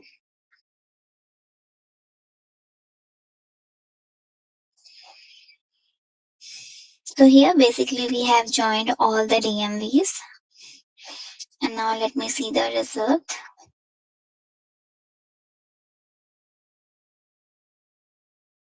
So we can notice that the elapsed time has been increased drastically. Okay, now we'll come back to our second query tab where query is still running, and we will select the cancel to cancel it. Okay, now back on the tab with the code. Okay, now I will again rerun this query. So now we can see that this query is not running anymore. All right, our second query basically. Okay, so now we'll close all the query tabs. We'll come on the Explorer. All right. So here now we will explore the query insights as well. So as we have discussed in our slide that Microsoft Fabric data warehouse, it also provide query insights, which is a special set of views, and it basically provide the details about the queries that being run in your data warehouse.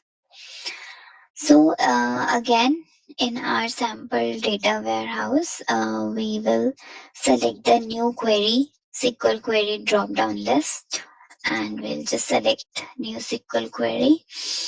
And in the blank query pane, we'll enter the tsql command, which include execution request history view.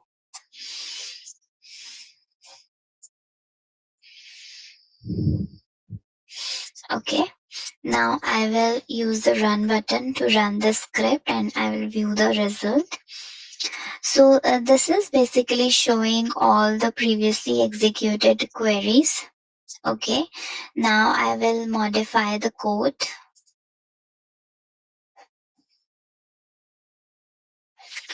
Basically now I will modify the code and I will try to find the frequently running queries now.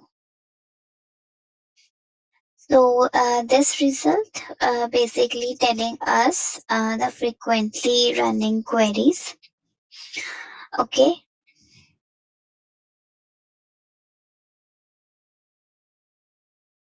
All right, you can view it. All right, now we'll again modify the query. And now I will try to find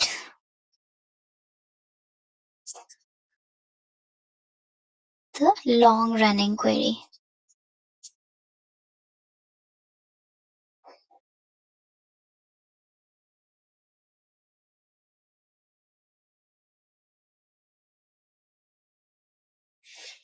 So this result basically shows the details of all the queries and their time duration.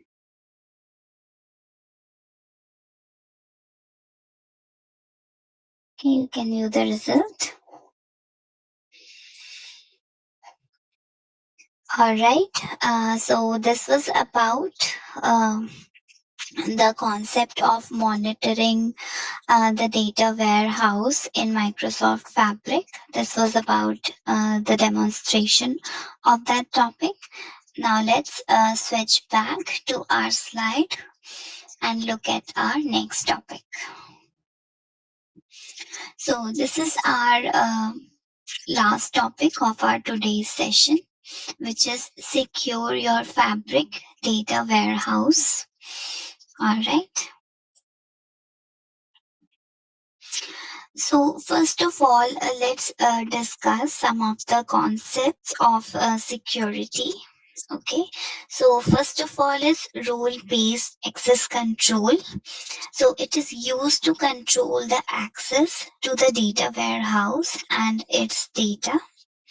Then we, then we have SSL encryption, which is which helps to secure the communication between the warehouse and the client applications. Then we have Azure Storage Service Encryption, and basically it is used to protect the data in transit and at rest. Then we have Azure Monitor and Azure Log Analytics. So this is basically used to monitor the data warehouse activity and audit the access to the data. Then we have a multi-factor authentication, which is MFA. So to add an extra layer of security to the user account, we can use multi-factor authentication. After that, we have Microsoft Entra ID integration. So basically, we use it to manage the user identities and access to the warehouse. Okay, so these were the some of the security overview concepts. All right, now let's move on to our next slide, which is workspace and item permissions. So workspaces are basically the containers which are used to store and group related items like lake houses, warehouses, semantic models, Power BI reports, and more. Okay, and items can be granted individual access with the similar permissions experience to OneDrive sharing. So we can grant permission to the users via T-SQL or in Fabric portal.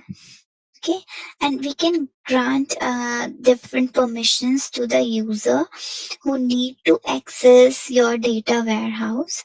So what all the permissions are there are like read data, read all.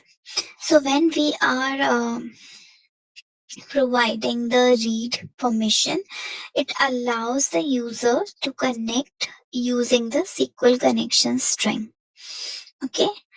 Now, when we are providing the read data permission, so it allows the users to read the data from any table or view within the warehouse.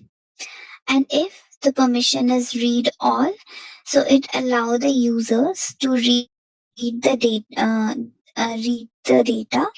the raw Parquet files in one lake that can be consumed by Spark. So a user connection to the SQL endpoint will fail without the read permission at a minimum. All right.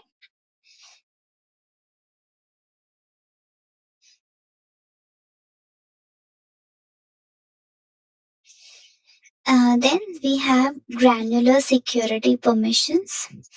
So workspace roles and item permissions, it provide an easy way to assign course permissions to a user for entire work warehouse. However, in some cases, more granular permissions are needed for a user. So to achieve this, a standard T-SQL construct can be used to provide specific permissions to the users. So one is object level security, which control the access to specific database objects. Then we have column level security, which prevent the unauthorized viewing of columns in a table. Then we have row level security, which prevent unauthorized viewing of rows in tables using familiar where clause filter predicates. And then we have dynamic data masking, which prevent unauthorized viewing of sensitive data by using masks to prevent access to complete such as email address or numbers. Okay, so these are different user specific permissions that we can provide using T-SQL. Now let's move ahead with our next slide. Okay, which is a user access recommendation. So when evaluating the permissions to assign to a user, we can consider different guidance. Okay, that only the team members who are currently collaborating on the solution should be assigned to the workspace role, like admin, member, contributor. Okay, as this provide them access to all the items within the workspace. And if they primarily require read-only access, so assign them to the viewer role and grant read access on specific objects through T-SQL. Alright, and if they are higher privileged user, so assign them to admin, member, or contributor roles.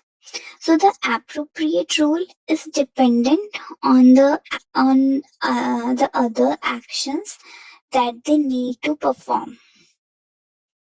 Alright, and other users who only need to access to an individual work warehouse or require access to only specific SQL objects, they should be given Fabric item permissions and granted access through SQL to specific objects.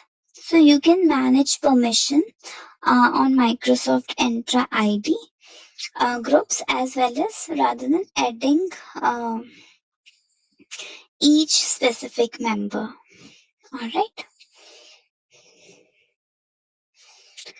So this was the last section of our today's session. Now we are moving ahead with the recap of what all things we have learned in today's session.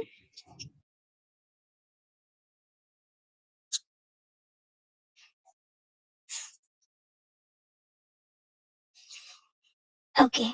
So today we have learned many different concepts about the data warehouse. So firstly, we learned about data warehouse and dimensional modeling concepts. So there we learned about different dimension modeling concepts, like we learned about dimension table, fact tables. We have also learned about staging table. Okay, we have seen different schemas like star schema and snowflake schema.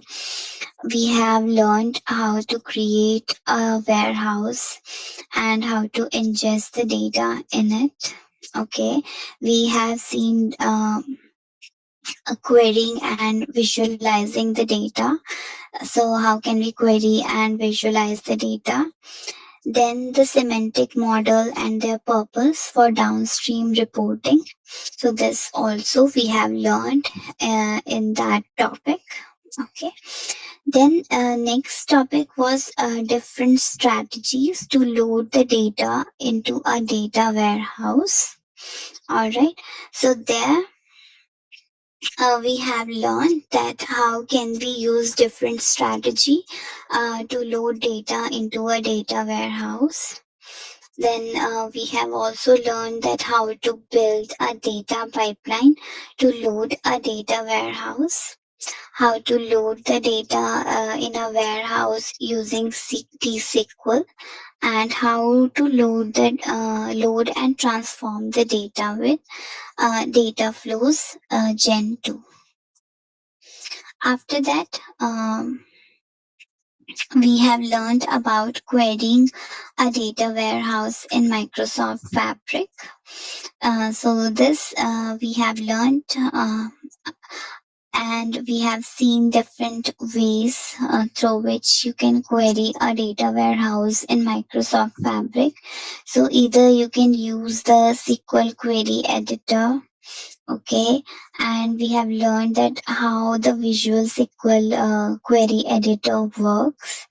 In that, we have seen a demonstration as well of creating querying a table with the help of Visual query editor. So there you can just drag and drop the tables, okay, that you want to query. Also, you can merge the different tables. You can merge the tables. You can apply the join on the tables with the help of Visual Query Editor. So this is quite a user-friendly way to query your data inside a data warehouse in Microsoft Fabric. Okay. Then we have also seen about querying with SQL Server Management Studio. Okay, so we can create the connection string and connect with our SSMS as well. Then in the next topic, we have learned the ways to monitor a data warehouse.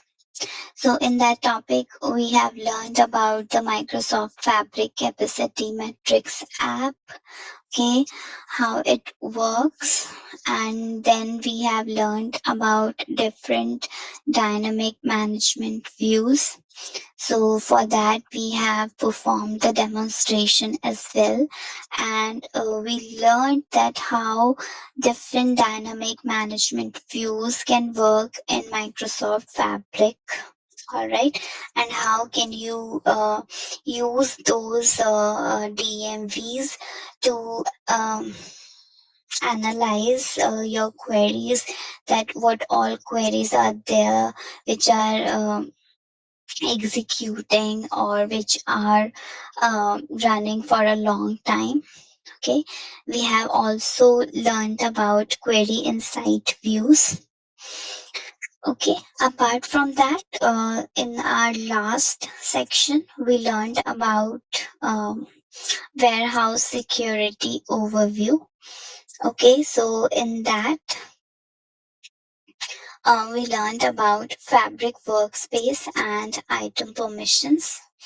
We learned about granular security permissions, and we have also learned about user access recommendations. So all these topics were covered when we learned about securing a data warehouse in Microsoft Fabric. So I hope today's session was fruitful and you learned many new concepts. Now let's move ahead and see what all different links you have. So if you want to deep dive into the topics that we have learned today, you can just go ahead and browse through these links, okay, so that you can get better understanding of all the topics that we have covered in our today's slide. All right, so that's it from my side, and see you in the next session. Thank you. So the topics that we are going to cover today are: understand scalability in Power BI, create Power BI model relationships, use tools to optimize Power BI performance, enforce Power BI model security, use DEX time intelligence function in Power BI desktop models, then create calculation groups, and lastly, design a Power BI application lifecycle management strategy. So let's get started with our first topic, which is understand scalability in Power BI. So perhaps you have heard that Power BI can seamlessly handle trillions of rows of data, but you are not able to accomplish that in your own Power BI tenant. So working with high volume and large scale data can be done in Fabric and Power BI with the right groundwork in place. And this section introduces considerations for building enterprise scale IT driven solutions. Okay, and you will review the data modeling best practices and Power BI premium fabric features for working with the large data. All right, so let's look into the details of this section. So, one of the key to manageable performance solutions with large data is good model design. And we will discuss model scalability, why it's important, and what tools exist in Power BI to help you and your team accomplish your goals. So, what is enterprise or large scale data? Now, before we talk through scalability, let's define what we are talking about, and it is enterprise scale data. So, it is the data that is massive, complex, diverse, rapid, and valuable. It requires a unified data platform that can handle all the aspects of data analytics, from data movement to data science, in a scalable and cost effective way. Microsoft Fabric is such a platform which offers a lake centric data warehouse, a serverless integration service, and a comprehensive suite of data engineering and data science tools.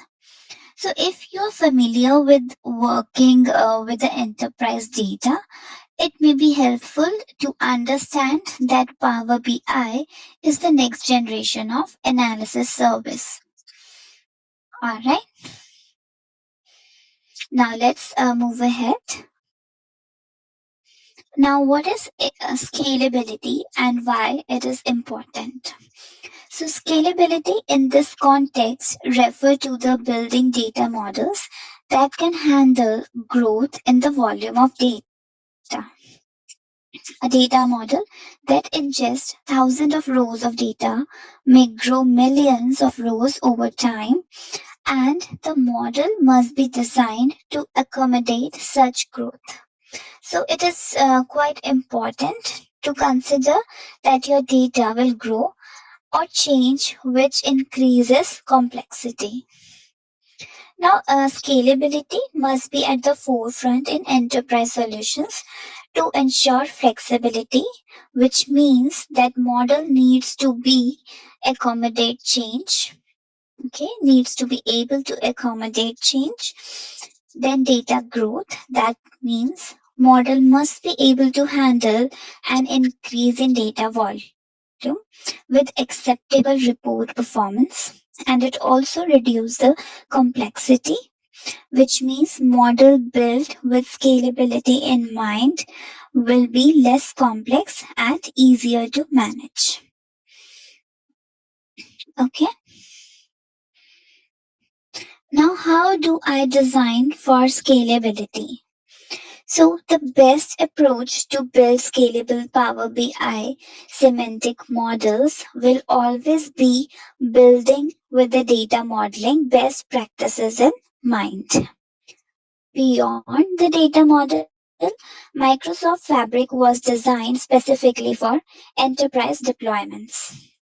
Now, Fabric, our premium capacity, offers greater storage capacity and allows for larger individual datasets depending on the SKU. Implementing the Fabric only a large dataset storage feature, it enables data to grow beyond the Power BI desktop's file size limitations. Now, another important consideration in designing for scalability using Fabric is choosing the right capacity. So, you will need to work with your Fabric administrator to determine that which licensing SKU is available to you. If you are having performance issues in Fabric capacity, work first to optimize your model and then work with your Power BI administrator to monitor Fabric capacities. At the most basic level, it's important to understand that premium capacity requires sufficient memory for processing, and you will need to double the amount of RAM to process your data model refresh. So, for example, if you have a 40 GB dataset, you will need at least 80 GB of memory available, and a 40 GB dataset would be best supported by a P3 or A6 capacity, which contains 100 GB of memory. And if you're not sure that which license type your organization has, then you can check with the Power BI administrator.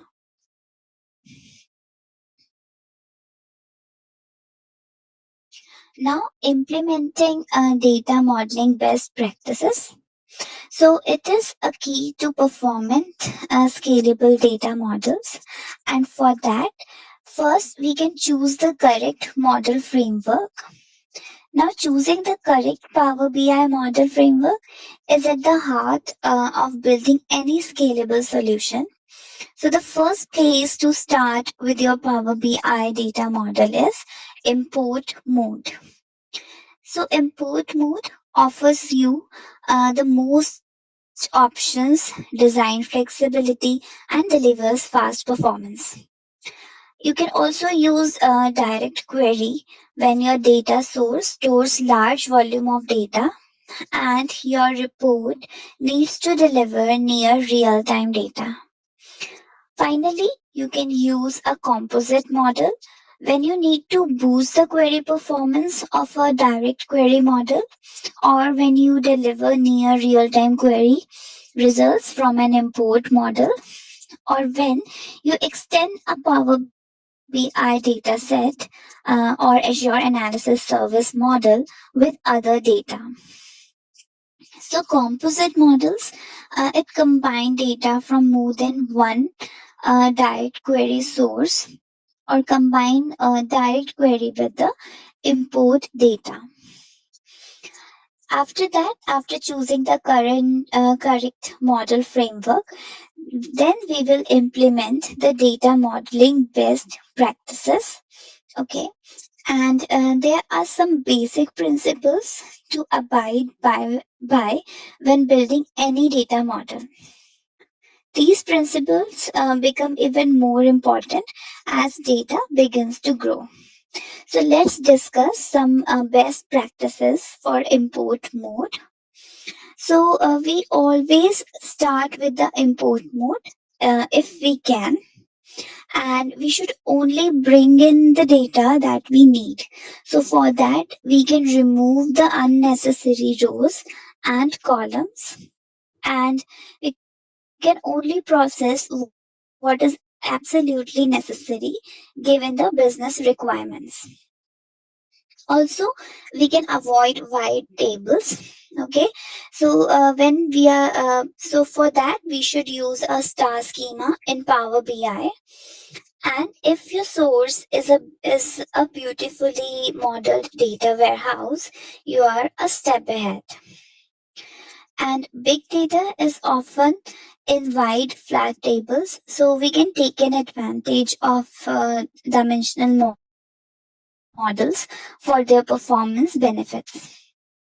Power BI, it also support multiple fact tables with different dimensionalities and different granularities. So we don't have to put everything into one large table.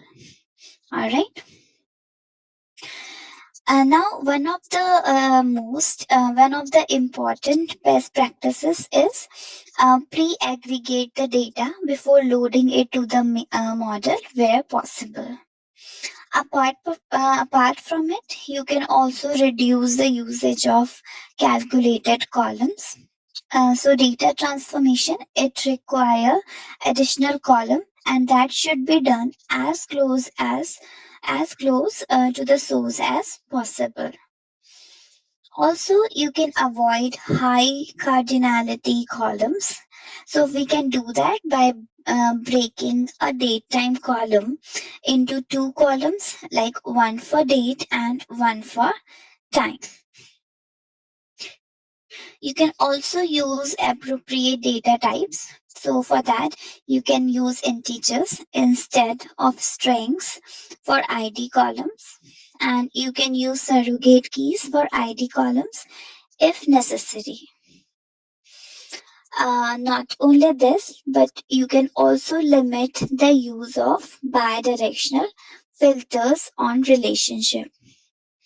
Apart from it, you can also disable auto date time, because when you connect to a data table at the source or create your own data table, okay, so disable attribute hierarchies for non-attribute columns.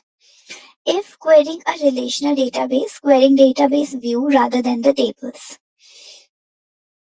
All right, you can also consider partitioning and incremental refresh to avoid loading data you don't need to. You should also check to ensure that query folding is achieved, because if we know that if query folding is not possible, you have another opportunity to work with the data engineer to move transformation upstream. Now, these were the best practices specific to the import mode. Now, let's discuss some best practices which are specific to direct query mode. So, for that, you can set the relationships to enforce integrity using the assume referential integrity property on the relationships. And this assume referential integrity setting on the relationships, it enables queries to use inner join statement rather than outer join. You can also limit the use of bidirectional filters on relationship. You can use only when necessary. Not only this, but one of the best practice is to limit the complexity of DEX calculations, because query folding occurs by default in DEX query, and more complex DEX measure means added complexity at the source, and that will lead to slow the queries. So the need for complex decks also lead back to the key principles of applying transformation as far upstream as possible. Okay, and for that, you may need to work with the data engineer to apply transformation at the source. Another best practice is to avoid the use of calculated columns. Here, transformation requiring additional columns should be done as far upstream as possible, particularly whenever you are using direct query. Another best practice is to avoid relationships on calculated columns, avoid relationship on unique identifier columns, and using dual storage mode for dimensions related to the fact tables that are there in the direct query. So these were some of the best practices that we need to consider. Okay, and now let's move ahead with our next slide. Now, using the large semantic model feature. So for that, first we need to configure the large data sets. Okay. Now, Power BI datasets, it store data in a highly compressed in-memory cache for optimized query performance. And enterprise deployment of an analytic solution using Power BI will likely require Power BI Premium. So with the large dataset storage format enabled, dataset sizes are limited only by the capacity size or maximum size which are set by the administrator.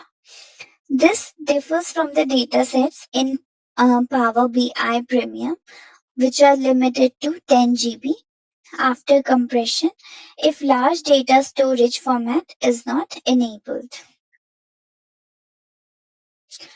So large semantic model can be enabled for all the premium P SKUs or embedded ASKUs and with the premium per user PPU. The large dataset size limit in the premium is comparable to Azure's analysis service in terms of data model size limitations. And enabling the large semantic model format enables fast user interactivity and allows data to grow beyond the 10 GB limit. Now, enabling the large dataset storage format. All right. So, to take the advantage of large dataset storage format option, it must be enabled in Power BI service. So here you can enable the large dataset storage format for a single dataset or for all the datasets created in a workspace. Now, how can we enable a large dataset storage format for single dataset? So, in the dataset settings in Power BI service, we can toggle the slider to on and then we can select the apply like it is shown in the figure on the slide. Now, and we can also enable large dataset storage format for all the datasets that are created in a workspace. And we can do it by setting the default storage format for all the datasets created in a workspace in the workspace settings. Okay. And in the settings, we can select the premium and then we can select the large dataset storage format as the default storage format as it's shown on the slide. Okay, so with this we are done with the first section with the first topic of our today's agenda. So let's start with our demo of creating and exploring a semantic model. So in this model, we will use Fabric interface to develop a data model over the sample New York taxi data in a Fabric data warehouse. And here we will create a custom semantic model. Then we'll create the relationship and organize the model diagram. And also we'll explore the data in our semantic model in Fabric. So let's first create a workspace.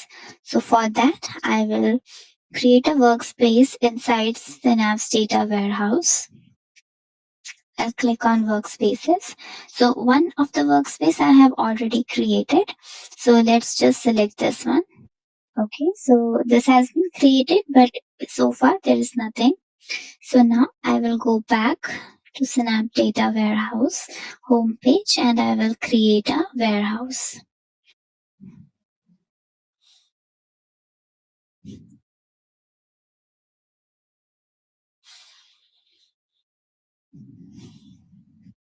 Okay, so warehouse is getting created.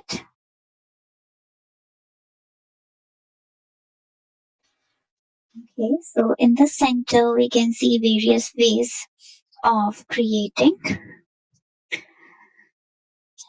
of loading data. So we'll select the sample data. And after selecting sample data, we will load the NYC taxi data in our data warehouse. Okay, so now we can see our sample data has been created. It has been loaded and we can see what all tables and views already exist in this sample data warehouse. Okay, so now let's just select the reporting tab of the ribbon and choose new semantic model. Okay, so this will let us to create a new semantic model using specific tables and views from our data warehouse, and it can be used by the data teams and the business to build the reports. So let's just name it as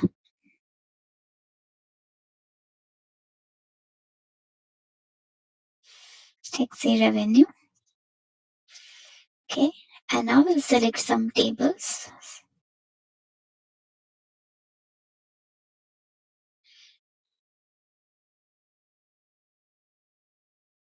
So I will select date, geography,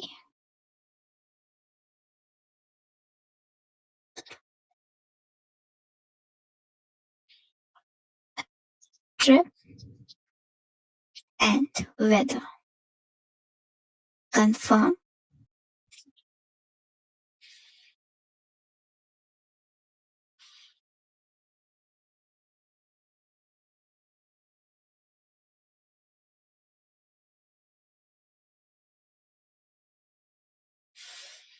Okay, so a new semantic model has been created, and how can we verify it? So we'll go to the demo workspace, and here we can see our semantic model that we have just created, which is taxi revenue. All right. So now we'll we'll select the open data model. We'll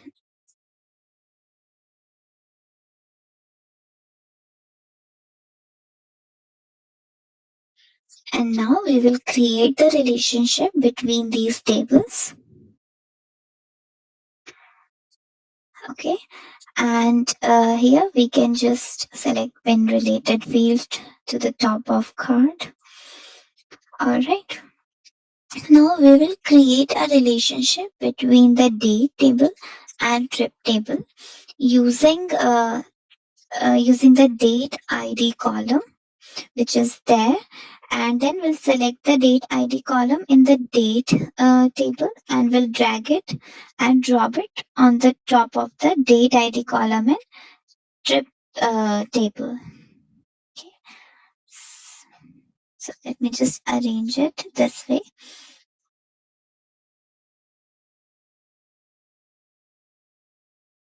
Date ID column, drag it on the date ID column of trip table, and from date to trip, our cardinality would be 1 to many. Okay. All right. So we have to ensure that relationship is 1 to many from date table to trip table. Okay, now we'll create the relationship to the trip fact table from geography and weather dimensions. So we have to repeat the same steps. Okay, and we have to ensure that relationship are one to many with the one occurrence of the key in the dimension table and many in the fact table. So from the geography table, I will select geography ID and I will drop it on drop of geography ID. Cardinality would be too many. Okay.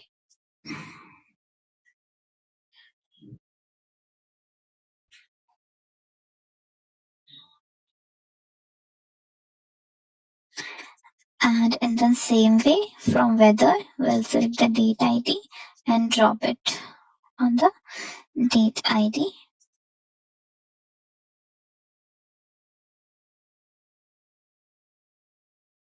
Okay, so now we can see that the relationship between the table has been created. Okay, and we'll arrange the strip table such that it will look like a star schema. So now our star schema model is complete. Okay, and now let's explore the data. So to explore this data, we will navigate back to our to our workspace and we'll select taxi semantic model, taxi revenue semantic model.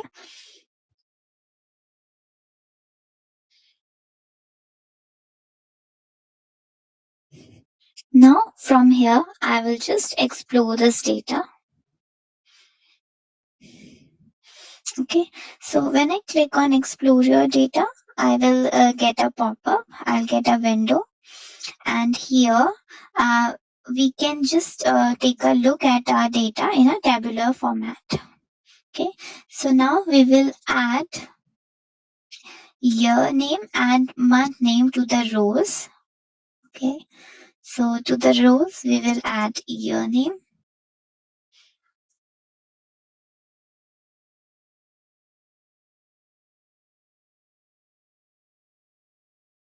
and month name.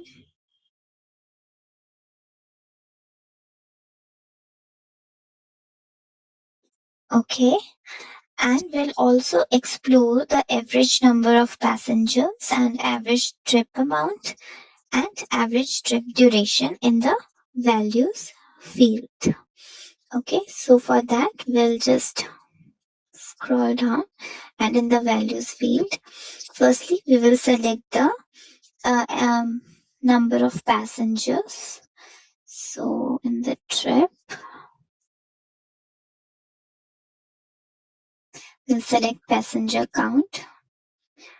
So right now we can see it is showing sum of passenger count. Okay, so we'll see how can we change it to from summarize to average. Then we'll select trip amount and we'll select trip duration.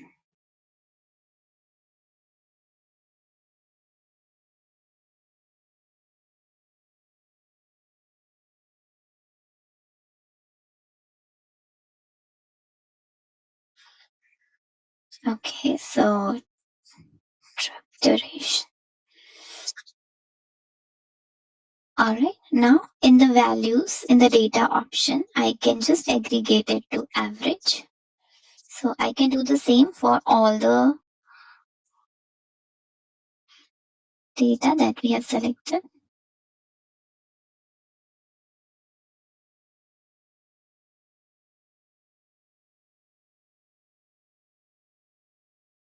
All right. So now our tabular data has been is ready. All right. You can just expand it and we can see all the data in a tabular format. And we can also select the visual at the bottom of the window. And from here,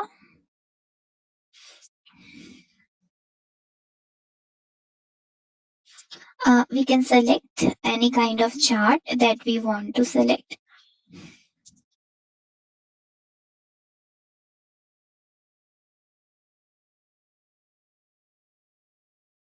Okay, and we can view the result. After this, we can just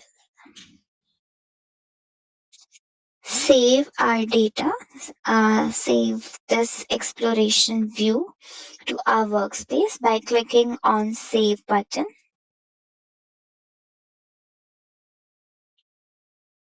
Okay, right, demo workspace.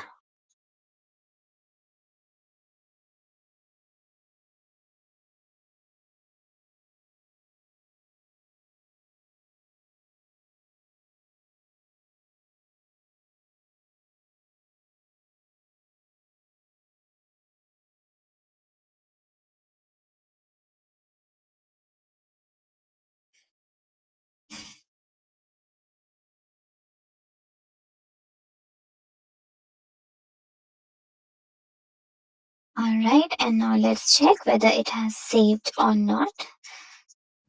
So we'll go on workspace and we can now see taxi revenue exploration. So this was about the demo of creating and exploring the semantic model. Thank you. Now let's move on to the next topic. Alright, so it is create model relationship. Now, together with the model tables, model relationship form the basis of a tabular model.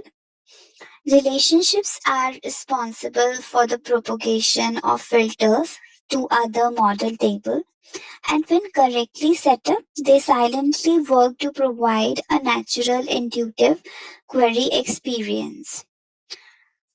Okay, so this is so in this section we'll see that how can we create model relationships. So let's get started.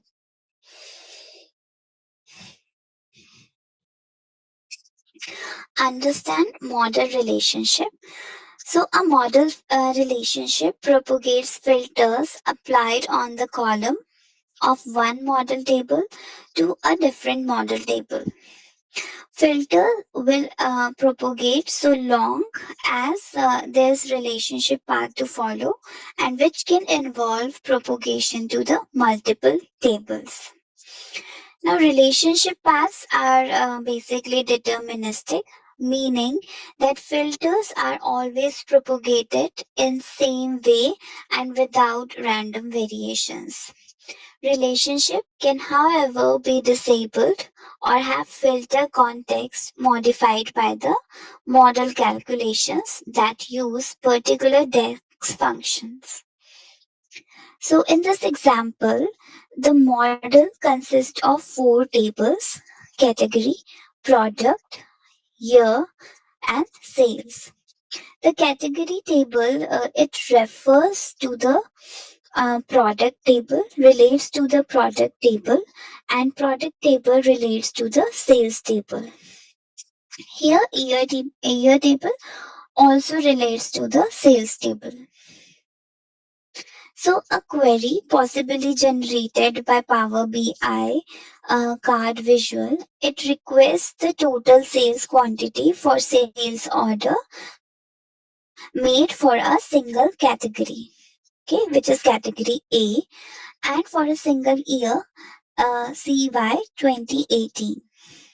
Okay, so it's why you can see the filters applied on the category and year table, and the filter on the category table propagates to the product table to isolate two products that are assigned to category A. Okay, and the product table then product table filters propagate to the sales table to isolate just two sales rows for these products. Okay, so these two sales rows represent the sales of product assigned to category A. All right, so their combined quantity is 14 units. All right. And at the same time, the year table filter propagate to further filter the sales table and resulting in just one sales row that is for product assigned to category cat A, and that was ordered in year CY 2018, and the quantity value returned by the query is 11 units. So this is what is described in this small video, which is uh, playing on the slide right now. Okay. So it is identifying what is the sales quantity of cat A in CY 2018, and the final answer is 11. Okay. So now let's move on. Okay, apply star schema design principles. So we recommend you apply star schema design principle to produce a model comprising dimension and fact table. It is common to set up a Power BI to enforce rules that filter dimension tables, allowing model relationship to effectively or efficiently propagate those filters to the fact tables. So this image here is the model diagram of Adventure Work Sales Analysis data model. It shows a star schema design comprising a single fact table named sales, and other four tables are dimension tables that support the analysis of sales measure by date, state, region, and product. Here we can notice that the model relationship connecting all the tables, okay, and these relationship propagate filters that are directly or indirectly to the sales table. Now sometimes we also use disconnected tables, though it's unusual that a model table is not related to another model table, and such a table in a valid model design is described as disconnected table. So a disconnected table is not intended to propagate filters to the other data model tables. Instead, it accepts user input, perhaps with a slicer visual, and allowing model calculation to use the input value in a meaningful way. For example, consider a disconnected table that is loaded with a range of currency exchange rate values.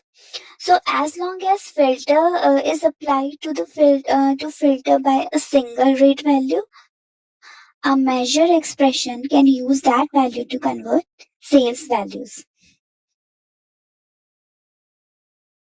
All right.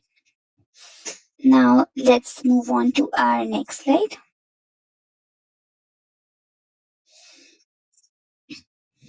Set up relationships. So a model relationship, it relate one column in a table to one column in different table. And each model is defined by a cardinality type. So there are four cardinality type options representing the data characteristic of the from and two related columns. The one side means the column contain unique values. The many side means the column can contain duplicate values. Okay. So the four options together with their shorthand notation are described here. Okay. So first is one to many. So it we represented by one and star. Then we have a many to one. So we write it as star uh, uh, and ones. Then one to one. So it is like one colon one. And then we have many to many. So for that we just put the colon. Okay. Now in Power BI desktop model view, we can interpret a relationship's cardinality type by looking at the indicator, whether it's a one or star, or we can also call it as wildcard character on either side of the relationship line, as it's visible on in the figure as well. So to determine which columns are related, you will need to select or hover the cursor over the relationship line to highlight the related columns. So the one to many and many to one cardinality option are the same, and they are also the most common cardinality types. Now, when configuring a one to many or many to one relationship, we will choose the one that matches the order in which you relate the columns. Now, consider how you would configure the relationship from the product table to the sales table by using the product ID column found in each of the tables, right? So the cardinality type would be one to many, as the product ID column in the product table contain the unique values. And if you relate the table in the reverse direction, that is sales to product, then the cardinality would be many to one. All right. So each model relationship is defined with a cross filter options or cross filter direction, and your setting determine the direction that filter will propagate. So the possible cross filter option are dependent on the cardinality type. So single cross filter direction means a single direction, and both means both direction. A relationship that filters in both the direction is commonly described as bidirectional. So for one to many relationship, the cross filter direction is always from the one side and optionally from the many side. For one to one relationship, the cross filter direction is always the both always from both the tables. And lastly, for many to many relationship, cross filter direction can be from either one of the table or from both the tables. So this is also represented in the table which is shown on the presentation. Okay, you can have a look on it.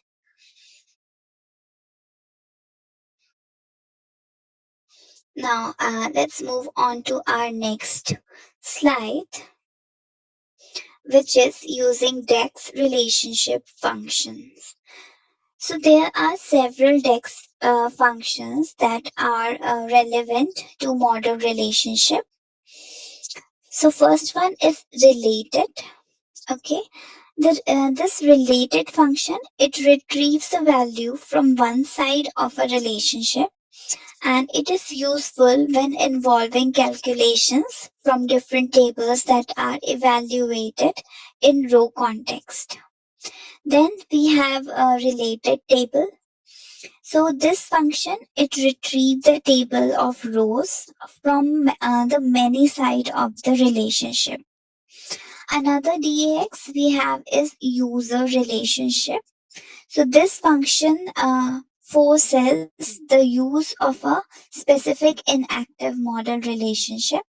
It's useful when your model includes a role-playing dimension table and you choose to create inactive relationships from this table. Then we have cross filter. So this function either modifies the relationship cross filter direction to one or both, or it disables filter propagation none.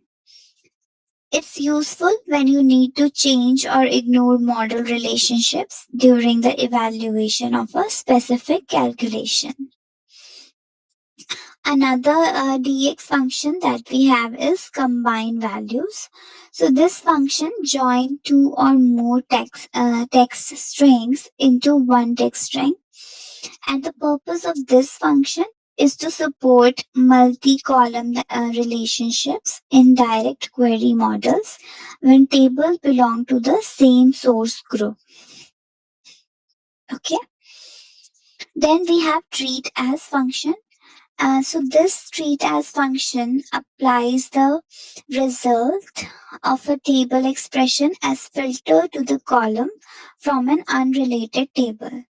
It's helpful in advanced scenarios when you want to create a virtual relationship during the evaluation of a specific calculation. Another one that we have is parent and child function. So these kind of function are family of related function that you can use to generate calculated column to naturalize a parent-child hierarchy. You can then use these columns to create a fixed level hierarchy. Alright, now let's move on to our next slide. And let us try to understand relationship evaluation. So, model relationship from an evaluation perspective are classified as either regular or limited, and it's not a configurable relationship property. It's inferred from the cardinality type and the data source of two related tables. So it's important to understand the evaluation type because there may be performance implications or consequences should data integrity be compromised. Okay. So there are certain relationship evaluations. Like first one is regular relationship. So a model relationship is regular when the query engine can determine the one side of relationship.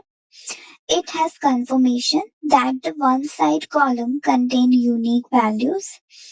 All one-to-many intra-source group relationships are regular relationships. After that, we have limited relationship. So a model relationship is limited when there is no guaranteed one side. And a limited relationship can happen for two reasons. First one is that relationship use a many-to-many cardinality type, even if one or both column contain unique values. And second one is that relationship is cross-source group, which can only ever be the case for composite models. Then after that, we have a precedence performance preference, and before that, we have precedence rules. So bidirectional relationship can introduce multiple and therefore ambiguous filter propagation path between model tables. Okay, and the list that present precedence rules that Power BI uses for ambiguity detection and path resolution is many to one and one to one relationship, including limited relationships, or it could be many to many relationship, or it could be bi-directional relationship in the reverse direction. And the last one that we have is performance preference. So here in the performance preference, some cases like one to many intra-source group relationship, many to many model relationship achieved with an intermediary table, and that involve at least one bidirectional relationship, and then many to many cardinality relationship. So these order filter propagation performance from fastest to slowest performance. Okay. So this was it with our second section, alright, which was about creating model relationship. Okay, so now let's have a look at the demo of work with model relationship. Alright, so here we will work with the model relationship specifically to address the need for role playing dimensions, and we will interpret relationship properties in the model diagram, and we will also set the relationship properties, and we'll learn how to use this function that modify relationship behavior. Alright, so let's get started. So here I have already downloaded a sales analyzer starter file. So let me just open that file in the Power BI.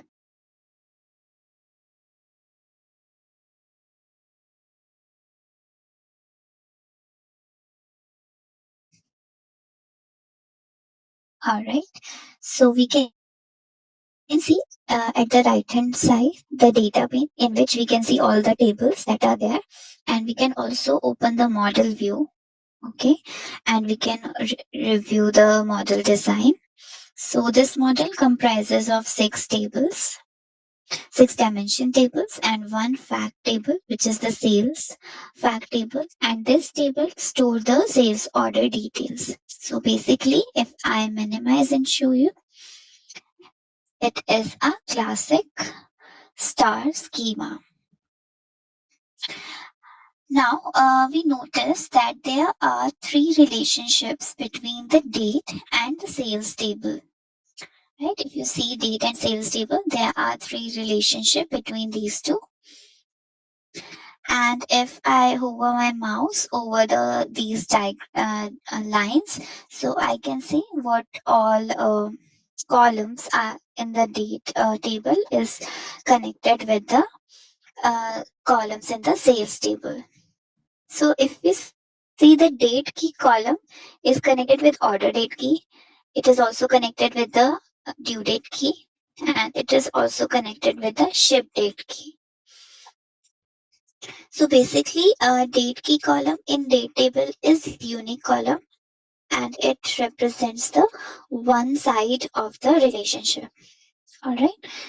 Now, if we notice that order date line, this line of relationship is solid line, while other relationships are represented by dotted lines. So a solid line represents an active relationship, and there can only be one active relationship path between two models, and the path is used by default to propagate filters between the tables. And if we talk about dotted lines, so it represents an inactive relationship, and it is used only when any explicitly invoked by DAX formulas. So here, this current model design is indicating that date table is the role-playing dimension, and this dimension could play the role of order date, due date, or ship date, and which role depends on the analytical requirements of the report. Okay, so in this lab, in this demo, we will learn that how to design a model to support role-playing dimensions. So let's first visualize the data.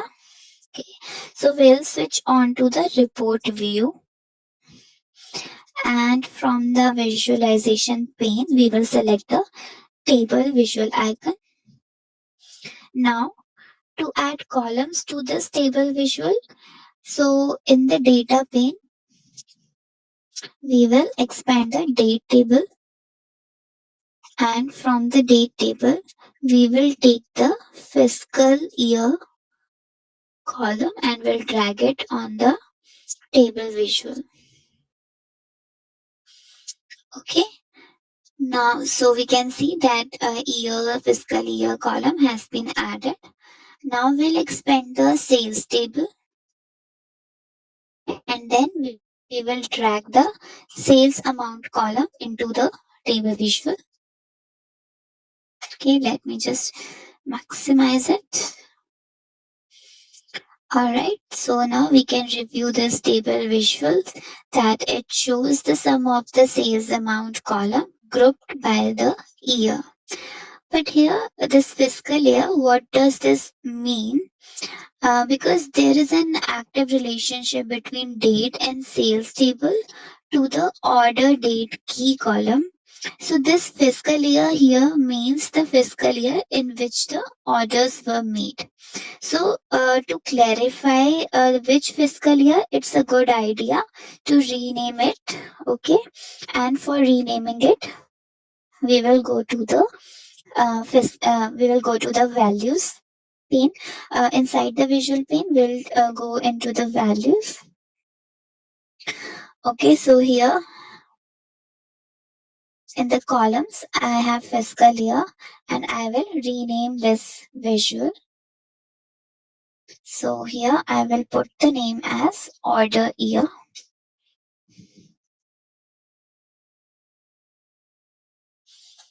Alright, now we can see that the name is also changed in the column. Okay. So this is the way we can change the name of collar header as well. Okay, now we will modify the active relationship status. So for that, on the modeling ribbon, we will select manage relationships, and in manage relationships window, here for the relationship between the sales and date table for order date key column. So we will uncheck the active checkbox. All right. So here we will uncheck the order date key, and then we will check the active checkbox for relationship between sales and date table for ship date key. So we will do that. So now what is happening by this checking and unchecking, that the active relationship between date and sales table is switched to the ship date key rather than order date key. Okay, so now I'll click on close, and now we will rename this order year as ship year.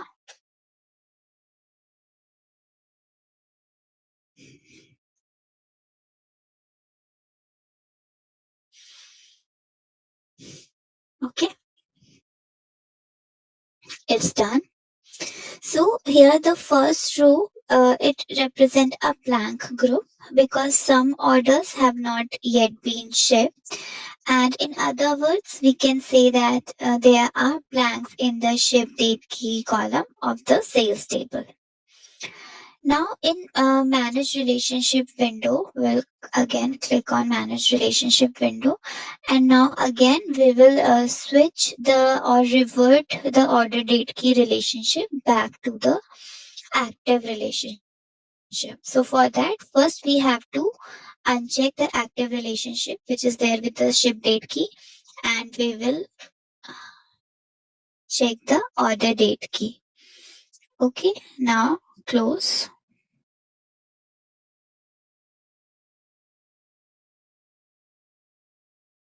Again, we will rename. We can see the changes in the table visual, and again we will click on this arrow.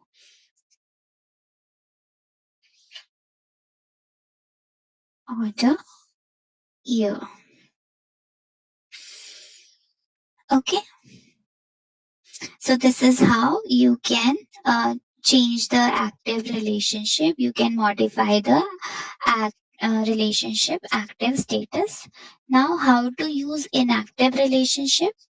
So for that, we will be using user relationship function to make an inactive relationship as active.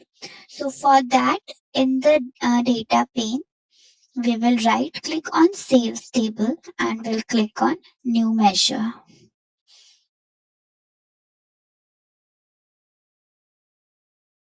Okay, I will expand it. And now here I will just put some formula.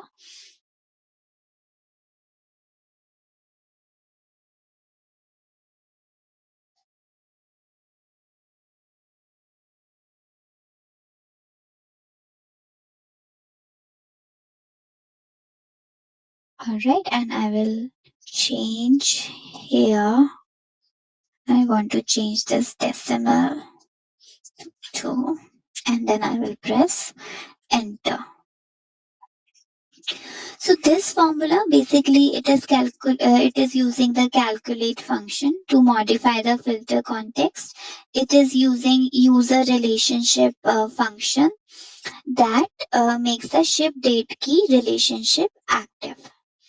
Now, in this sales, we can see that the sales shipped measure has been added. A column named as sales shipped has been added in the sales table.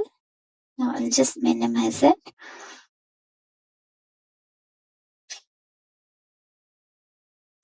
Okay, so now I will drag this sales shipped in the table visual.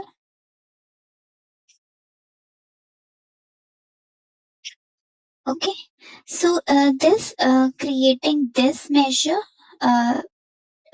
it is setting temporarily the relationship as active, and it is one way to do this. All right. So now to remove the measures from the table visual, what can we do? From the columns, we can just click on the arrow of the sales shift, and I will select the close option or X button. All right. Now to add another date table, what we will do, we will here we will add a date table to support ship date analysis. So first we will remove the inactive relationship, and for that we will go to the model view, and in model view what we will do, uh, the relationship which is there with the ship date key, we will just right click it, and I will click on delete. So it is confirming. Click on yes.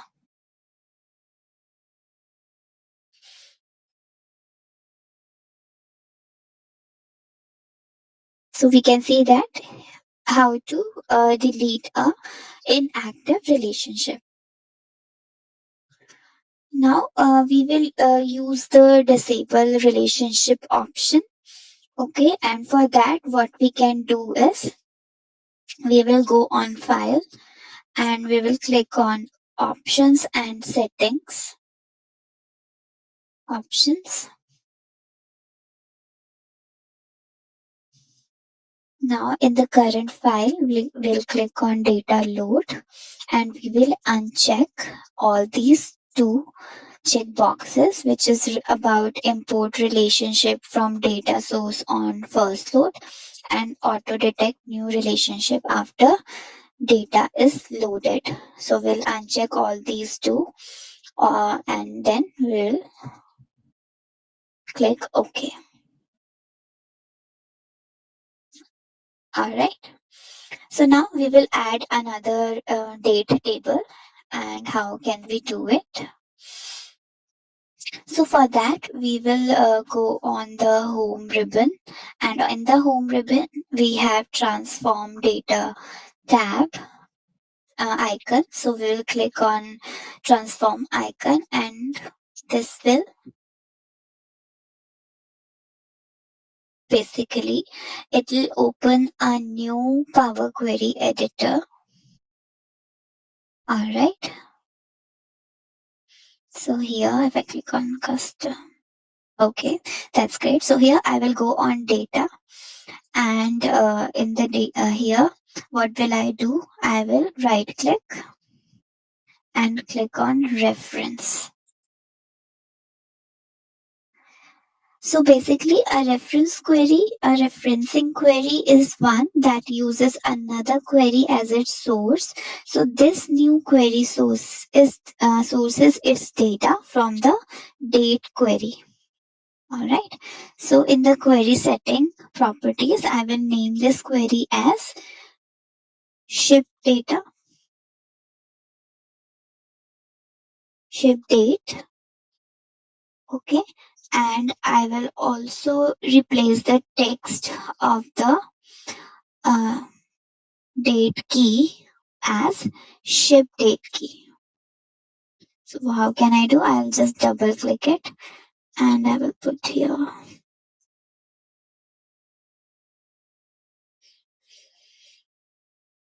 ship.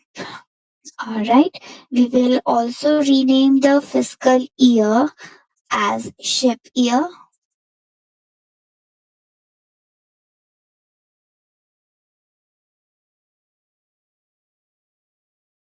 Okay. So, although it's a good option or good idea to rename all the columns so that they describe the role they are playing. Okay, but here we will only be renaming two columns. Okay, now to load the table to the model, we will click on the close and apply icon on the home ribbon tab. So we'll click on close and apply.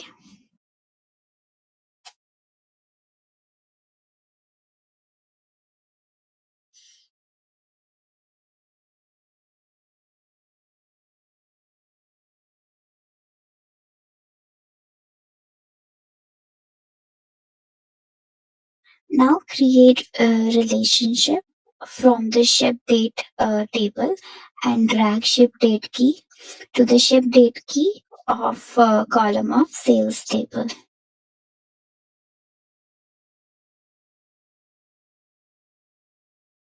Okay, so now we can see that an active relationship now exists between ship date table and sales table. Now we will visualize the ship date data. So for that, we will switch to report view and we will just click on the copy and paste. So with this, we can just clone our table visual. All right. So now we'll select the new table visual. And here we will remove the order year. And we will just add here a new field to this new table visual. So from the ship date table, we will drag the ship year inside the columns. Okay, just move it up and down. All right. So now this model has now two date tables and each with an active relationship to the sales table. So the benefit of this design approach is that it is flexible and it's now possible to use all measures and summarizable fields with either date table. Okay. So now we'll explore other relationship functions and we will be working with other DEX relationship function. So for that, let's first select the sales ship measure.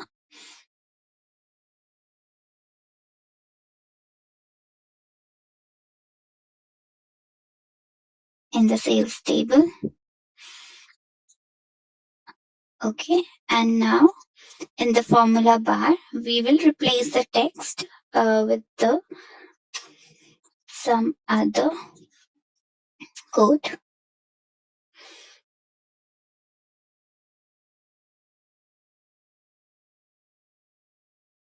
Okay.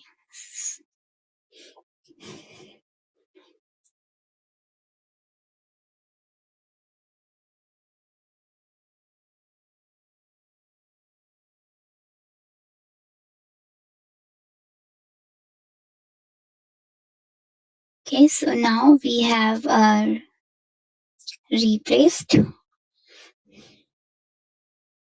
Okay, So this formula, it is using calculate function to sum the sales amount column by using modified relationship behavior, and the cross filter function disable the active relationships to the order date key column. Okay, and this treat as function, it creates a virtual relationship by applying the in-text date key value to the ship date key. Now we will add the revised sales shipped measure to the first uh, table visual.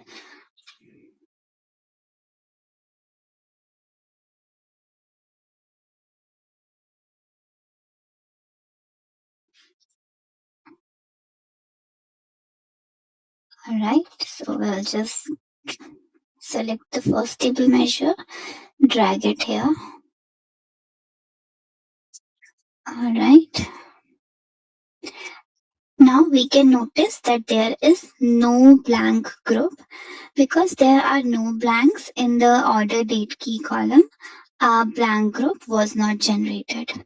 So it's showing that unshipped sales will require a different approach. Now to show the unshipped sales, what we will do, we will create a measure named sales unshipped in the sales table. So again, in the sales table, we'll create a new measure.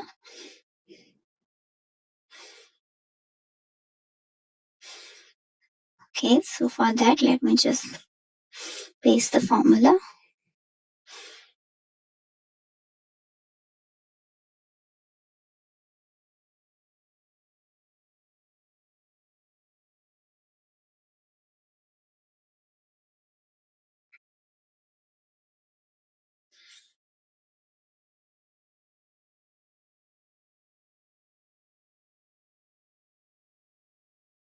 Okay, so we can notice that a new sales unshipped measure has been created. Okay, now we'll format it to 2 decimal places.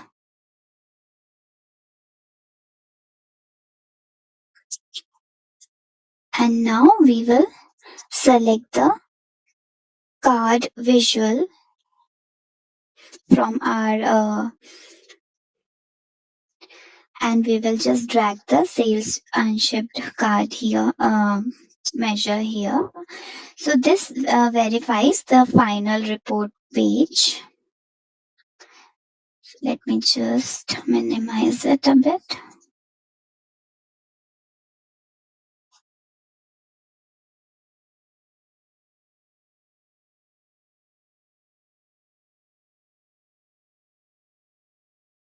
And this is the final look of our report. Thank you. Now let's move on to our next session. Our next section is use tools to optimize Power BI performance. So optimization is critical when working with the solutions that need to scale. And this is what we are going to learn in this section.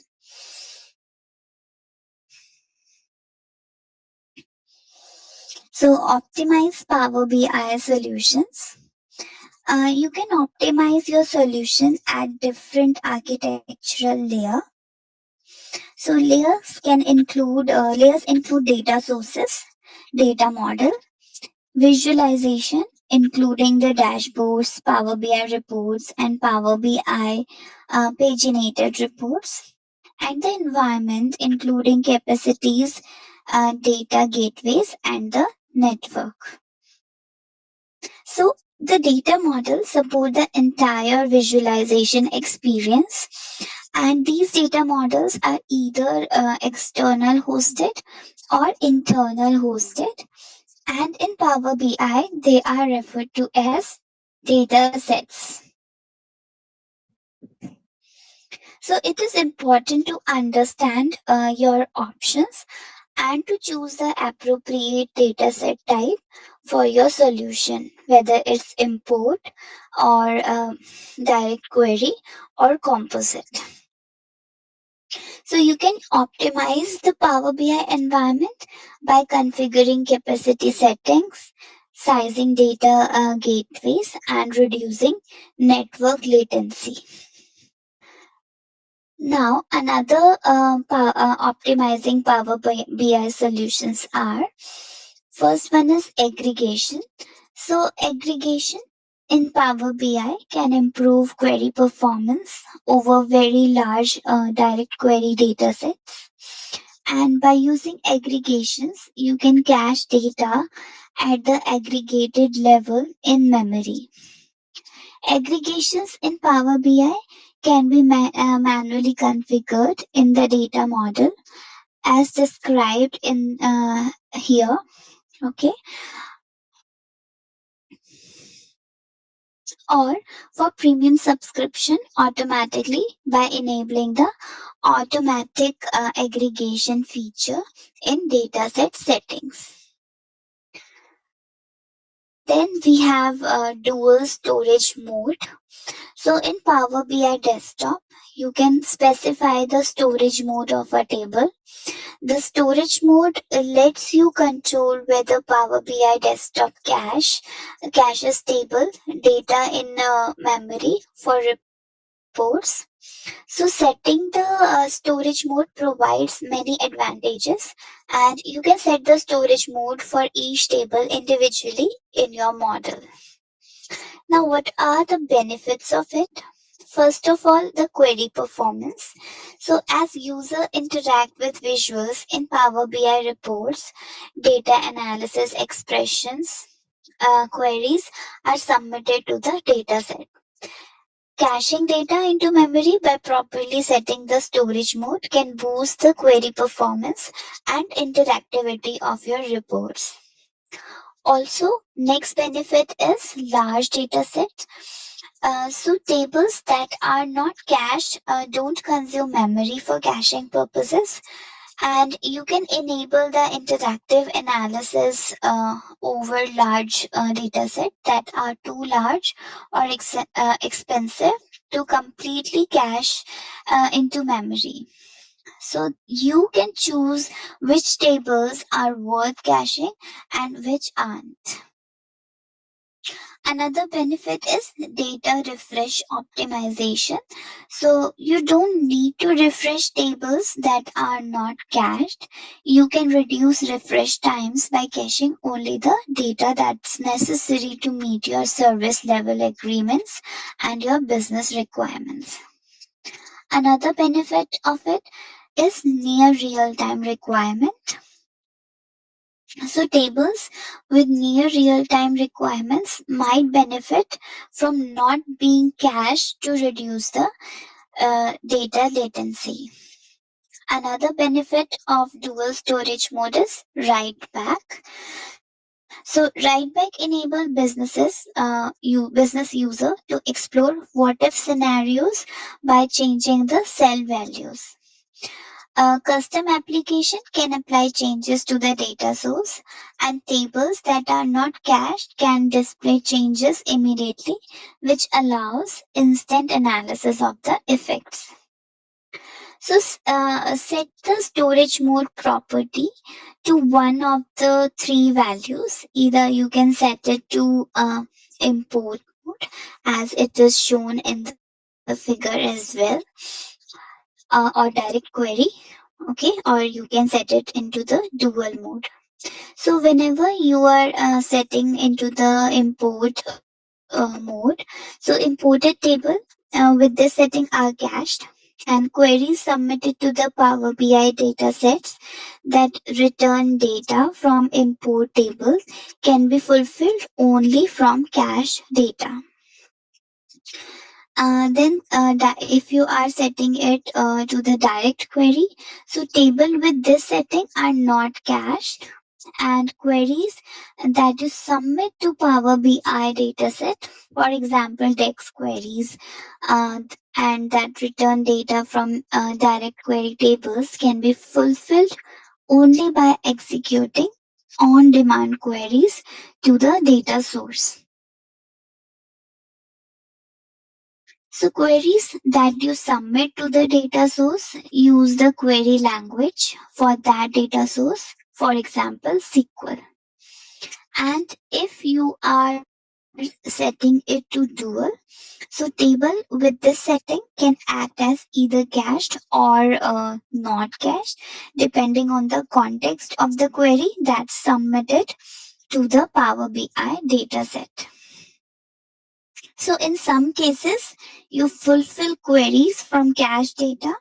In other cases, you fulfill queries by executing an on-demand query to the data source. So changing the storage mode of a table to import is an irreversible operation. Once set this property can't later be changed to either direct query or dual. So we have to be very careful, okay, while selecting the storage mode.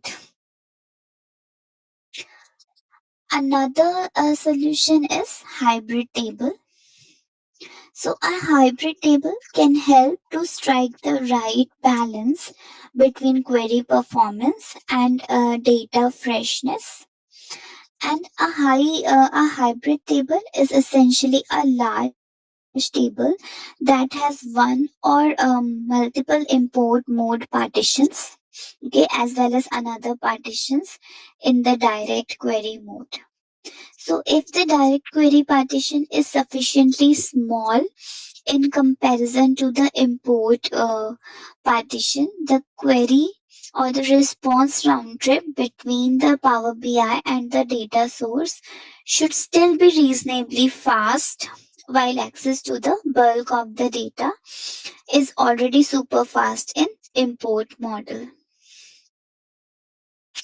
So import and direct query data is presented to user as single query table with business definitions and calculations.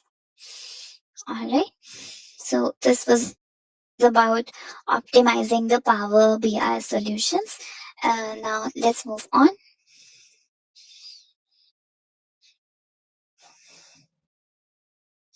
Now optimizing the Power BI models using tools. So you have built Power BI reports and they are running slow. How do you identify the source of the problem? The report could be slow because of the issue at the source, the structure of the data model, the visuals on the report page, or the environment. So optimizing the performance in the context of this section means making changes to the data model so that it runs more efficiently. And the tools we are discussing in this section will help you to troubleshoot and improve the data model, which ultimately improves user experience. Ideally, you should assess performance as you move through the stages of the development life cycle, development testing, production, and optimization of your solution. Okay. So let's discuss all of these Power BI model, all of these tools in our upcoming slides. So using the performance analyzer. So performance analyzer help you to optimize at two of the four architecture levels. Okay, the data model and report visuals. The performance analyzer is a great place to start when you are optimizing reports. And it displays and record logs that measure how each of your report element perform when user interact with them. You can also see which aspect of their performance are most or least resource intensive. You can immediately see results, make changes, run the analyzer again, and see the impact of the changes you have made. So after you start recording, take actions in the report. For example, Move one report tab to the next, select the slicer item, or interact with any of your visuals. So any actions you take in the report are displayed and logged in real time in Performance Analyzer pane in the order that the visual is loaded by the Power BI. Okay. Then the Performance Analyzer is looking at the time it takes for each visual to query the data model and render results. And this is the time from when a user does something on the page to when the visual is rendered in milliseconds. In the example on the slide, three actions were taken after recording started. First is navigated to a new report page. Second is change a slicer value. And third is cross highlighted a table. So as user interact with visuals in Power BI report, DAX queries are submitted to the dataset and cached into the memory. Because of this, you may need to clear the DAX query cache to get accurate result in Performance Analyzer. You can clear the cache by either closing and reopening your reports or using Text Studio. Okay, so this was about Performance Analyzer. Now let's move on to our next slide. Now using the Dex Studio. So Dex Studio is an open source tool for executing DEX queries against Power BI and analysis service models. It is useful for various purposes, like DEX Studio is useful for reviewing the contents of your data model, for writing and optimizing complex DEX formulas and queries. Okay. So before jumping into the optimization, it is important to understand what is happening under the hood of Power BI. So by using compression algorithms and multi-threaded query processors, the analysis services Vertipack engine delivers fast access to tabular model objects and data by Power BI. Power BI read the content of your data source and transform it in the internal Vertipack columnar data structure where each column is encoded and compressed. So dictionaries and indexes are created for each column. And finally, the data structures are created for relationship and computation and compression of calculated columns occurs. Okay, so DEX queries are being processed by two engines, the formula engine and the storage engine. Okay, and we will talk more about these engines.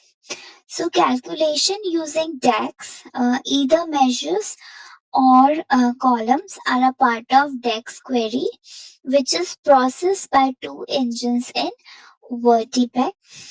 Okay, and when a query is processed, the formula engine processes the request, asks the storage engine for data, and perform necessary calculations.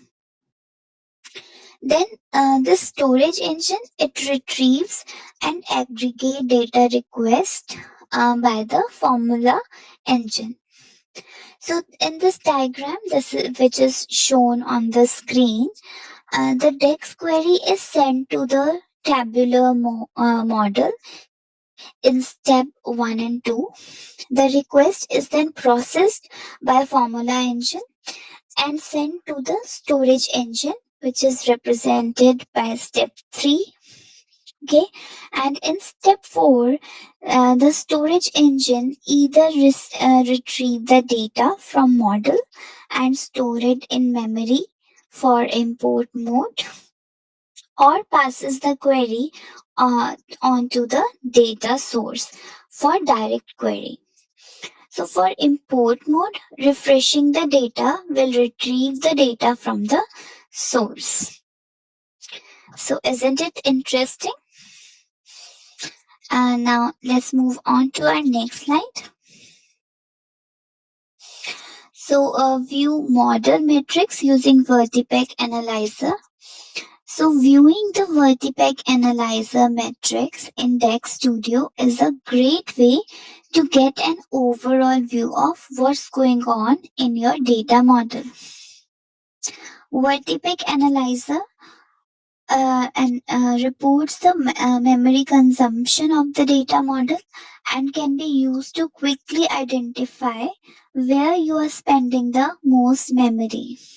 In short, you can use Vertipec Analyzer to make memory gobbling offenders obvious, rectify them in Power BI, and then rerun the Vertipec Analyzer to see the immediate benefits of your data model updates. The Vertipec engine only stores the data in memory in import model, and if you are using direct query, the Vertipec engine simply send that query to the source. This means that viewing the Vertipec Analyzer metrics will only be helpful for import or composite models. So you can look at the size of the table, column, etc. in bytes. The displayed size in bytes are evaluated prior to the compression.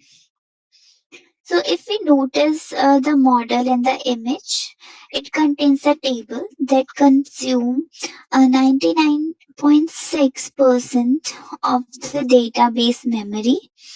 And by drilling into the table, we can see that two columns, end start date and end date and start date, okay, gobbling up the most memory. And when we take a look at those two columns back in the Power BI desktop, we can notice that they are date and time columns. Okay, so date time column inherently have high cardinality due to all the possible combination of dates and time. Okay, so this was about the Dex Studio. Now let's move on to our next slide.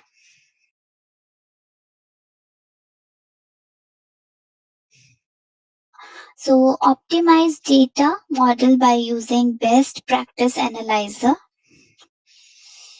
So tabular editor is an alternative tool for authoring tabular model for analysis service and Power BI.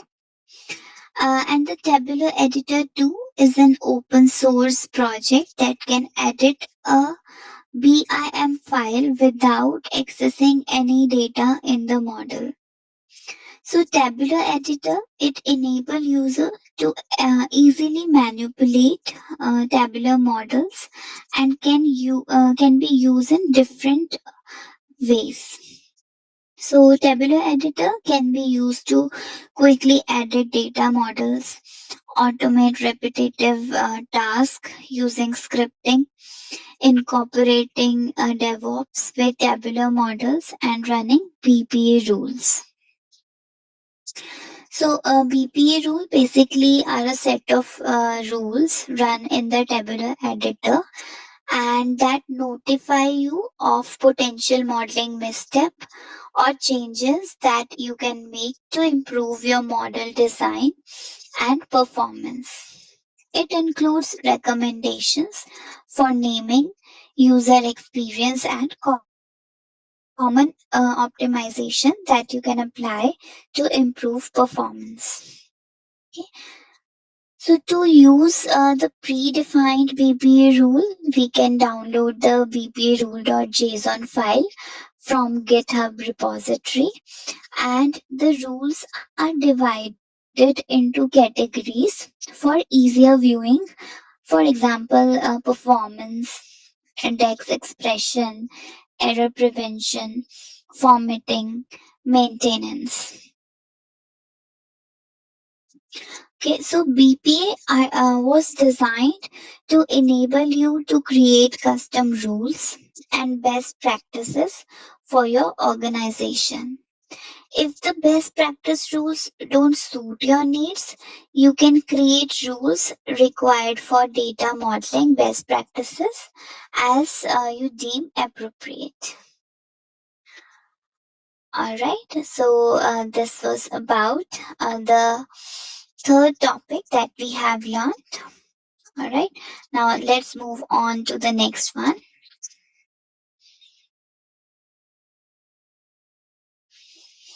So, our next topic is enforce semantic model security. So, let's get started.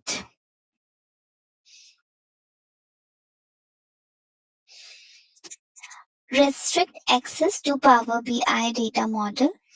Okay, so you can enforce model security by restricting access to subset of data and by restricting access to specific model tables and columns. You might restrict access because some report consumers are not permitted to view the specific data, like sales result of other sales regions. Achieving this requirement commonly involves setting up row level security, which involves defining roles and rules in that filter data model. You can also set up object level security OLS to restrict access to entire table or column. So we can restrict the access to Power BI model data by various techniques. Like first one is apply star schema design principle. So we recommend you to apply star schema design principle to produce a model comprising dimension and fact tables. And it is common to set up Power BI to enforce rules that filter dimension tables, allowing model relationship to efficiently propagate those filters to fact tables. Then another way is defining the rules. So rule expressions are evaluated within the row context. And row context means the expression is evaluated for each row using the column values of that row. So when the expression return true, the user can see the row and you can define these rules that are either static or dynamic. So if we talk about the static rules, so the simplest static rule that you can create restrict access to all the table rows. You can also restrict access to a particular region. Okay. And when we talk about dynamic rule, so dynamic rule use specific DEX functions that return environmental values. So environmental values are returned from three specific DEX functions, which are username or user principal name. So, which return the Power BI authenticated user as a text value, and it could also be specified by custom data function, basically which return the property passed in the connection string. Okay, and non-Power BI reporting tools that connect to the dataset by using a connection string can set this property. Like Microsoft Excel also can set the custom data property. Okay, now another way to restrict the access to Power BI data model is validate roles. So when you create roles, it's important to test them so that we are ensured that they apply the correct filter. And for data models created in Power BI desktop, There's the view as function that allow you to see the report when different rules are enforced and different username values are passed. We can set up the mapping also as a way to restrict access. Okay, so a role mapping basically must be set up in advance of users accessing Power BI account. And role mapping, it involves um, assigning Azure Active Directories, security objects to roles, and security objects can be user accounts or security groups. So for Power BI desktop developed models, role mapping is typically done in the Power BI service. For Azure Analysis Service or SQL Server Analysis Service models, mapping is typically done in SSMS. Okay. Now, fourth way to restrict access is using SSO for direct query. Okay. So this is the fifth one actually, using the SSO, which is single sign-on for direct query. So when your data model has direct query table and their data source support single sign-in, single sign-on, so the data source can enforce data permissions, and this way the database enforce RLS, row level security, and Power BI dataset and reports on the data source security. Okay, so these were the few ways of restricting access to Power BI model data. Now let's see what we have in our next slide. Restrict access to Power BI model objects. So object level security can restrict access to specific tables and columns and their metadata. And typically we can apply OLS to secure objects that store sensitive data like employee personal data. So when Power BI enforces object level security, not only it restrict the access to the tables and columns, but it can also secure metadata. And when you secure the metadata, it's not possible to retrieve information about secured tables and columns by using dynamic management views. Okay. So OLS is a feature inherited from Azure Analysis Service, AAS, and SQL Server Analysis Service, SSAS. The feature is available in Power BI Premium to provide backward compatibility for models migrated to the Power BI. For this reason, it is not possible to completely set up OLS in Power BI desktop. So let's first discuss how can we set up object level security. So to set up object level security, you can start by creating the roles. You can create roles in Power BI desktop in the same way we do when we set up RLS. Next, we need to add OLS rule to the roles. Okay, and this capability is not supported by Power BI desktop, so you'll need to take a different approach.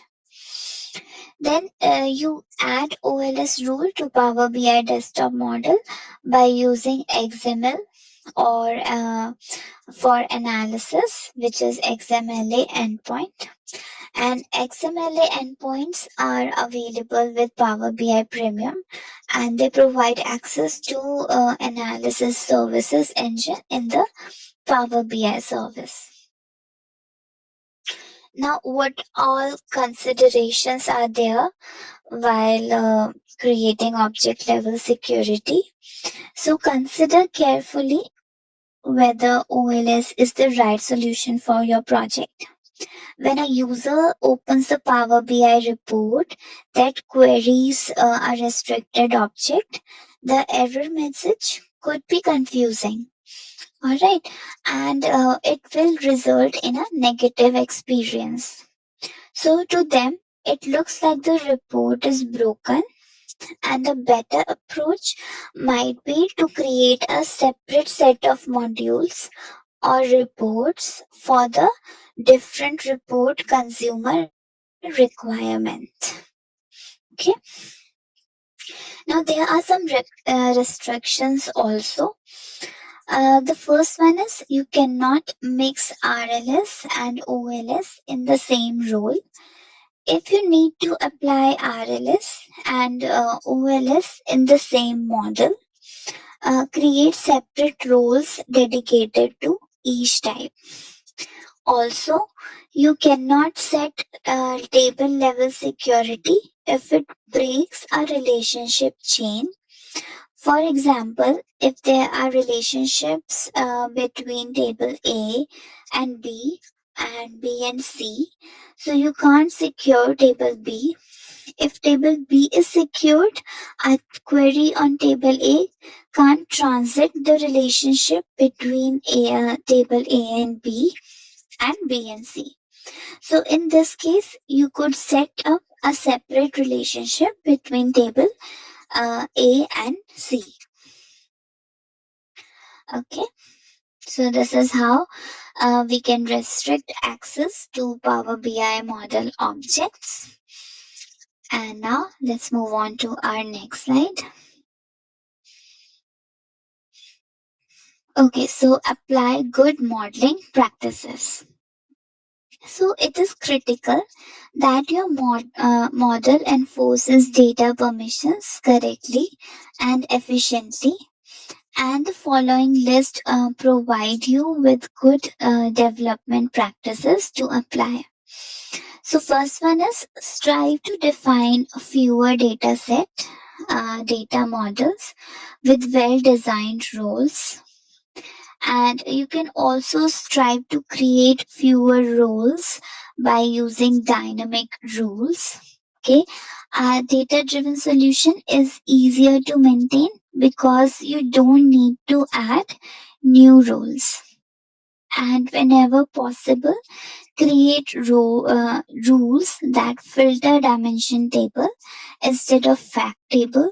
So it will help to deliver faster query performance. You can also validate the model design, including its relationship and relationship properties, and are correctly set up. Okay. Then you can also use a user principal name function instead of username function. So it provides consistency when validating the roles in the Power BI desktop and the Power BI service. So rigorously validate RLS and OLS by testing all the roles, and ensure that the Power BI desktop data source connection uses the same credentials that will applied when set up in the Power BI services.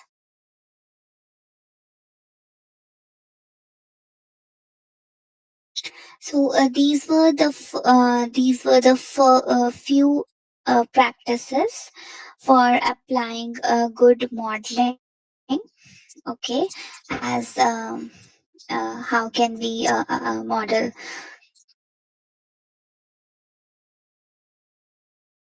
Okay. So now, with that, we have come to an end of today's session, and let's recap what all things we have learned.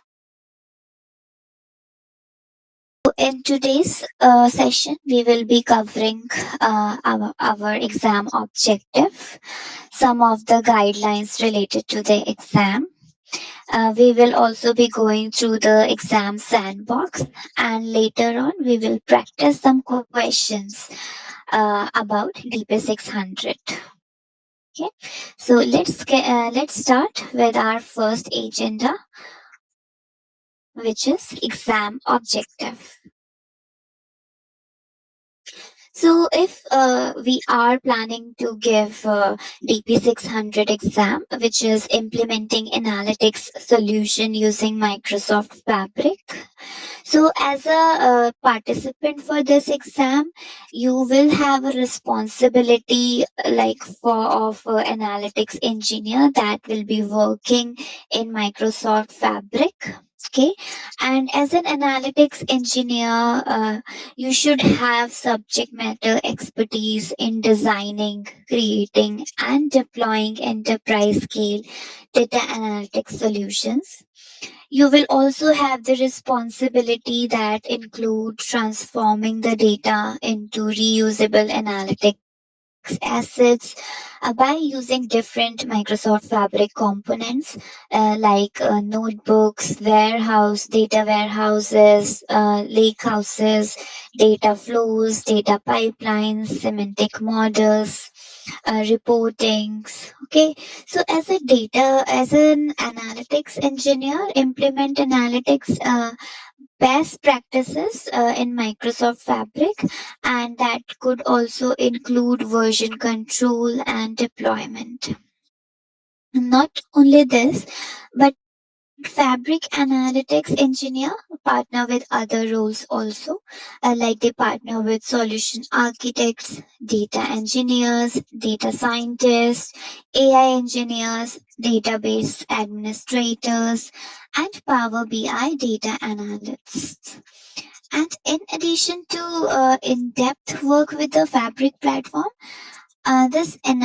analytics engineer, they need to experience with data modeling, data transformation, GitHub based source control, exploratory analytics, and languages, including structured query language, SQL, data analysis, expression DAX, and PySpark.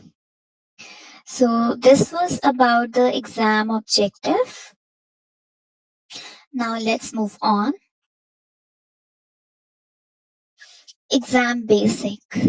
So let's learn that how many questions will be there in the exam, how much time would be given, what all kinds of question will be asked, and what is some related to the case studies.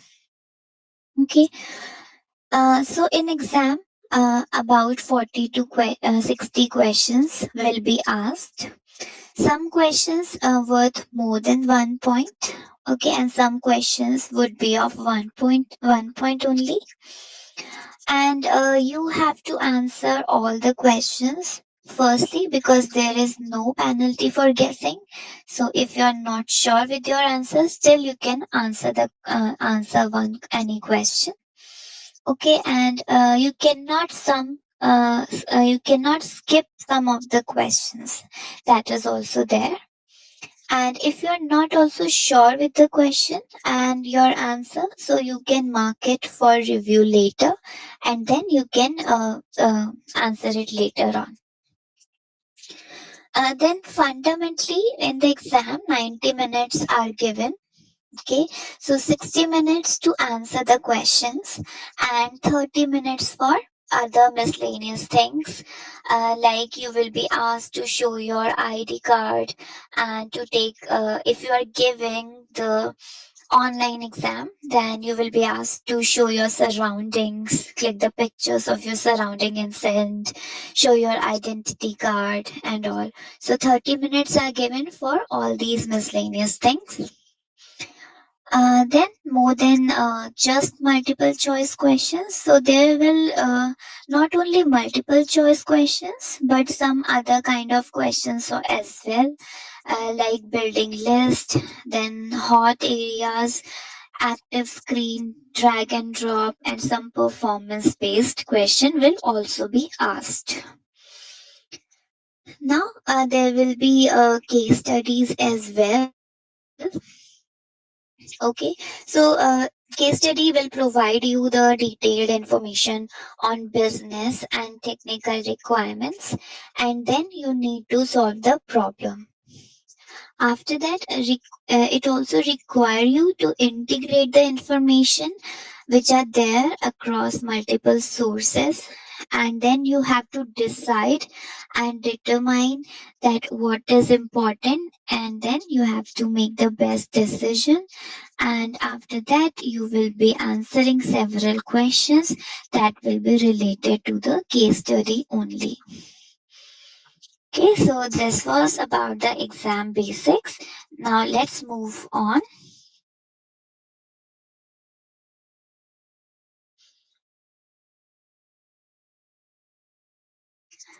Now, what will be the structure of the exam? So, as if we talk about the structure, firstly, a technical environment or a scenario will be given to you in question. For example, a question, it will start like you are a developer, suppose you are a developer, or suppose you are a data analyst, or you are working as a data engineer. Okay, then you will be provided with the problem statements and or the requirements. So like you will be asked, like you will be provided the information that your app must have this technology or must be using this kind of tools. Okay, then in the structure of the question, a goal statement will also be given to you, that you need to implement this kind of environment, or you need to implement this data analytic solution. And then you will be asked the question that what should you do to get the appropriate or required result. So this kind of question structure will be there in your real exam. Okay, I hope this information is clear. Now let's move on to our next slide.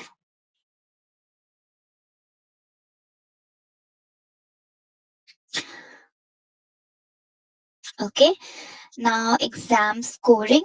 So when we talk about the technical exams, so all the technical exam scores are reported on a scale of 1 to 1000. The passing score is 700 or greater. But as this is a scale score, so it may not equal 70% of the points.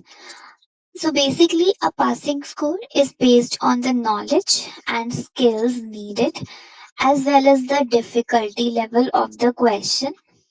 Okay, and when answering most of the multiple part question, so you will receive 1 point for each correctly answered component, and you can earn all, some, or none of the points possibly for that question.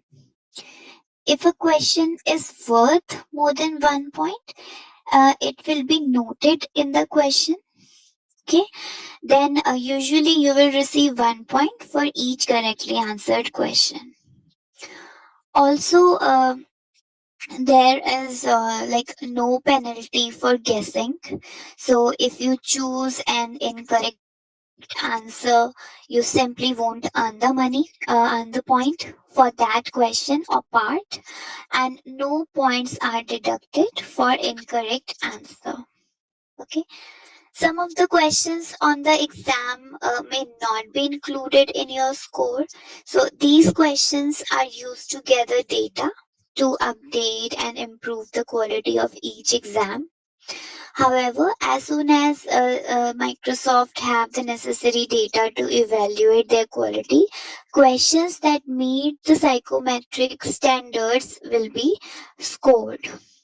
Okay, so you won't know that which questions are unscored. So you should answer every question if it will be included in your score. And Microsoft continues to introduce new and innovative question types that may require different approaches to scoring. All right, so best tip and trick that will be provided to you is answer every question, because there is no negative marking for wrong answer. Okay, and go with your gut.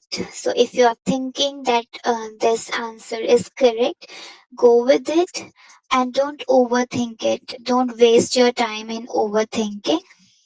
And one important thing is that some questions are section based, like for a particular section, there are two and three questions.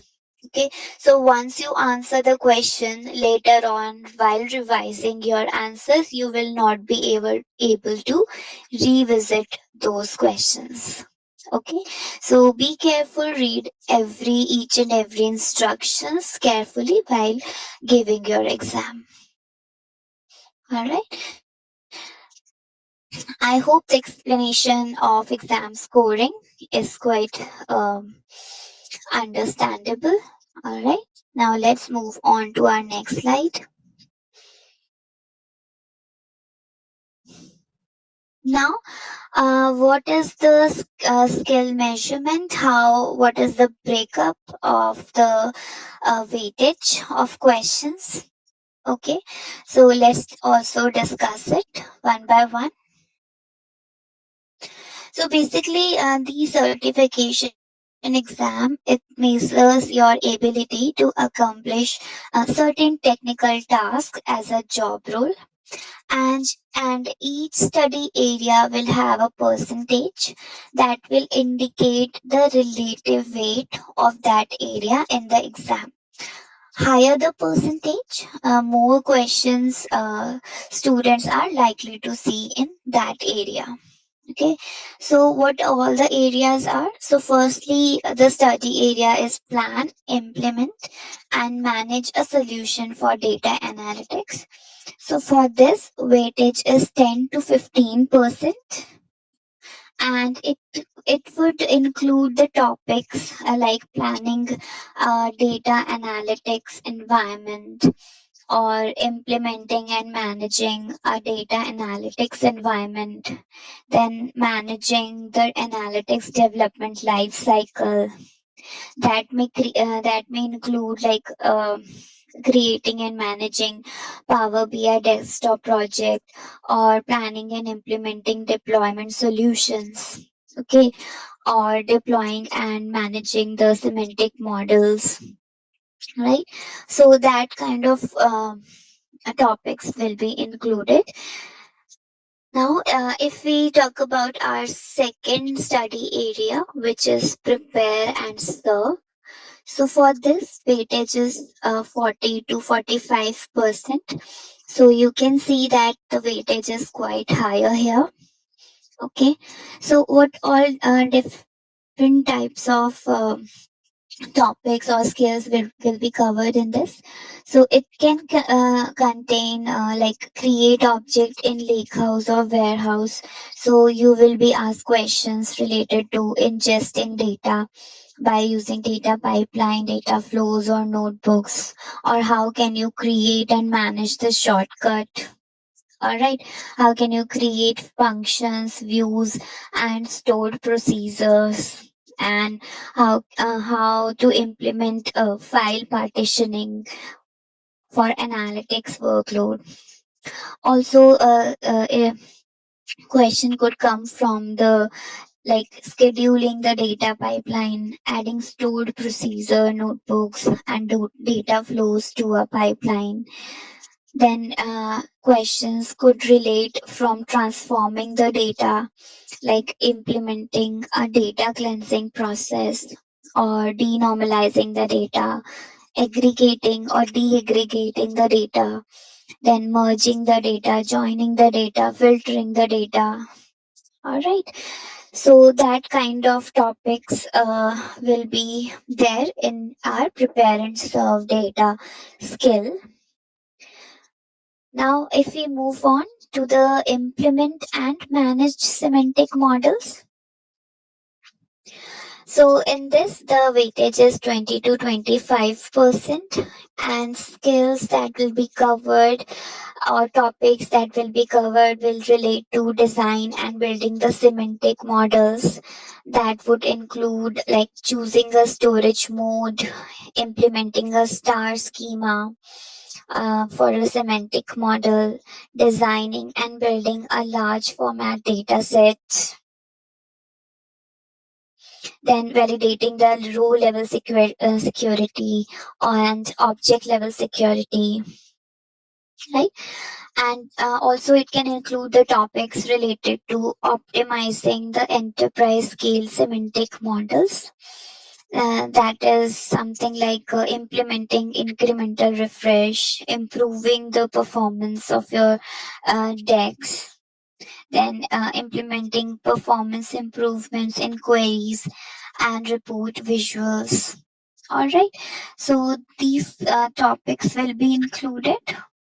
And after that, next skill is explore and analyzing the data.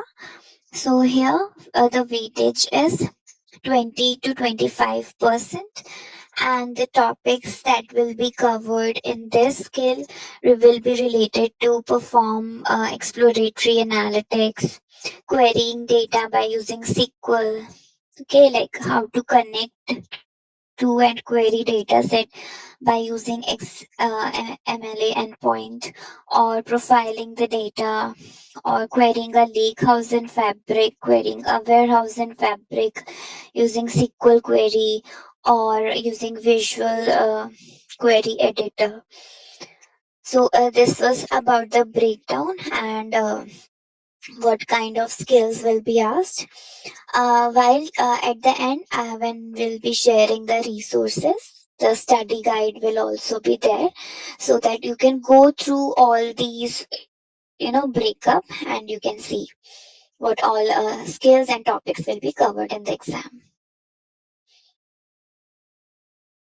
Now, let me move on. So, again, tips and tricks. So, you can download the skill outline and you can practice the task listed. You can complete the learning path on MS Learn. You can review docs.microsoft.com and Microsoft blogs. You can ask others how they perform the task. You can schedule the exam, and you can schedule time to study, and you can take the practice test as well. Now, how to register for exam? So I will be taking you through the website in which we will be discussing then how can we register for the exam, how can we schedule for the exam, and what to expect on exam day. So the moment you start your exam, firstly proctor will verify your identity. Proctor will unlock the exam for you after verifying everything. Then a title screen with exam name will be displayed. Then you have to agree to non-disclosures. Then you have to read carefully all the instructions, as they will be telling you what you need to expect, what you have to expect on the exam, and how to manage the time. Then you will complete the skill survey, what kind of skill you have, okay, in what are the areas, what are your strong areas, what are your weak areas related to DP-600 content only. All right, then you will take the exam. You can review any question that you want to revisit, so you will mark it as review. Then you will submit the exam for scoring. Okay, then you can provide the comment about any item that could be improved. Okay, like you can provide the feedback of your experience. Then you will receive your result, and I hope you will definitely celebrate your achievement. Okay, now let's move on. So on the MS Learn website, there is exam sandbox, which will give you the look and feel of the exam, not the exact questions. Just it will mention like what are the types of question will be asked. So you can explore the exam environment by visiting the exam sandbox. And basically, this sandbox is an opportunity for you to experience the exam before you take it. So there you can interact with different question types such as build list, case studies, and others that you might encounter in the user interface when you take the exam. Additionally, it also includes the introductory screens, instructions, and help topics related to the different type of questions that your exam might include. Okay, so if we go inside the sandbox, we will be able to see that there will be some multiple choice questions in from which you have to select one.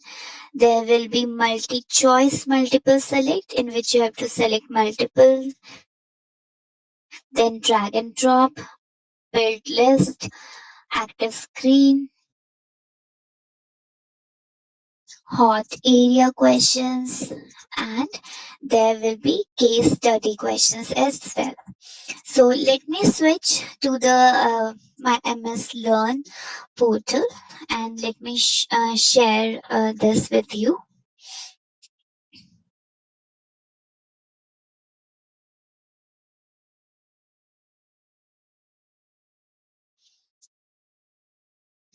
So we are on the DP-600 exam portal. So the name of the exam is Implementing Analytics Solution using Microsoft Fabric Beta. And as a candidate for this exam, you should have subject matter expertise in designing, creating, and deploying enterprise scale data analytics solution. You must be aware or um, with the components of Microsoft Fabric, and you will be able to implement the best practices in Fabric. All right. Now, you can just open this link and you can learn more about the beta exam. So this is basically community blog. Then you can learn about the exam score. Okay. Now let's move on to the tip. So you will be provided with a study guide here.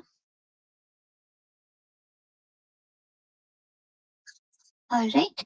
So like purpose of the document about the exam. So in which all languages you can give the exam, then what all skill are will be measured. So this is what we have discussed, that there will be these four skills will be measured, and each measured skill will have subtopic. So you can go through these long list, and then you can practice accordingly. All right, to get good marks in exam.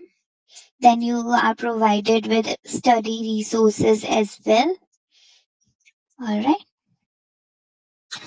Now you have exam sandbox. So first let me show you how to schedule the exam. Then we will go through exam sandbox as well. So here, if we want to schedule the exam, we can go through this interface. So firstly, you can select the currency or price as per your country. All right. Then you can you can schedule the exam. So here retirement date is none. And let's go through this. So here you can register for the exam. So it will ask you it will ask you about the details, like if you want to give online exam or offline exam. Okay, so if you are giving online exam, you can schedule your exam according to your time. And if you want to give offline exam, then you can select the exam center and so on. Okay, then the path for all the modules or all the topics is provided in on MS Learn portal itself. So here you can go through all the topics, and these are the topics that we have covered in our slides. Now let's explore this exam sandbox.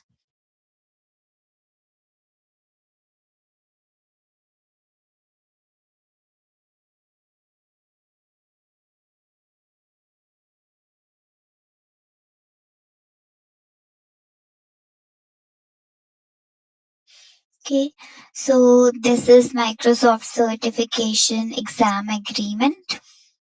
So you have to read this agreement before giving the exam. So initially you will get this kind of agreement. So you have to read it, and then you have to select yes.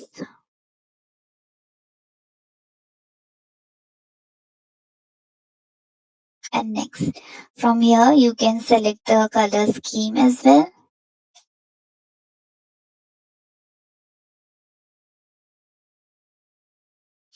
So this is the exam sandbox interface.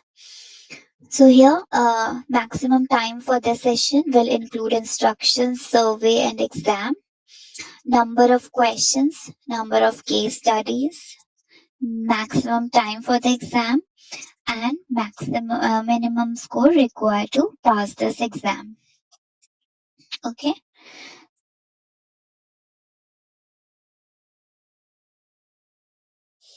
Okay. So now you can read this. I'm just scrolling it slowly.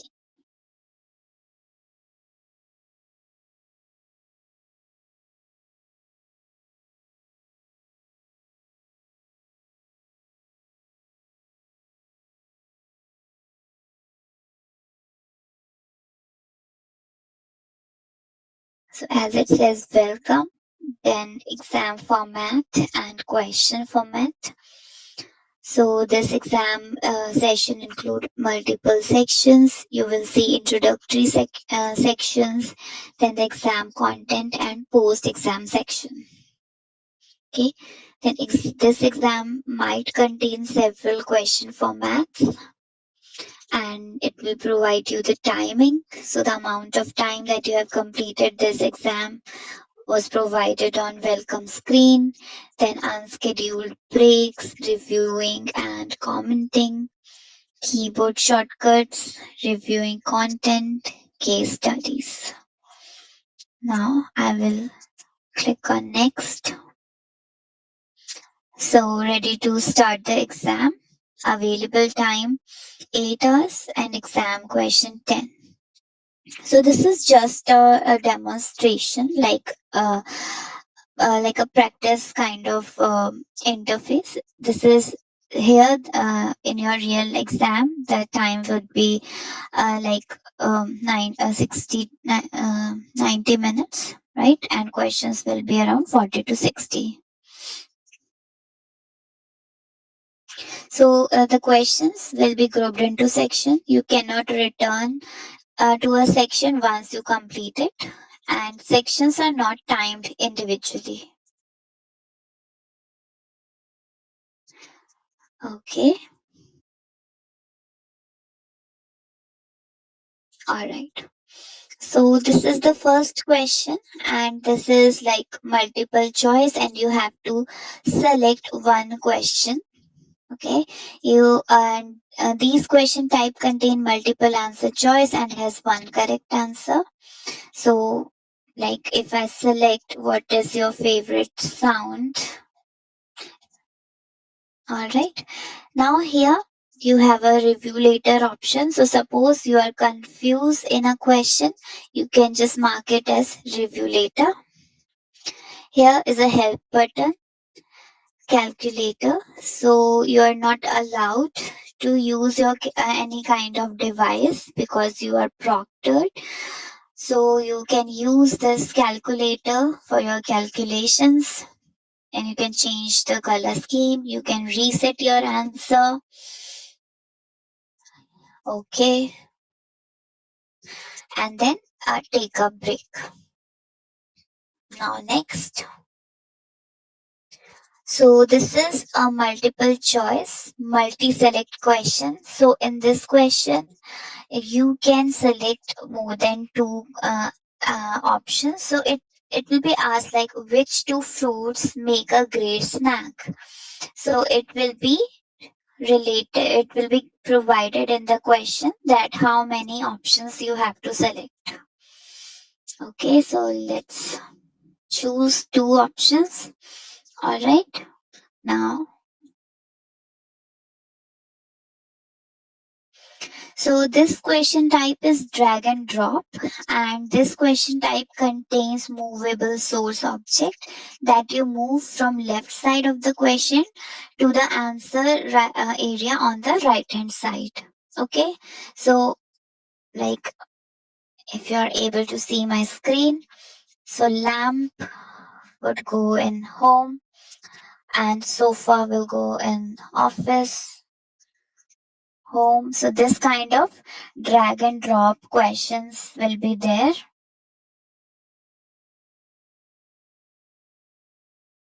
Okay, so you can just drag the question, which is drag the options which are there on the left hand side, and you can drag it on the right hand side. Okay,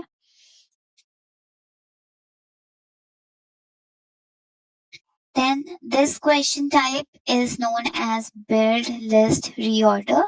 So this question type contain movable actions that need to be positioned in correct order or sequence in the answer area. All right. So for that, what you can do, you can just either you can drag and drop or you just select your answer and click on the button. Select your answer, click here. Select your answer, click here. If you think that you want to move back, so you can just select your option and send it back. Okay, so this is what and how you can perform actions in this type of question. Okay, now let's move ahead. And if you want to just reorder your answers, so you can go do up and down button.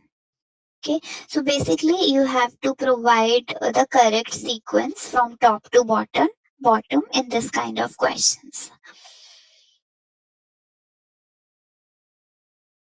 Now next.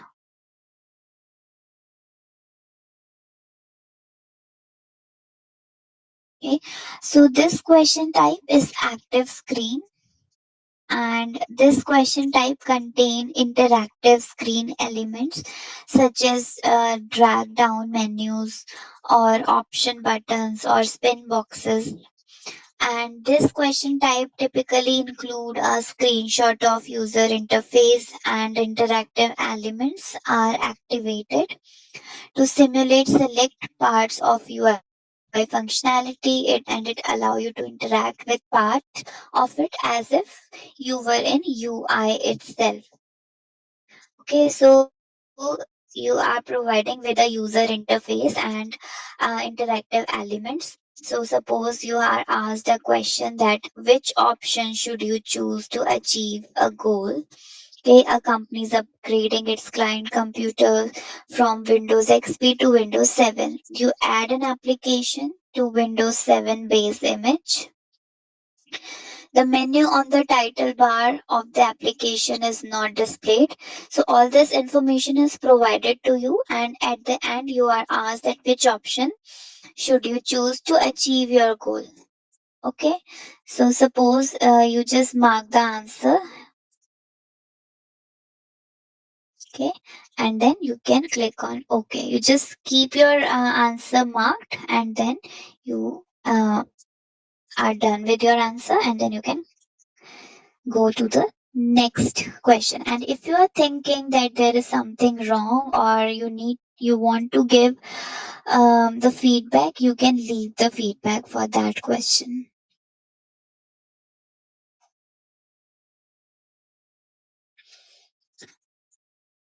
Now here you have a dragon. You have a question in which you have to select the correct answer from the drag and drop elements. Okay, so here you are provided with a sample question. All right, and then you need to implement something. For that, you have to select the appropriate option. So create a user role on. So for that, you just select from the list and actions assigned to the user role.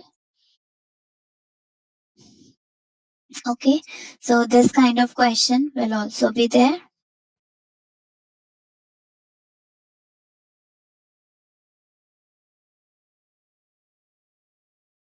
Now, this question type is called hot area, and it contains more than one clickable areas where the selected or clicked areas represent the correct answer or answers.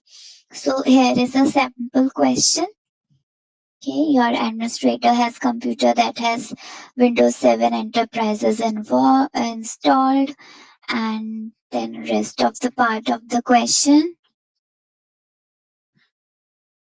And now, which service should you configure? To answer, select the appropriate service in the services window in the answer area. Okay, so suppose I want to select this service, or if I change my mind, I want to select first service or last service, second last. All right, so this is how I have to select the correct answer, and then I'm done. Now, this is case study based question. So you here questions may be grouped into a section such as case study. In a case study, you will be presented with menu options that display different pieces of information about a case. The information may include the text, graphics, or screenshot. Okay, and to access the case information, select the menu option. The menu option labels vary and are specific to case information. Submenus may have submenus, and the first menu option is always called a question, and it allows you to return to the question at any time. Okay, so this is the question. Basically, you are provided with an overview here that you have a Contoso Limited, and it is manufacturing company that has 3,000 users. So overview of the company will be provided to you in overview section. Then what is the existing environment? Like when we discussed about the exam question structure, we learned that first it provide you with the scenario or environment, like you are a developer or you are a data analyst. Then it gives you the problem statement, okay, and the requirements. Then it provide you then it ask the question from you. Okay, so this is the structure of the question. So you can see the environment. Okay, then other infrastructure is given, what application you are deploying, what is the problem statement, then what are the goals, business goals, plan change, what are the technical requirements, okay, what are the app requirements, Okay, and after reading all the information, you can come back to the question and you can select the correct answer. Now you have read whole case study by going through all these sections. Then you will come back to the question and then you need to answer the question. Okay, so suppose this is my answer.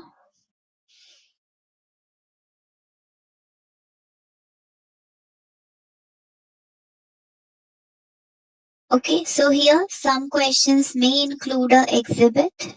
To access an exhibit, click on the tab labeled as exhibit. Here is a sample question. You have a computer that runs Windows Vista. The hard disk is configured as shown in the exhibit. So let's click on exhibit. This is the details of the hard disk. Okay, Windows installed and hard disk. Okay, then you need to install Windows 7 and then what should you do? So you will, after going through the exhibit, reading the question and thinking, then you can give your correct answer. Alright, now next. Then some questions type may include multiple exhibits. So to access each exhibit, you select the tab labeled with the description of exhibit content. You select the question tab to return to the question and be sure to review all of the exhibits before attempting to answer the question. So here is a sample question, and for every different policy you have different exhibit.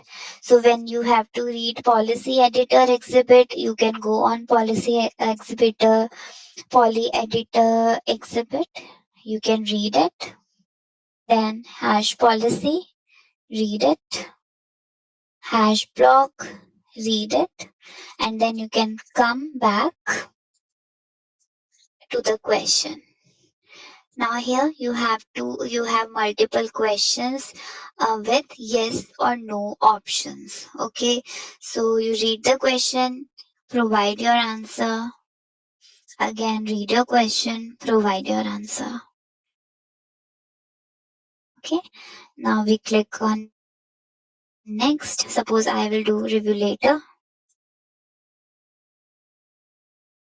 So after you submitted all your questions, this is the review screen. So if you answered 10 questions, there are 0 unanswered question. There are 2 questions left for review and 1 for comment. So you can just click on the questions that are left for review. Okay, you can click on the question, you can review it, and later you can review it. Remove this review later, and then next. So this was the other question which was left for review. Remove it. Next. Now again you are on the final tile or final screen. Then you left 1 question for comment. So if you have something here, next. Right, so remove it.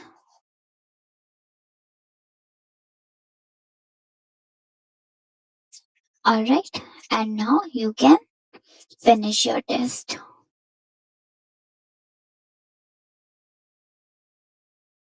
So thank you. This is the end of the exam sandbox, and here are the links provided for exam certification, exam feature, and other things. All right, next.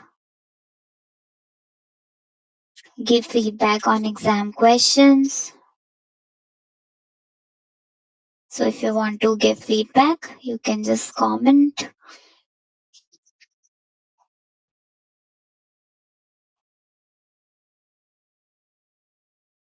Okay.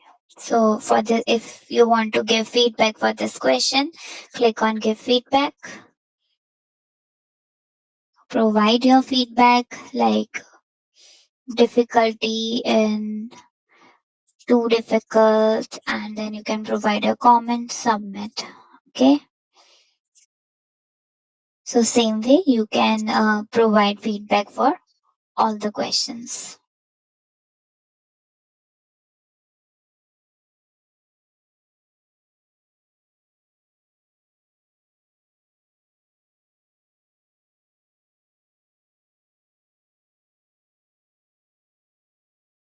Okay, finish.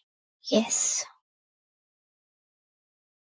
So we are sorry you did not pass the exam. Minimum score required to pass this exam 700, your score 100. So the moment you click on finished, you will be provided with your score. So this was about the sandbox. Okay, later on, once you click on next, you will be provided with your mark sheet as well. Okay, your marks will be displayed here along with your ID, date, site number, registration number, and everything. Okay, so this is the sandbox. If you want to see what all types of questions will be asked, like what are the look and feel of the questions, you can also go through the same and practice it. All right, then other useful links are also provided on this exam portal. So, part of the requirement for Microsoft Certified Fabric Analytics Engineer Associate. So, you can go through this link. You can go to the Learn profile as well. And as we have discussed, you can schedule the exam and you can prepare for your exam through the links of study material which are provided here. All right, and is if there is any certification related to or any prerequisite which is related to DP-600 exam, it is also given here. Then exam resources.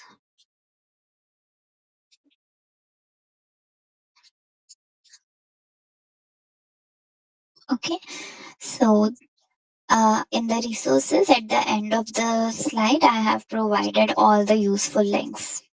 Okay, now let's move back to our presentation.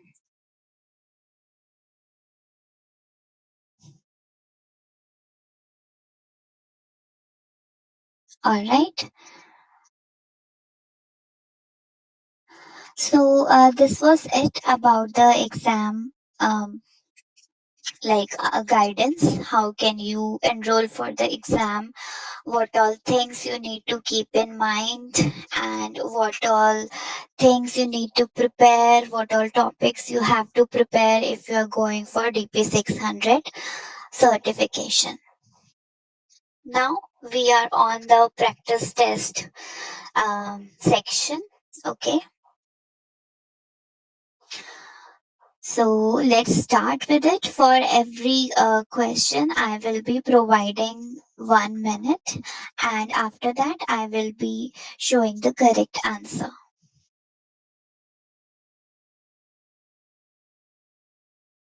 So let's get started.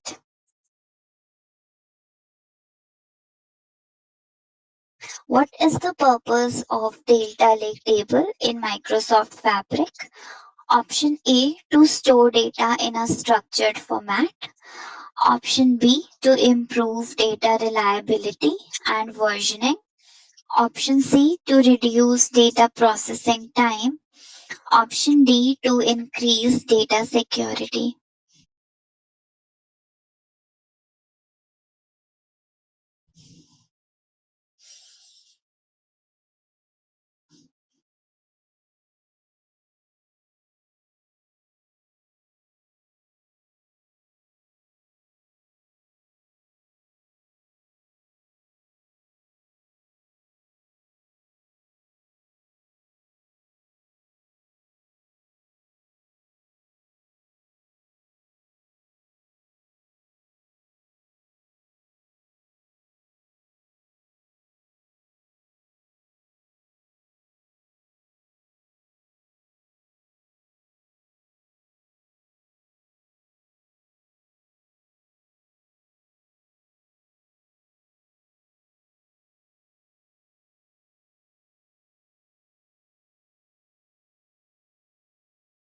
Okay, so let's see what is the correct answer.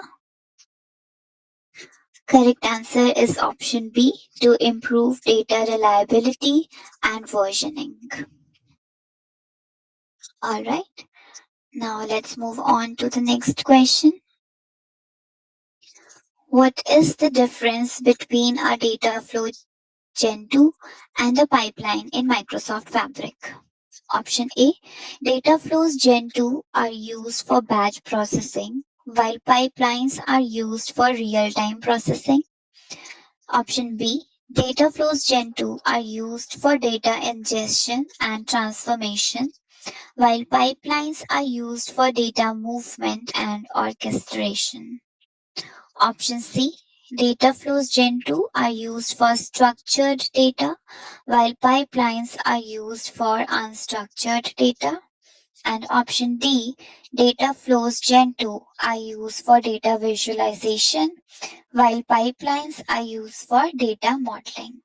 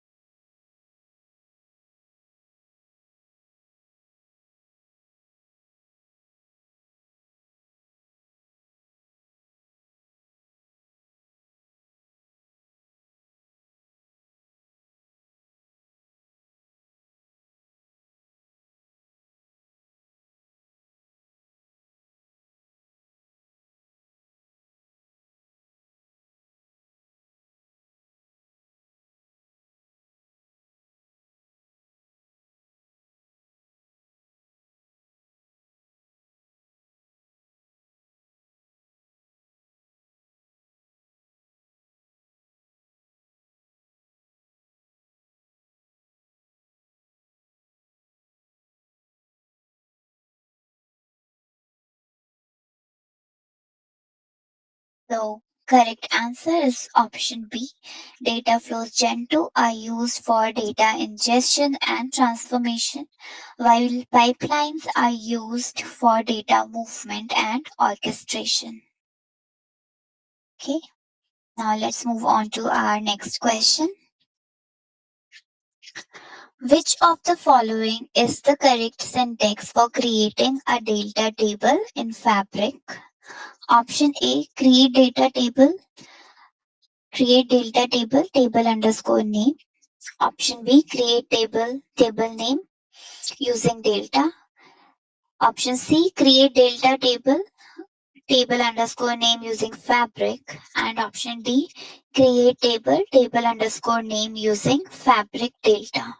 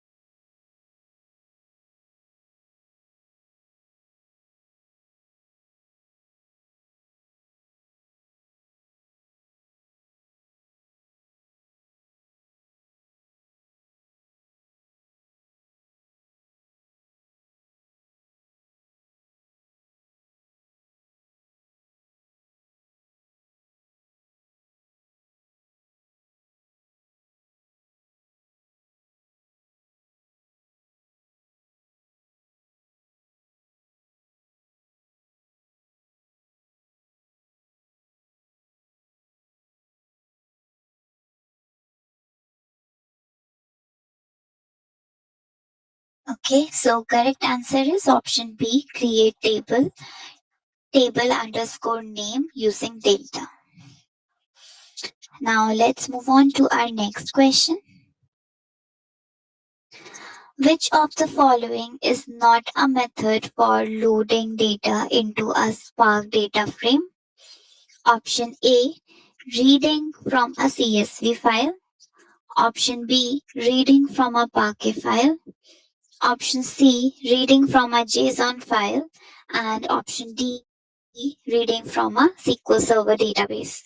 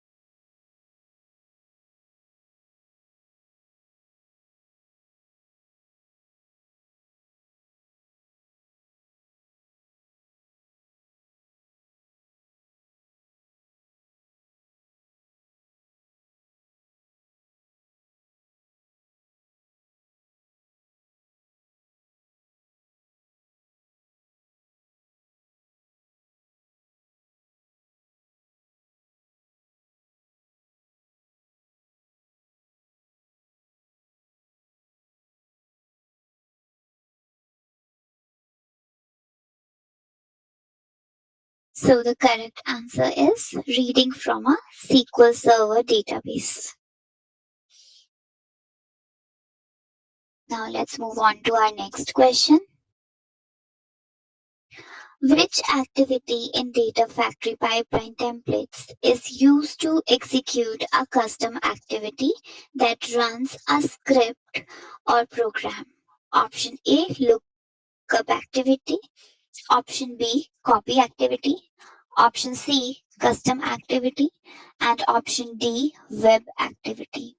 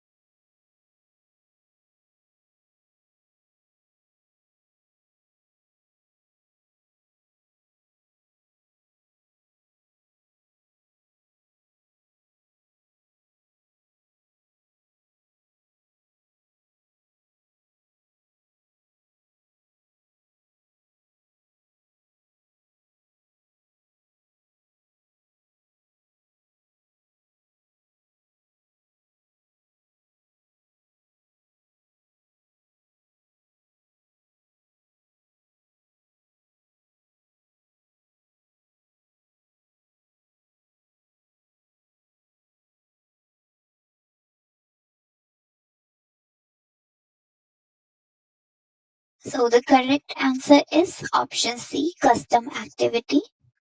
So custom activity allows you to run your own custom code in a data factory pipeline. Okay. Now let's move on to the next question. You have a Power BI premium capacity.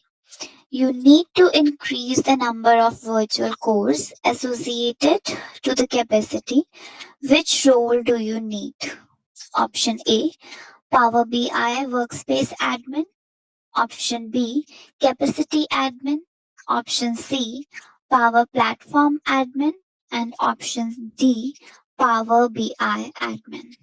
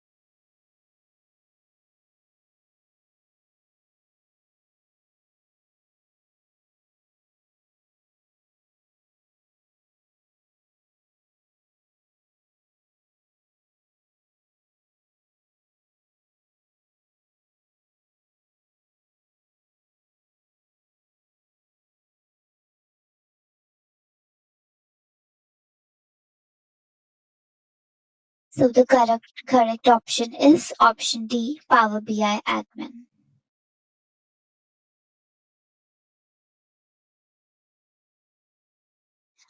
Next question is, you use an Apache Spark notebook in Azure Synapse Analytics to filter and transform data. You need to review statistics for the data frame that includes the column name, the column type, the number of distinct values, whether the column has missing values, which function should you use. So the option A is display HTML. Option B, display bracket df comma summary equal to true. Option C, percentage configure. Option D, display df.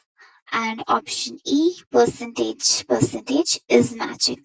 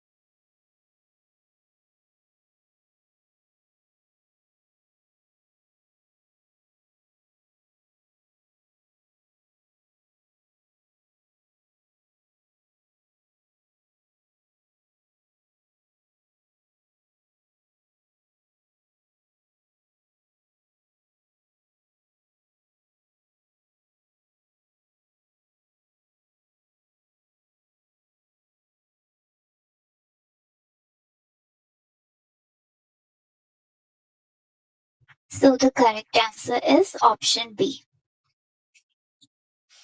Now let's move on to the next question.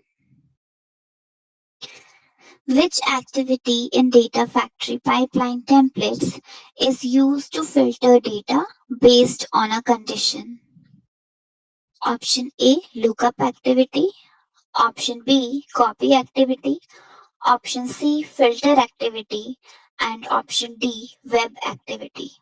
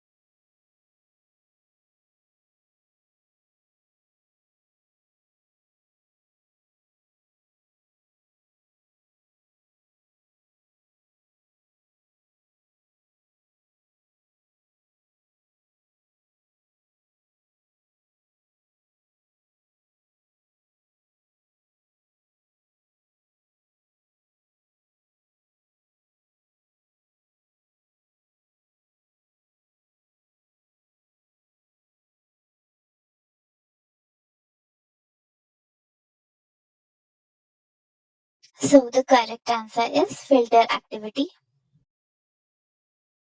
Next question. What happens if you have a managed table based on a folder containing data files in a delta format and you drop the table?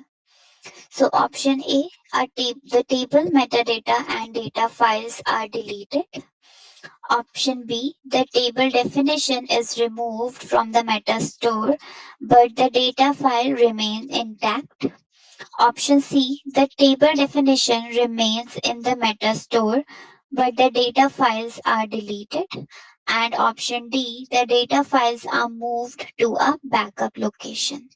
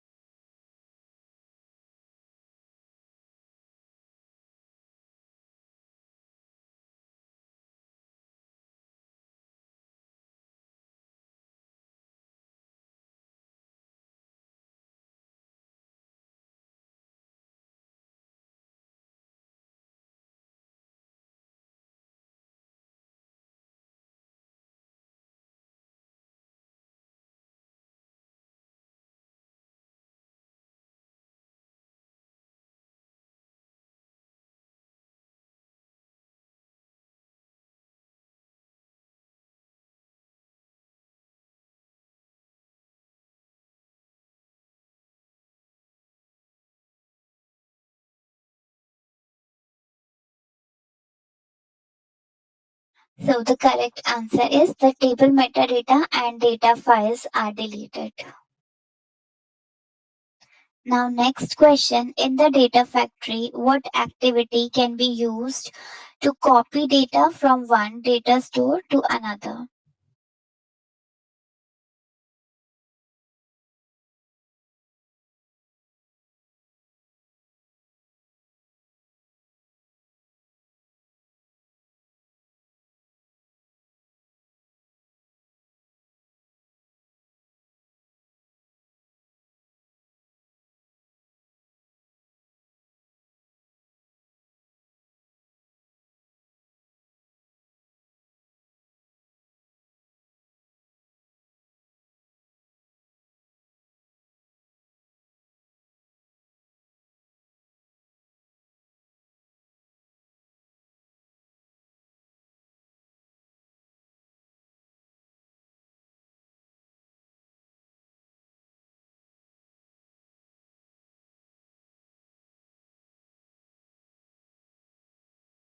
So the correct answer is copy data.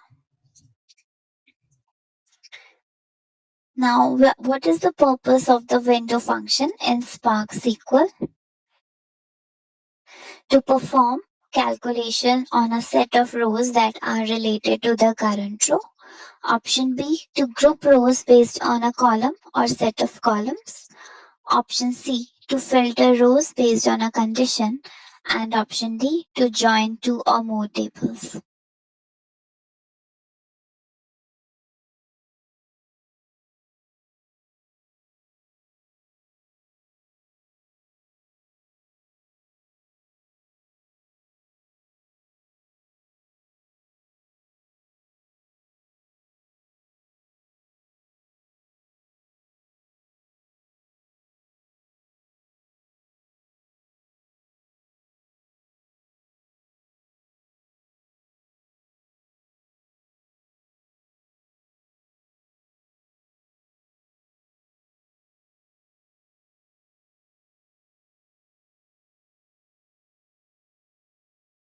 So the correct answer is to perform calculation on a set of rows that are related to the current row.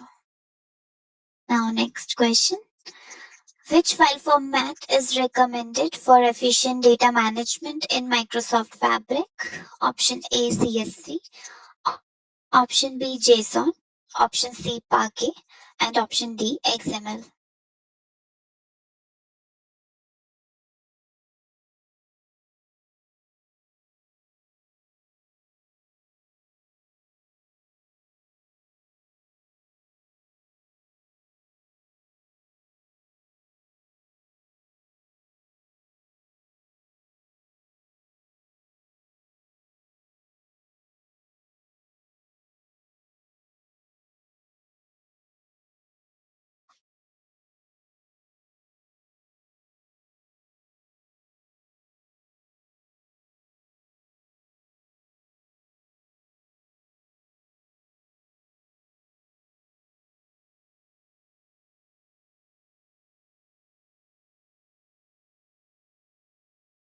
So the correct answer is option C, Parquet. Now, next question. How do compute engines and Fabric interact with data stored in one lake? Option A, compute engines can directly access data in one lake without the need for duplication of movement. Option B, one lake automatically converts data into CSV format for seamless integration with compute engines. Option C, compute engines in Fabric can only interact with a limited subset of data formats within one lake. And option D, compute engines are not compatible with one lake.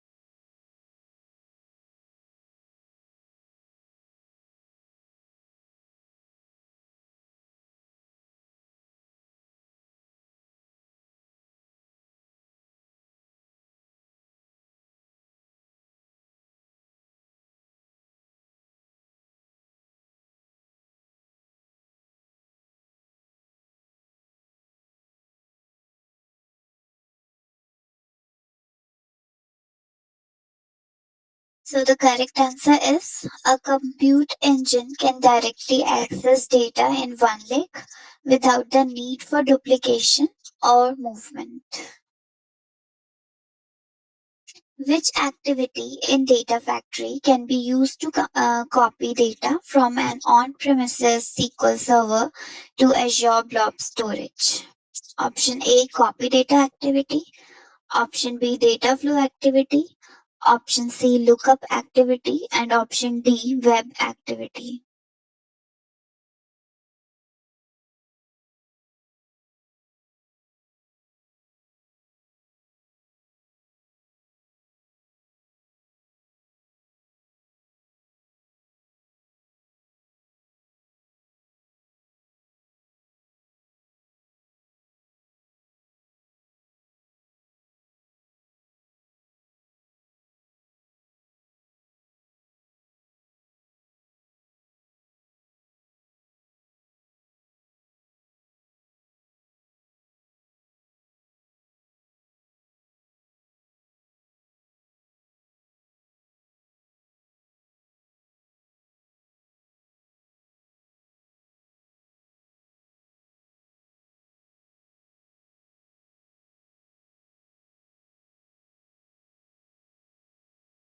So the correct answer is option A, copy data activity. So copy data activity is specifically designed to transfer data between supported sources and sync data stores. It can handle movement of data from an on-premises SQL server to Azure Blob storage efficiently, and configurable to map schema, perform data types conversions, and manage the copying process. Now let's move on to our next question. What is the purpose of the preserve hierarchy option in copy data activity in Microsoft Fabric? Option A, to preserve the folder structure of the source data in the destination. Option B, to preserve the file name of the source data in the destination. Option C, to preserve the file permission of the source data in the destination. And option D, to preserve the file timestamp of the source data in the destination.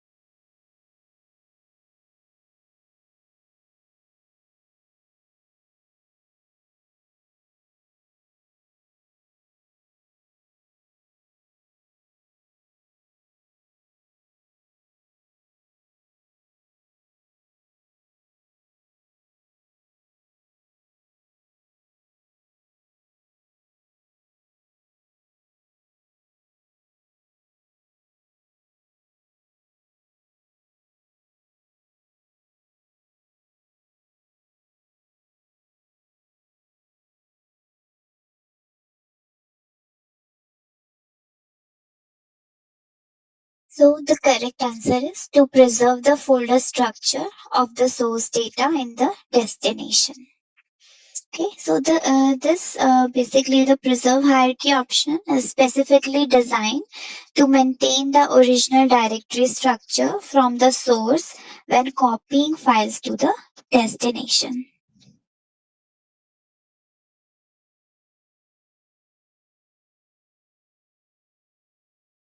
Okay, so this was the practice test. I hope you enjoyed doing this test. Now let us look at the resources. So for MS Learn, the link is provided. For exam study guide also, the link is provided here. And for exam sandbox, the link is provided. Okay. So in this DP-600 course, we studied various topics, and it enhances basically our knowledge on designing and implementing data models and data analytics solutions. It provides expertise in managing and developing data processing, data monitoring, optimizing the data solutions, and designing different data storage solutions.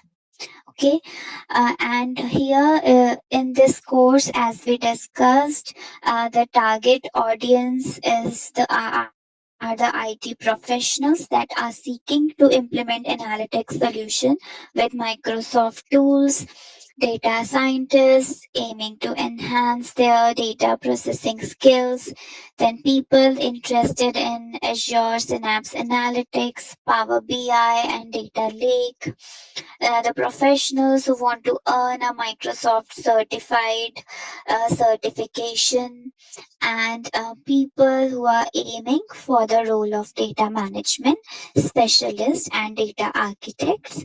They can go for DP-600 exam. Okay, so I hope this session was fruitful and helpful for you. So thank you and happy learning.